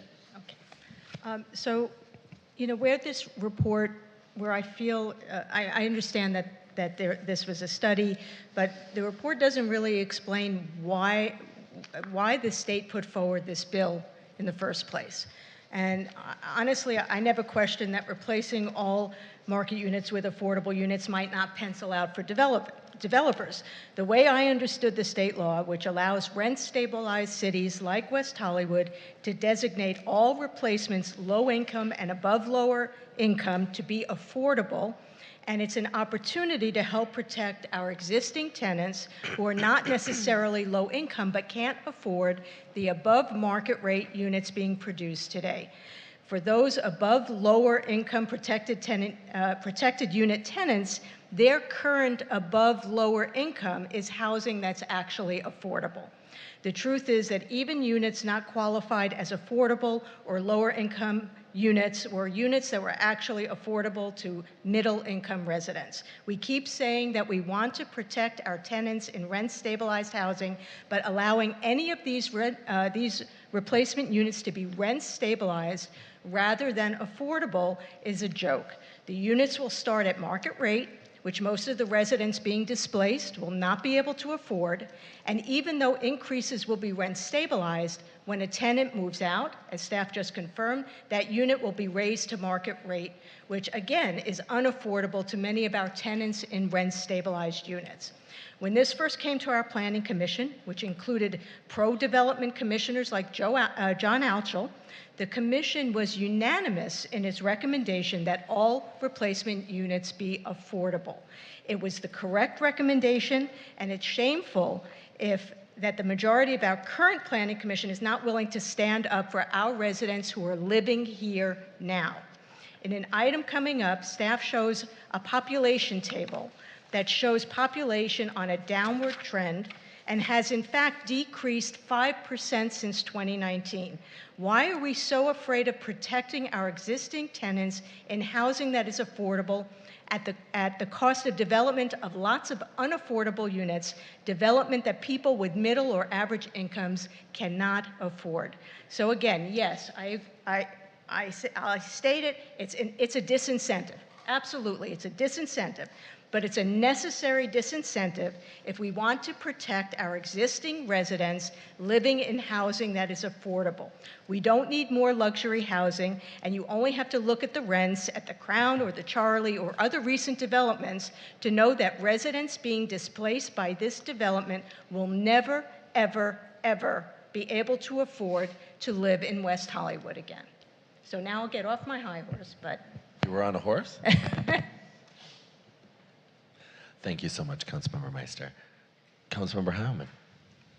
Yes, thank you. And I agree that we want to protect all of our residents, and we want to do it in a way that makes sense. I think the replacement policy just doesn't make sense. And when I look at the pro formas, it means that no new housing, certainly no new housing of certain types will be built in the city.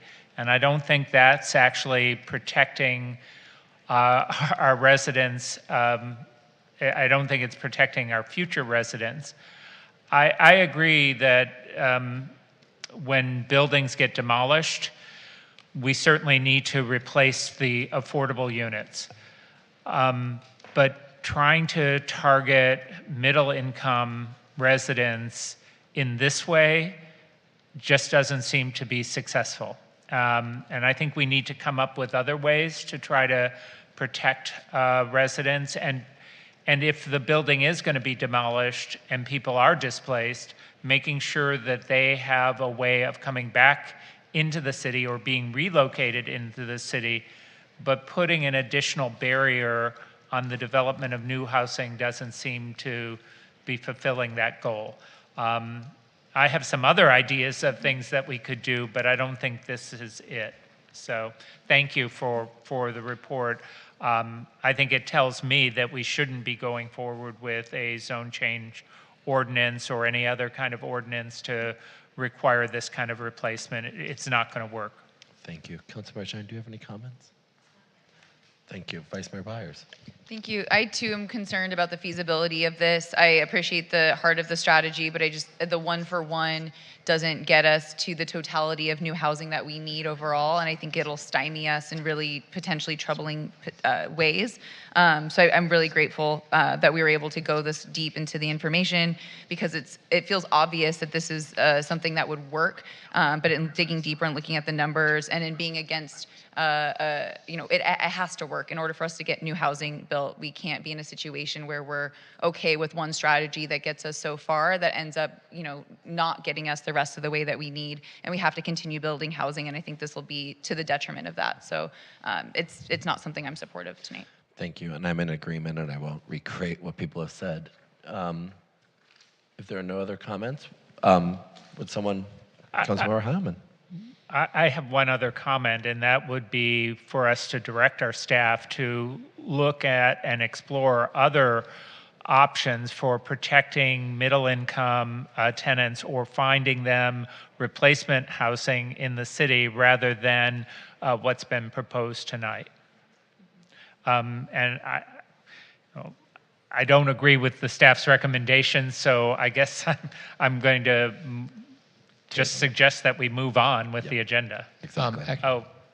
Lauren has. Yes, Councilmember Hyman. Yep, we did want to mention that currently in the code, we do have a requirement for the replacement units at 35%.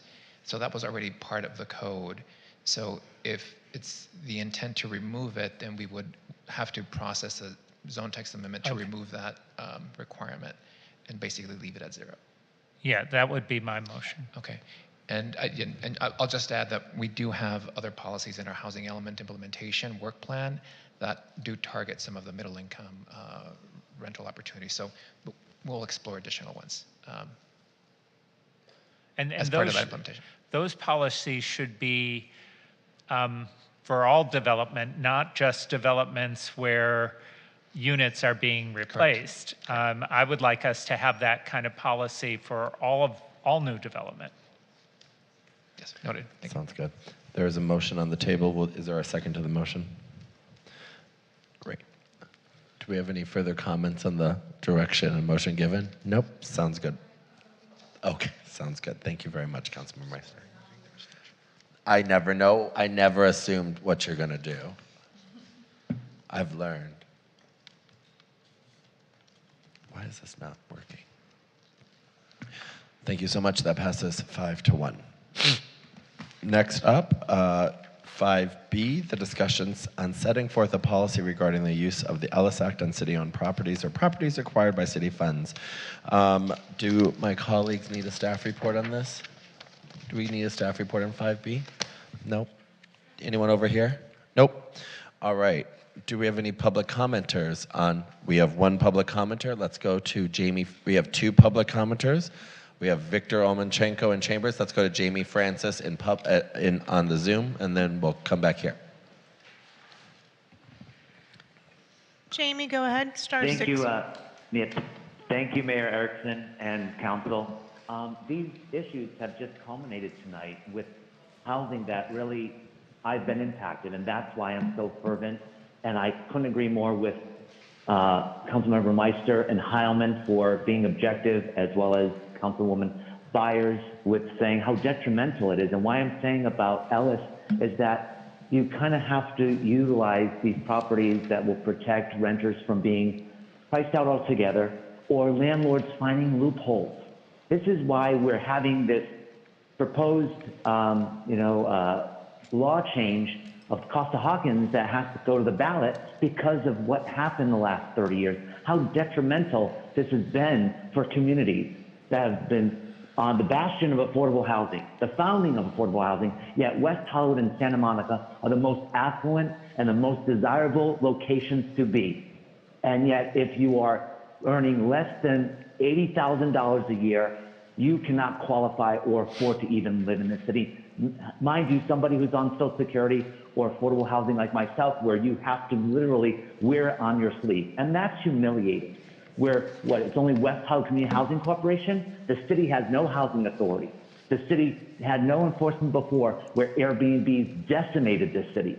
And here we are, having to change laws because the developers and the owners and people who came in, who had money, destroyed this city, not for the better. And it is ridiculous. I've seen it change in the 13 years I've lived here, and it's shameful. I mean, come on now. I mean, what do I have to wait until I'm 50? What do I have to wait indefinitely in perpetuity? And then if you're in an older unit? I don't want to be stuck in the same apartment for 20, 30 years. That is not conducive. And that is basically criminal. And it's hurtful for residents and their self-esteem. You can't be doing this. You have to find ways to protect residents in future buildings, in current buildings, and new builds, and old builds. Thank you so much, Jamie. Thank you, Otherwise, Jamie. Your time thank is you. up. Thank you. Victor Olmanchenko, you're up next.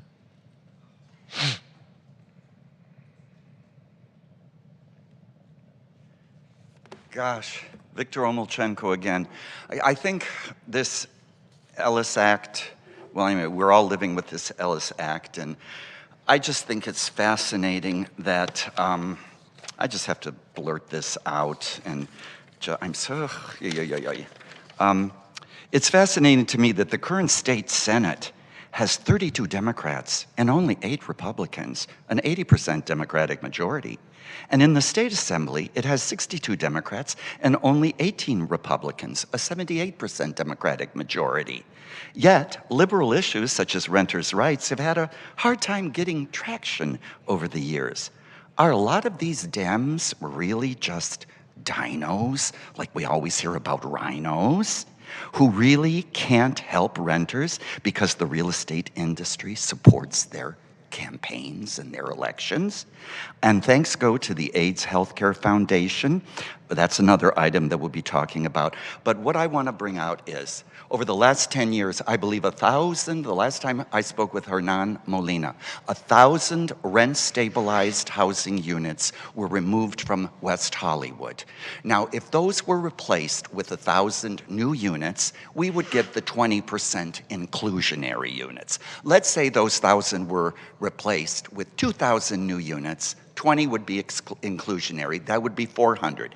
We're having a continual loss of rent-stabilized units, so I would like us all to get a handle between what is being built. It seems like those 80% of the units are very high-end market rate units, and I'm concerned about the above low income, the moderate income, the middle class that seems to be getting pushed out of California. So let's get to grips with that. Why are so many of the new developments all such luxurious market rates? Thanks. Thank you so much, Victor. We'll go to council member comments now, or if there's any further questions, and if you could indicate what recommendation you're leaning towards, that would be helpful. May I start with you, Councilmember Heilman? Sure, I don't support this. I think this is a well-intentioned item that is going to tie the hands of the city council in a way that could be detrimental to the development of affordable housing and the development of other facilities that would serve the community. And I'll just give an example of the Holloway House. Let's assume that that was a building where there was a residential tenancy. This would say the city is not allowed to Ellis the one remaining tenant in there to create a homeless shelter to serve people or to create some other kind of affordable housing. I don't want us to ever use the Ellis Act, but I don't want to tie the hands of future councils, and I think the use of the Ellis Act by future councils is going to be sufficiently restricted by the political consequences of using it, that it will be used, if at all, in a very, very rare circumstance where the benefits outweigh the detriment of using the act. So option E. Yes. Okay, great. I figured. Councilmember Meister? Just trying to find it on my, I'm for alternative A or B, preferably B.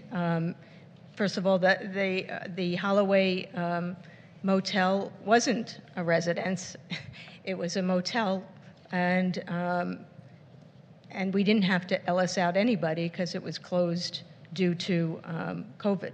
I don't think, for the same reasons that I think we should have all of replacements units being affordable. I think that we shouldn't be that landlord that gets rid of our tenants. And those units are typically housing that is affordable, which is, so instead of creating, sure, you're creating some units, but you're losing units. And usually the net is 0. So I am for either alternative A or B, preferably B. Thank you so much, Councilmember Shine. Thank you. I was supportive of this when it came to council. I want to thank staff for their comprehensive analysis and the speakers. I'm also in favor of alternative A or B. I think that is a good balance between not being too restrictive, but upholding our values of that we stand for. That is to not support the Ellis Act, and in ways in which we can. And this is a way in which we can, and that is really an important value to uphold. Thank you so much, Vice Mayor Byers. I am concerned about how this would tie hands, needlessly in the future. I understand the detriments of the Ellis Act, but just as I said before, this sort of one-to-one idea keeps us really hamstrung from creating a total city model that works for all people. So I was in support of option or alternative E, which is no action. But if there's interest in making sure our values are expressed clearly, I would support alternative D, which is the values statement, expressing a declaration of our values, our long commitment to preservation, protecting tenants from displacement, all of the above. I think that would strike a good balance and help us continue to do the work we need to do here. Thank you. Thank you so much. All right, so I originally was supportive of this when it came to council. I went back and I started talking to housing, affordable housing producers, people that are in the production of housing, and I started looking at the various ways on top of the feasibility study that we just spoke about how this has good aspects and different aspects. And it did help sway my opinion a little bit when I looked at future councils and future ways that this would be done. I'm in support of option D at the moment, but I don't know if we have a majority for that. Councilmember Heilman, are you in support of option D or E? I'll move option D. Thank you. All right.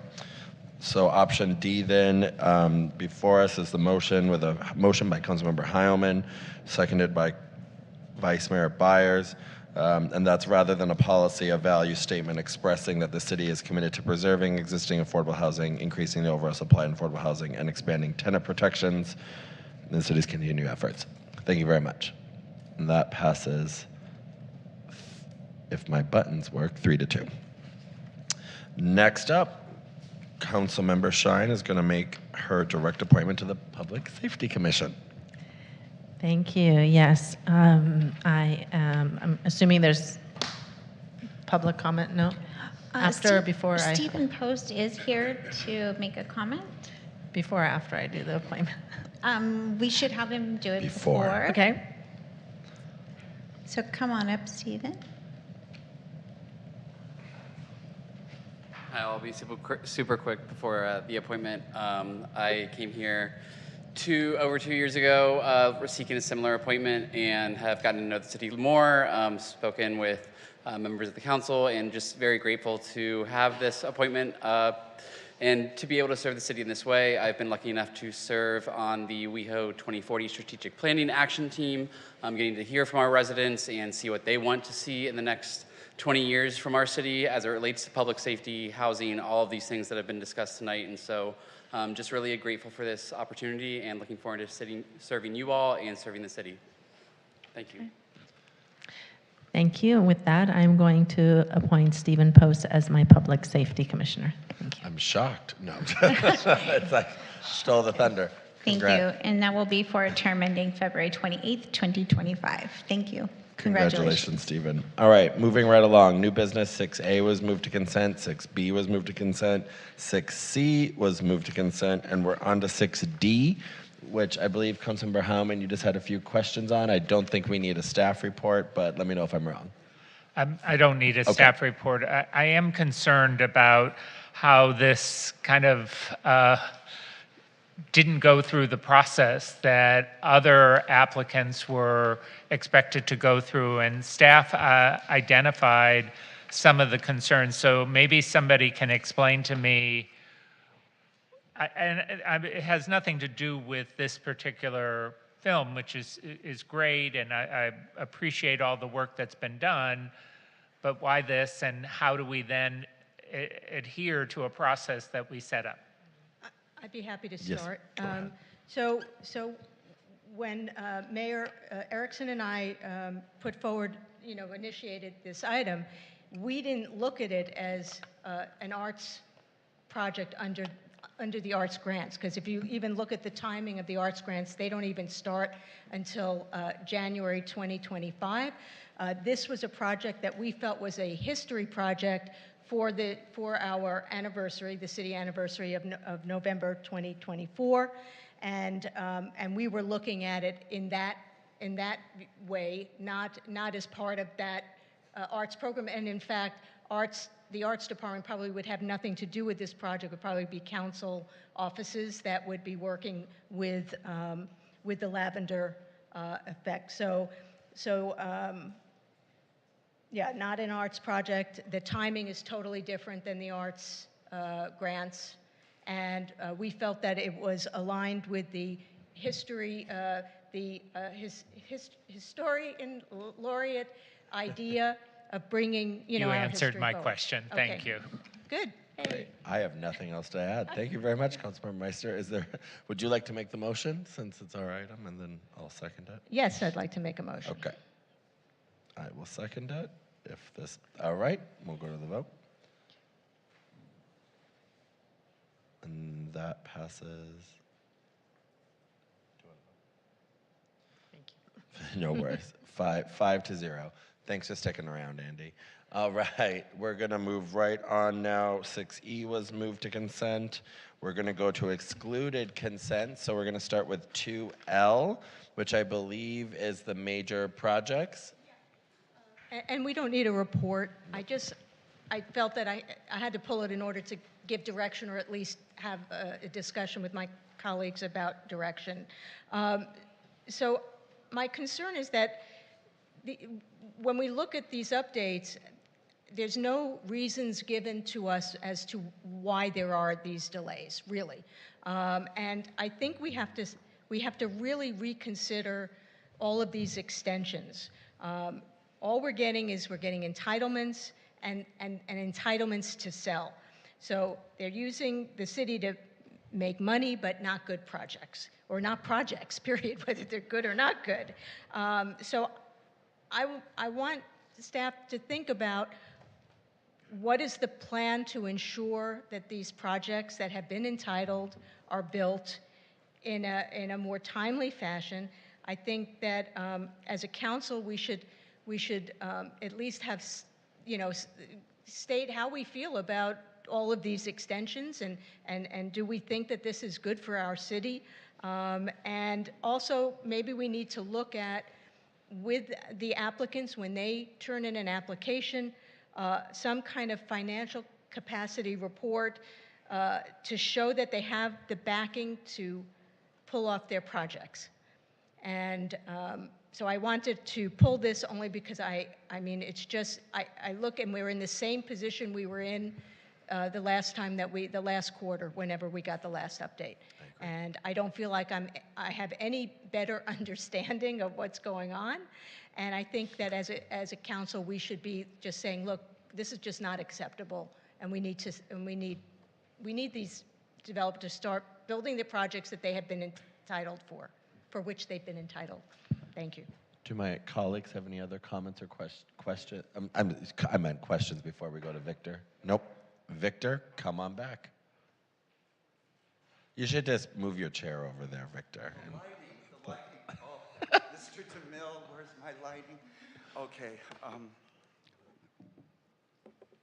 Victor Omolchenko, West Hollywood resident. I love reports like this, but I also, like Councilmember Meister has mentioned, there should be more details about why the delays, what's going on, what's happening. Look at items number 14 and 15 on the list. There's a 26-story coming to Santa Monica Boulevard across from the pavilions. There's a 19-story coming to Beverly Boulevard at Swall or Clark. Those, I believe, are listed as project deemed complete. What does that exactly mean? Project deemed complete. Let's discuss. And why are we hiding these projects? These two are builders' remedy projects as far as I've been able to determine. Now, when you look at these massive projects, which probably you'll be hearing soon are by right, oh, the state makes us do it, we can't do anything. Well, I think cities are trying to do stuff. And I really am concerned that, yes, these projects were being allowed and snuck through because we didn't have our housing element finished, but only 20% affordable in such gigantic projects.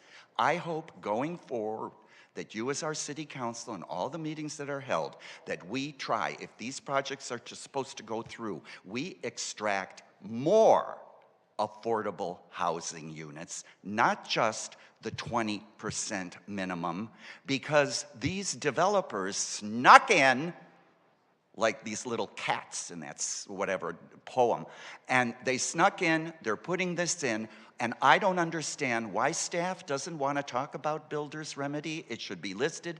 Why is the project complete? Let's get more, even if that requires legal action in the future. Thank you. Thank you, Victor. Is that all of our public comment? Great. We're going to go to comments. Councilmember Heilman? Yes, thank you. I agree with Council Member Meister that in the future, I'd like to see, and I think I mentioned this last time, maybe a little bit more context of what is happening with this project. Are they moving forward? Are there things that we're looking at that we can do to move it forward? And then I also think we need staff to come back to us with policies so that future development projects, we're able to condition them in such a way that we're not faced with a situation where projects languish for years and years, like several projects that we've had on Sunset. And I know that we can do that with development agreements, and we can require penalties if they're not being built in a timely manner, but I think we need to look at that for major projects that are coming forward. Thank you. And this is a receive and file, so I don't know if any action is taken, so we can just... Any other direction? Nope. Thank you. Received and filed. And Nick and Jennifer, I was a little sassy to you at our public hearing. I want to apologize publicly. So thank you for your hard work on behalf of the city. Moving on, we are now going to our last excluded consent. That's 2Q.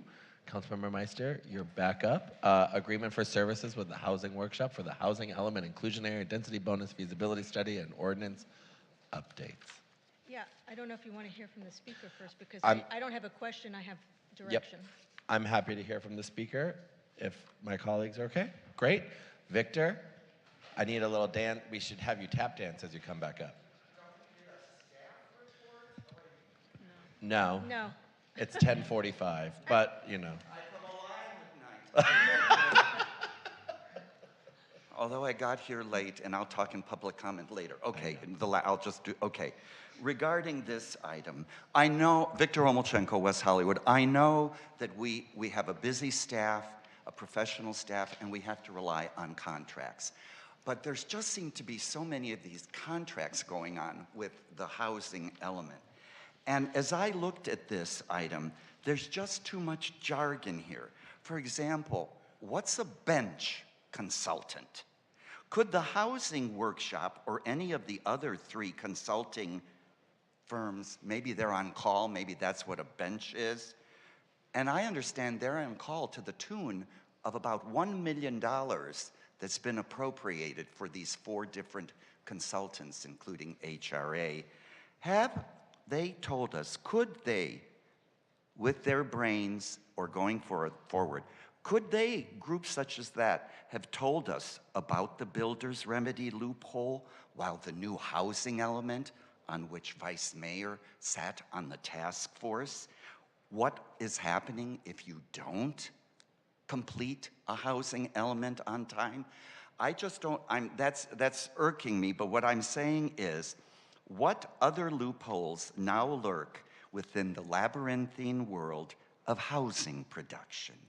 Can these consultants tell us what really needs to be done now to satisfy state laws without us stepping or falling into minefields? I was involved in the housing element from the beginning. Vice Mayor Byers was. I never had that sense of immediacy.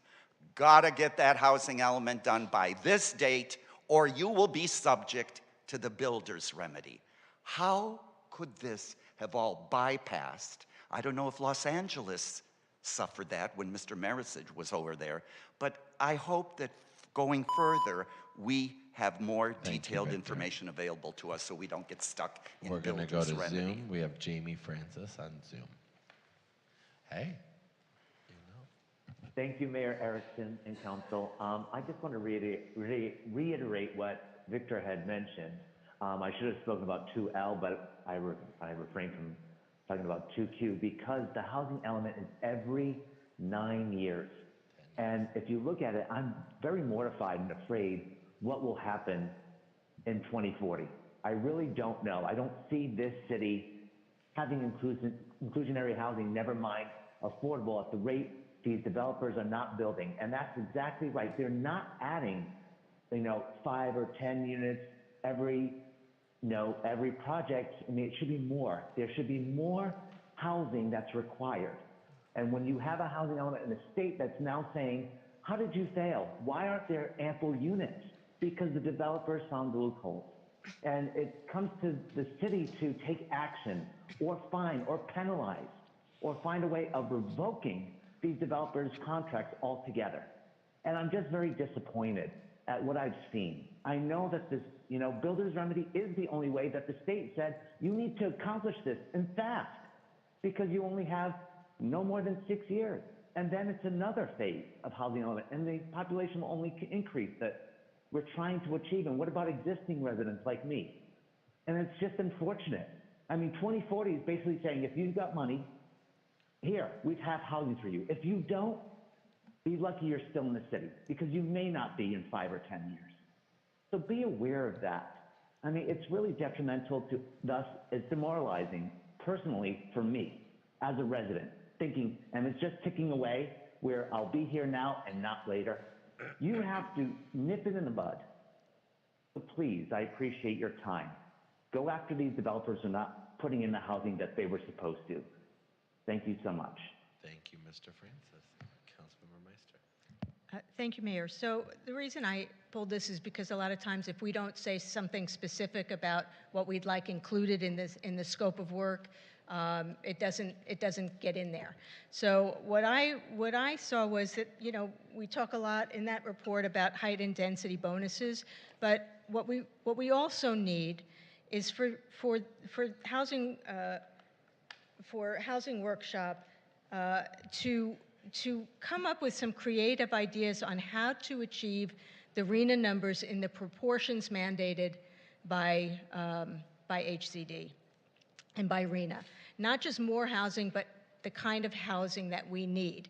We know that we'll get market rate housing, but what we have is a mandate on RHNA to have 62% of our housing be, you know, affordable housing, right? So what I'd like to see them do, it could be in addition to what you've already said or whatever, but I want to make sure that it's clear that what I'd like to see is creative ideas to make sure that we are finding ways to get more of the type of housing that we really need in the city, which is the low income and the moderate, middle income, the middle area of housing. And I also wanted to say, again, in the HRA report, you know, it shows our population is declining. So rather than becoming, you know, what we want to make sure is that we can provide the type of housing that we really need and is required by RHNA, just like I've talked about, you know, our mixed use bonuses and our public benefit bonuses, that they should reflect, you know, what RHNA expects of us, what HCD expects of us based on the RHNA numbers. So rather than becoming, you know, more exclusive, I'd like to see us become more inclusive. And those are my comments. Thank you. Sounds good. Councilmember Howman. Yeah, it sounds like that might be a different study or a different report that we might want to ask. This, as I read this seems like a very technical thing we're asking them to do, which is to study our inclusionary ordinance and probably associated in lieu fee, and study that in conjunction with the bonuses that are now mandated by state law, and figure out how our zoning ordinance actually works with all of that. I certainly support what Councilmember Meister is suggesting, that we also need to have a more broad discussion and broad suggestions, but I'm not sure that that is this study. And so maybe staff could tell us, is that another aspect of the general plan that we'll be using one of the other bench consultants for, or does it make sense to include that in this kind of study? Yeah, I think what we can do, or what we can recommend, because it seems like it's all complementary, I guess is what I want to say. And so and maybe my recommendation is, if we move forward with approval of this study with the intended scope, what we can do is come back, if we need to, with additional language for a study that will focus on more of this sort of like creative, out-of-the-box proposals for how we can meet our RHNA numbers proportional to what HCD has mentioned that we need to comply with. And maybe it is this consultant and we just expand their contract, or maybe it's a different consultant. Exactly. So. We could come back with a revision to the contract at that time. Yeah, I mean, I think it should be included. It sounds to me like it's part of the general scope of this. It's just not specified in your report. So I wanted to make sure that the scope included this. So. So I think we would need to go to the consultant and get a cost estimate and bring that back as an amendment to be able to incorporate that, assuming that the consultant could perform that work additionally. I think it does make sense based on what you described to see if that could be folded in as an expanded scope. I think we would request that the council, if you're willing to, would move forward with the item today, and we would bring back an amendment once we consult with the consultant. Okay. Okay, I'll move that. Okay, great. Thank you. There's a motion and then a second. And we'll go, she's very quick. Her monitor works fast. We'll go to a vote. All right, the passes 5-0. Thank you so much. We're going to move on to our last public comment section of the period. This portion is for the public to now speak for 2 minutes that haven't yet. Are there people to speak? Who? One on Zoom? Victor, you're up. I believe in you. I don't know after he's been And so put on a happy face, rants and sassiness, and I'm going to be a little bit sassy. Okay, my Washington Post, Victor Omolchenko, West Hollywood. The Washington Post on its masthead says, "Democracy dies in darkness. Democracy needs light." And I believe a civilized society depends on letting people hear all kinds of different viewpoints, even if they disagree with you. That's why when I was on my car getting here and I was late for the Billboard thing on Sterling Plaza, thanks for tabling that. That's another story later. I have to thank West Siegmiller for alerting us to the fact that the second place vote getter in the congressional race to replace Adam Schiff is going to be appearing in Plummer Park. And so I just want to go back to February 10th when I saw candidate Shine there on the panel at the Ebell Theater, and there were 10 panelists there. And I actually got to meet this Alex Bacalian, who announced that he was an endangered species and said, "I am an endangered species. I am a gay Republican doctor, and I'm so happy to be here because guess what?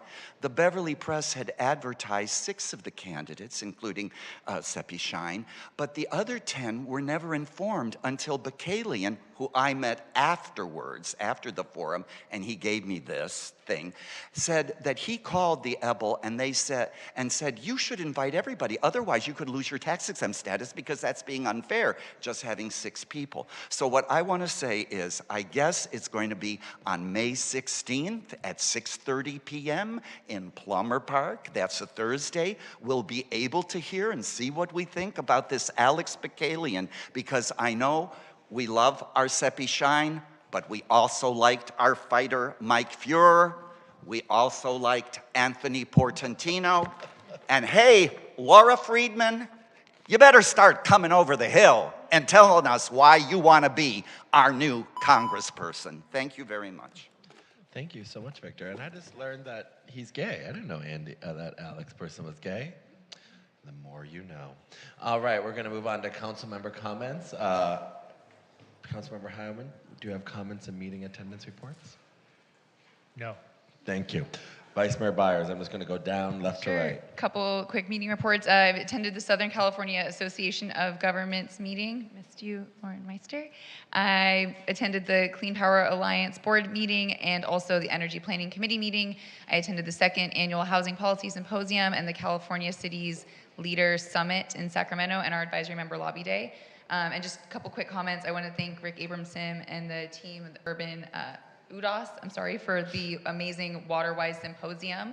And I also wanted to thank the staff in our Recreation Division for a really amazing Spring Fest. And specific shout out to the boat builder who made sure I didn't sink and also won that race. So thank you very much. That's all. Councilmember Meister. Thank you, Mayor.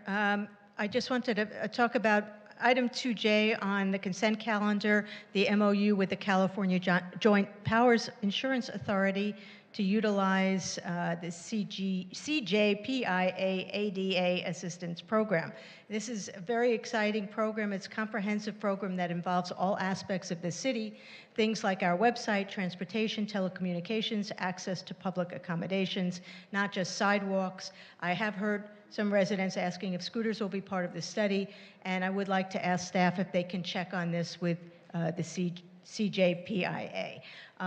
In terms of attendance, I attended our Waterwise Waterworks Symposium, which was fantastic, and I know that Vice Mayor Byers and I have a couple of new ideas that you'll probably hear about soon. I also joined staff for Denim Day, dropped by the WehoTV Community Workshop, Yom HaShoah Holocaust Remembrance Day. Thank you, staff, for putting that forward. Cheered on my colleagues who participated in Springfest, welcomed the first civic leadership class along with the mayor and Councilmember Heilman. And the pet mayor. And the pet mayor, Winnie, who was definitely the most popular of the three of us. And stopped by the Public Safety Commission open house, which was great, and the 79th anniversary of Victory in Europe Day. And so I want to also thank staff for of course, programming that. Announcements, Friday, May 10th at 6:30 p.m. at Hart Park. We have the Rainbow Neon Dog dedication. And then on Tuesday, May 14th at 2 p.m. in Council Chambers, the Older Adults Advisory Board special televised meeting. And I want to thank Vice Mayor Byers for standing in as the alternate delegate at SCAG. I couldn't make it there for family reasons, and I really appreciate your being there. So thank you for that.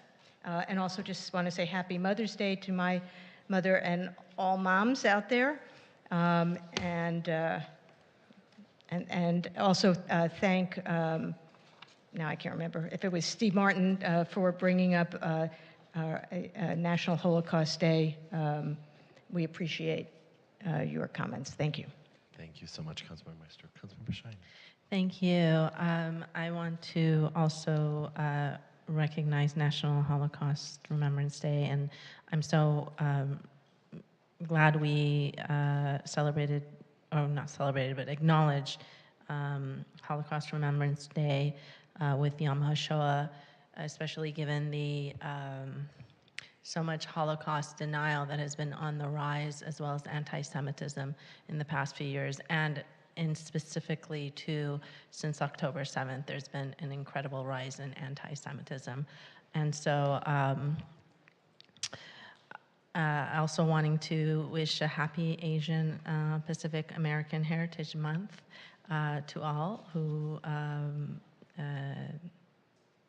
are Asian Pacific American. And also wishing my mom a happy Mother's Day, and happy Mother's Day to my everyone in my family who's a mom, and my friends who are mothers. Thank you so much for giving life to the future. I attended WeHo Reads a Poetry Spa Day, Denim Day, Lesbian and Queer Women's Visibility Week, including the Next Gen Coffee and Convo at Fangirl Cafe, as well as Queer Art in the Park. Thank you for all who have helped organize, and the L Project. For the Queer Art in the Park in the future, apparently there were 22 different businesses that signed up to have booths, and a lot of them did not end up showing up. So for next year, I would suggest that staff work with the L Project to have some kind of payment that the businesses give to have booths. So then there is an incentive for them to show up. Otherwise, signing up for free, they just obviously don't have an investment to be there. I also participated in Springfest and came in, I believe, second place in the boat race with the help of my motor, the mayor, John Erickson. And that was a lot of fun. And thank you, Councilmember Meister, for moderating and starting us off. It was a fantastic time. So that's it. Thank you so much. Meetings attended. I flew up to Sacramento with our appointed officials. Thank you to staff who planned that. It was an incredibly well planned event, and I thought everyone got exactly what they wanted out of that. It was really, really nice to see some of our members first time in Sacramento and then talking to our legislators. It was exactly what we had intended. I attended the Cal Cities Conference, the Poetry Spa event, the annual tree planting event, the Water Why Symposium. At the end, congrats to all and my colleagues. I had a Saturday's Implement Park event with me, the WehoTV Community Workshop, the Budget Subcommittee meeting number 2, the AIDS Monument Subcommittee meeting, the Lesbian and Queer Women's Visibility event at Fangirl Cafe, an incredible event, an incredible space. This is my whole list of events I've attended, by the way, on my piece of paper. My colleagues are looking at it right now. The California Contract Cities Legislative Committee, the Yamashoa event. I know we recognized it on our social media a few weeks ago at our city event, but however we in the future could queue up like today being the actual day, so that way we get it done in the future would be helpful, so all of our channels are aligned in that way would be wonderful. I attended the West Hollywood Chamber of Commerce Leadership Luncheon, the sexual assault prevention outreach activity at the bars, where I went up very uncomfortably and asked people to let me put coasters into their drinks, but it was really lovely.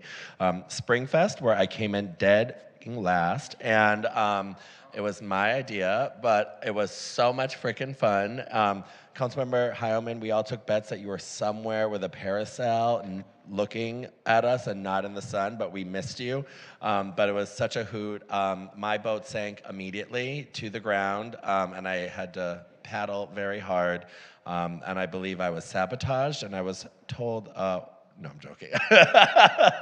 Anyways, it was a lot of fun, and I'm always happy to be your motor. It was so much fun. Hopefully, we can continue that tradition. I then umpired the Drag Queen World Series, where I got so sunburnt, I'm still dealing with it. I held a mayor's mass, and drag queens know how to play baseball. Lesbian and Queer Women's Visibility event, Queer Out in the Park. I attended the Cynthia Street Neighborhood Watch meeting, Jane Fonda Day at LA County, where the Vice Mayor and I gave her a proclamation. The Public Safety Commission open house, an incredible event. Thanks to our Public Safety Commission for putting that on. The Civic Leadership Academy class number 1, the CPA Board of Directors meeting, Maskey Classical Night, and then I actually stopped by the Victory in Europe Day event at the end to say hello and thank them all. A few comments. I don't know if we've ever looked at this, but a resident brought it up to me about any type of bulb out at Fairfax and Santa Monica Boulevard for the Metro stop. This is the second time we're talking about Metro stops, but however, that could be looked into. There's a lot of traffic backup that happens there. I know navigating Metro is a whole nother aspect, but maybe, and what else can be done? Going east to west when all that stops, there's no room to go around either here or there. WeHo Pride, we have announced Kesha and Adam Lambert will be headlining, if you didn't know. And if you didn't know, you probably don't have your tickets. And if you don't have your tickets for free, too bad, because they're sold out. So hopefully there's a wait list. I'm sure there is, but please go to wehopride.com. It's going to be a great time. Additionally, I want to wish everyone a happy Mother's Day. My mom, Mary, who's sending me very specific requests that require me to come home, but don't, because she knows I'm busy here, and I want to wish my nephew, Drew, my godson, a very happy birthday. And he also got a scooter for his birthday. So, I'm just saying the tradition continues. Anyways, but I want to also then, I think I said this at the beginning of the meeting, thank all of the community members that reached out on behalf of themselves to advocate for the AAPI month recognition. I think that's the best part of our community. And with that, we are adjourned until our next meeting on May 20th at 6:00 p.m. And it's 11:08. Thank you.